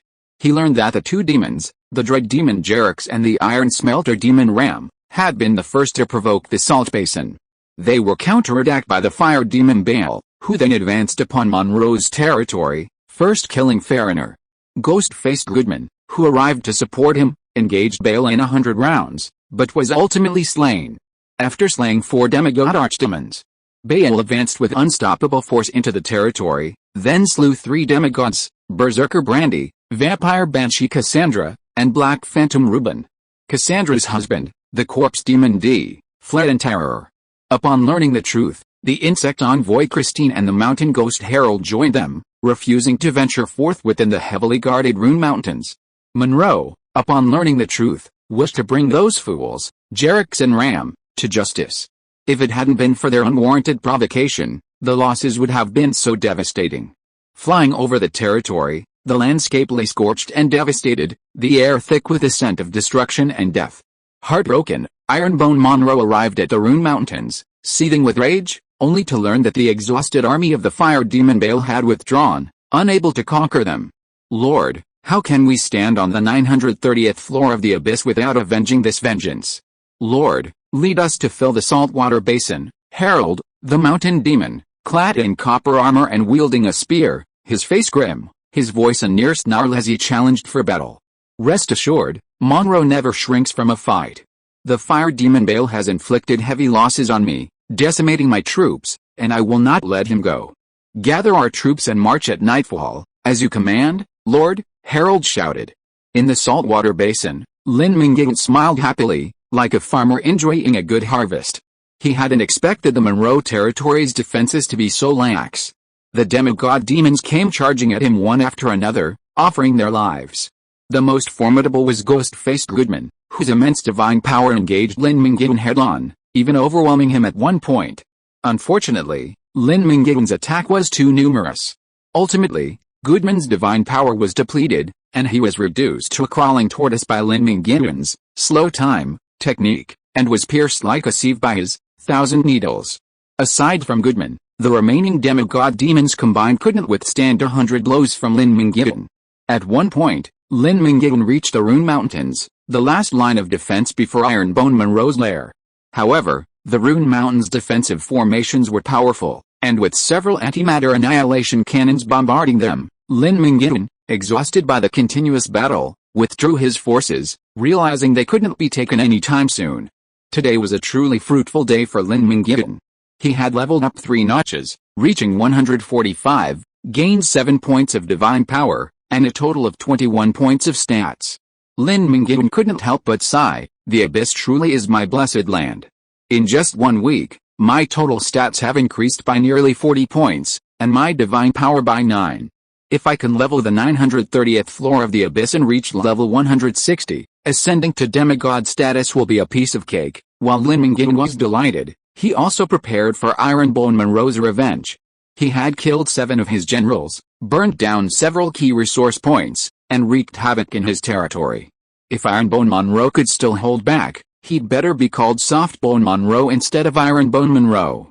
Lin Mingyuan had seen the demon's violent temper before, and Ironbone Monroe was determined to exact revenge. To show respect for the strongest being on the 930th floor of the abyss, even as Lin Mingyuan himself was on a killing spree in the abyss. His earthly blood soul clone also took action. The blood soul clone headed directly to Lordran, demanding the 2 demigods, White Dragon King Aquis and Shadow Dragon Sikjin, enter the abyss to aid them. While reluctant, they were powerless to resist Lin Mingyuan's dictatorship and agreed.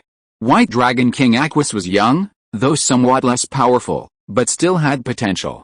Shadow Dragon Sikjin's potential had been fully tapped. While weaker than similarly ranked demon lords, he was still a demigod, and if pressed, Sikjin could still unleash his powerful self-destructibility. Abyssal scholar Hasegawa Juchiro sent White Dragon King Aquis and Shadow Dragon Sikjin to the 930th floor of the abyss.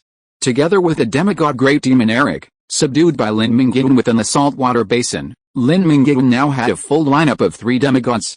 However, even with this trio, he was unlikely to defeat Monroe's remaining 2 Advent Worm adepts, Christine and Mountain Ghost Herald. Having made every possible preparation, Lin Mingyuan awaited the arrival of Ironbone Monroe. If he wins this battle, Lin Mingyuan will replace Monroe and become the most powerful demon lord in the 930th level of the abyss. If he loses, he will give up the saltwater basin. Lin Mingyuan can afford to lose. Chapter 350, The Final Battle with Ironbone Monroe. A false LED screen, inverted in the sky of the 930th floor of the Abyss, simulated the realities of day and night. It was dusk, the setting sun of blood red, foreshadowing the impending bloodshed. Long live the Lord, may the great Fire Lord Baal soon attain his divine throne. While patrolling the territory, the demons he encountered greeted Lin Mingyuan with fervor, as if he were a god. Demons revere the powerful, declaring their leader whoever can lead them to victory. During the day, Lin Mingyuan led his men into Ironbone Monroe's territory, slaying several renowned demigod demons of the 930th floor. His unparalleled might completely subjugated his demons. A storm was brewing. Lin Mingyuan keenly noticed that several veteran demons, who had been taking advantage of the conflict, had shifted their defenses to the Tunguska waterway. They had already received word that Ironbone Monroe would come to seek revenge tonight. Ironbone Monroe had promised to dispatch his troops at nightfall, but he wasn't planning a night raid. If he was going to fight, he had to do it openly. Winning by stealth would be disrespectful. However, it was already dark when he returned, and it would have taken only a few hours to deploy his troops before darkness fell. As the sky gradually darkened, a dozen hot air balloons dangling powerful military searchlights rose from the salt marsh, illuminating the territory like daylight. Ironbone Monroe could come seeking revenge at any moment, and the demons stationed on the border were wary of any slight disturbance, like the low humming sound echoing through the sky. A demon scout peered through his telescope and was horrified to death. A swarm of black beetles surged forward, covering the entire sky and creating a massive black dust storm. This was precisely the method used by Ironbone Monroe's general, the insect enchanter Christine. The border demons retreated rapidly towards their headquarters, their outposts quickly engulfed by the swarm of insects. Here they come. Lin Mingyuan couldn't hide the movement of the demon army's massive advance, nor did they attempt to conceal it. Baal, the fire demon, get out of here. Ironbone Monroe's voice rumbled like muffled thunder from the soaring basin. Ironbone Monroe, I've been waiting for you to come to me. Lin Mingyuan was no pushover. His cloak fluttered as he soared into the sky, stopping at Ironbone Monroe's height. From a distance of 100 meters, they sighted each other up. Ironbone Monroe stood 6 meters tall, a descendant of the destroyer. His exposed skin shone with a metallic sheen, and his defense was exceptional. His nickname, Ironbone, suggested he was a defensive professional, possessing exceptionally strong bones. While his appearance wouldn't reveal much, the Eye of Horus flashed with a golden light, and his hunting gaze activated, revealing Monroe's full attributes. Ironbone's Monroe, LV 200, race, demon, destroyer, occupation, abyssal bulwark, strength, 275 agility, 193 constitution, 507 intelligence, 99, divine power, 121, weak divine power, law, metal, 7.56%, defense, 3.95%, domain, Eagle's Nest iron vein, rooted in the 930th floor of the Abyss. This inexhaustible iron ore vein, mined for 20,000 years, is the source of Monroe's power. All attributes plus 80, core talents, divine majesty, reduces all damage taken by 50%, steel bones, the highest level of steel bones, greatly increases physical defense, reduces damage from weak points, and permanently breaks limbs. Titanium demon body, greatly increases physical defense, reflects 50% of physical damage dealt by enemies. Biological stance, use your own biological stance to escape the cosmic magnetic field and fly in your physical body. Reinforced steel fist, your defense is converted into physical attack power in the same proportion. Secondary talents, heart of steel, damage deflection, magnetic armor, deepened defense, 5 visceral furnace, elemental resistance, intermediate magic resistance, demonized skin, legendary skills, Cyberon's invincible stance, set an invincible stance to gain a temporary invincibility effect, core skills, legendary martial overlord kick, locks onto an enemy and launches a powerful kick, legendary supreme rising dragon fist, all martial arts in the world produce a rising dragon,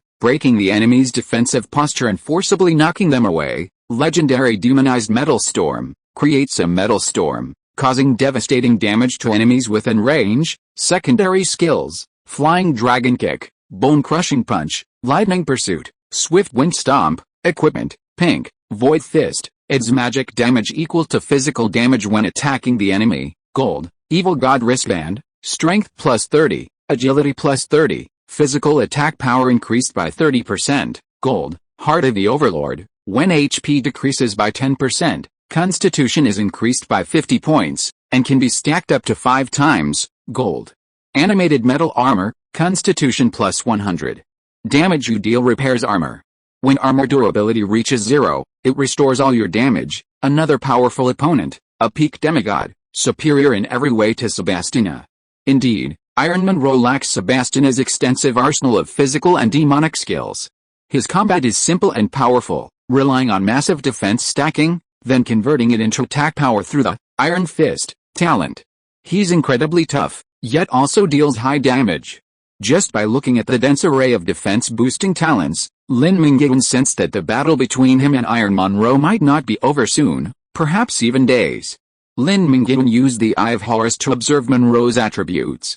Monroe instantly felt completely penetrated by Lin Mingyuan, and his malice surged. Without even a hint of provocation, he unleashed the divinely powered, Extreme Overlord Kick, upon their encounter. Unleashing the Extreme Overlord Kick, Monroe's speed skyrocketed, his toes rubbing against the air and igniting fire. He arrived like a falling meteor. I'll dodge, Lin Mingyuan unleashed, Void Walk, without hesitation. Of all his skills, Void Walk was Lin Mingyuan's most frequently used. He used it for traversing, cutting in, dodging attacks, and escaping, a true panacea. Lin Mingyuan's divine power was limited. Even after absorbing another 7 points, his total was only 12 points, less than 1/10 of Ironbone Monroe's. If Ironbone Monroe were a fragile opponent, the outcome would be decided in a few moves. Lin Mingyuan wouldn't conserve his divine power and would simply engage Monroe in a direct confrontation. In a duel, Lin Mingyuan feared no one. Unfortunately, this was a drawn-out battle, and his divine power needed to be used effectively.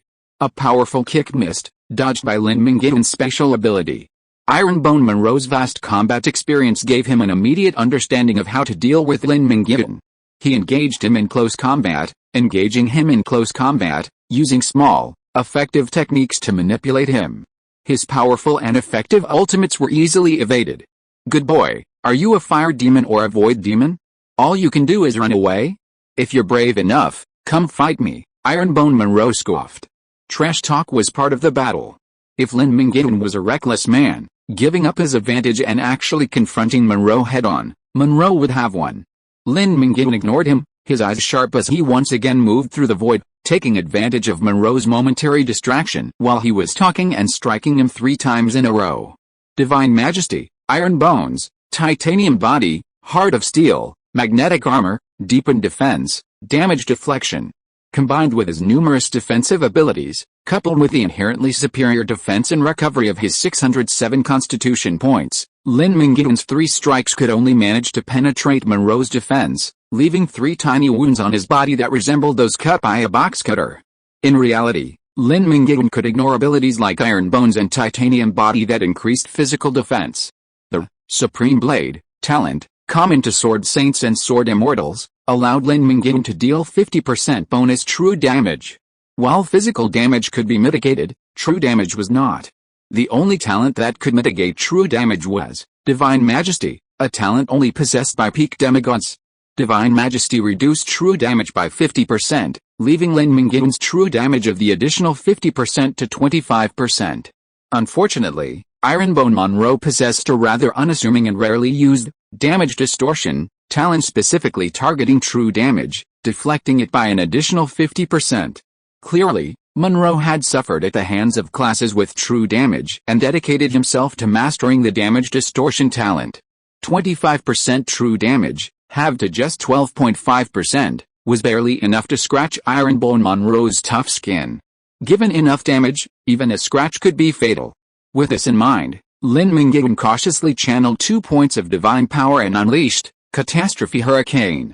A storm of sword energy swept Ironbone Monroe in, engulfing him. The piercing sound of slicing metal filled the air. The catastrophe ripped through Ironbone Monroe's body, leaving him with countless tiny wounds so dense that even someone with trypophobia would faint. Blood oozed from his body, but Monroe endured silently. He had endured far more horrific blows before, and he knew Lin Mingyuan intended to wear him down to the bone, to see who could outlast him. Lin Mingyuan and Ironbone Monroe exchanged a few moves before the two demon armies below engaged in a one-sided battle. Ironbone Monroe's battle-hardened demon army was far superior to the ragtag group Lin Mingyuan had recently integrated, and was crushed in the moment of contact. The battle between the officers unfolded exactly as Lin Mingyuan had anticipated. 3 demigods combined were no match for 2, and they were dominated by the insect user Christine and the mountain ghost Harold. Defeat was imminent. Lin Mingyuan could have fought Ironbone Monroe all day, but his men were nearly wiped out. Flustered, Lin Mingyuan's blood soul clone, hidden in another dimension, suddenly emerged, using Void Walk, to approach the unsuspecting insect user Christine, and then quietly pierced her heart with Great Scorpion Needle. The heart is a blood distribution center. The toxin injected by the giant scorpion needle quickly spread throughout the body through the bloodstream. Christine's skin quickly turned black, and large areas of her muscles and internal organs necrotized. She was paralyzed and defenseless, and was completely killed by the Blood Soul clone. Unfortunately, the Blood Soul clone is not considered a skill of Lin Mingyuan, but rather a built-in skill of the Holy Sword. It still plunders experience from the enemy after killing, and it is also transferred to the original body upon death. Lin Mingyuan's own skills have both advantages and disadvantages. The good thing is that if Lin Mingyuan suddenly dies, the Blood Soul clone will not die, and there is a way to rescue him. Thanks to the Blood Soul clone, Lin Mingyuan has been revived several times by the Blood Soul clone, shocking the enemy. The bad thing is that the Blood Soul clone cannot inherit the God Slayer's talent, and Lin Mingyuan cannot plunder the power and attributes of the insect envoy Christine killed by the Blood Soul clone. In the fierce battle, Lin Mingyuan was unable to think too much, and only gave the Blood Soul clone a command, coordinating with Eric, Aquis, and Sikjin to maintain the situation below and prevent defeat. The battle situation improved significantly with the addition of the Blood Soul clone. Outsiders didn't know that the Blood Soul clone was Lin Mingyuan's clone. They only knew that the Blood Soul clone was a human assassin who specialized in assassinating great demons, constantly weakening Monroe's side's combat effectiveness and harvesting a large amount of experience along the way. Lin Mingyuan's main source of experience was still hunting sanctuary-level great demons. Although demigod demons gave more experience and could be doubled, it was still too little. Sanctuary-level great demons were everywhere in the Middle Abyss. Ironbone Monroe's army alone had thousands of sanctuary great demons. If all of them were killed by the Blood Soul clone, Lin Mingyuan would easily increase his level by more than 10 levels in battle. End of this chapter. Thank you so much for reading until the end. Don't forget to give it a like. Looking for more exclusive content and immediate access? Subscribe to our Patreon. Remember, every like, subscription or donation encourages us to continue. Thank you all. See you in the next video.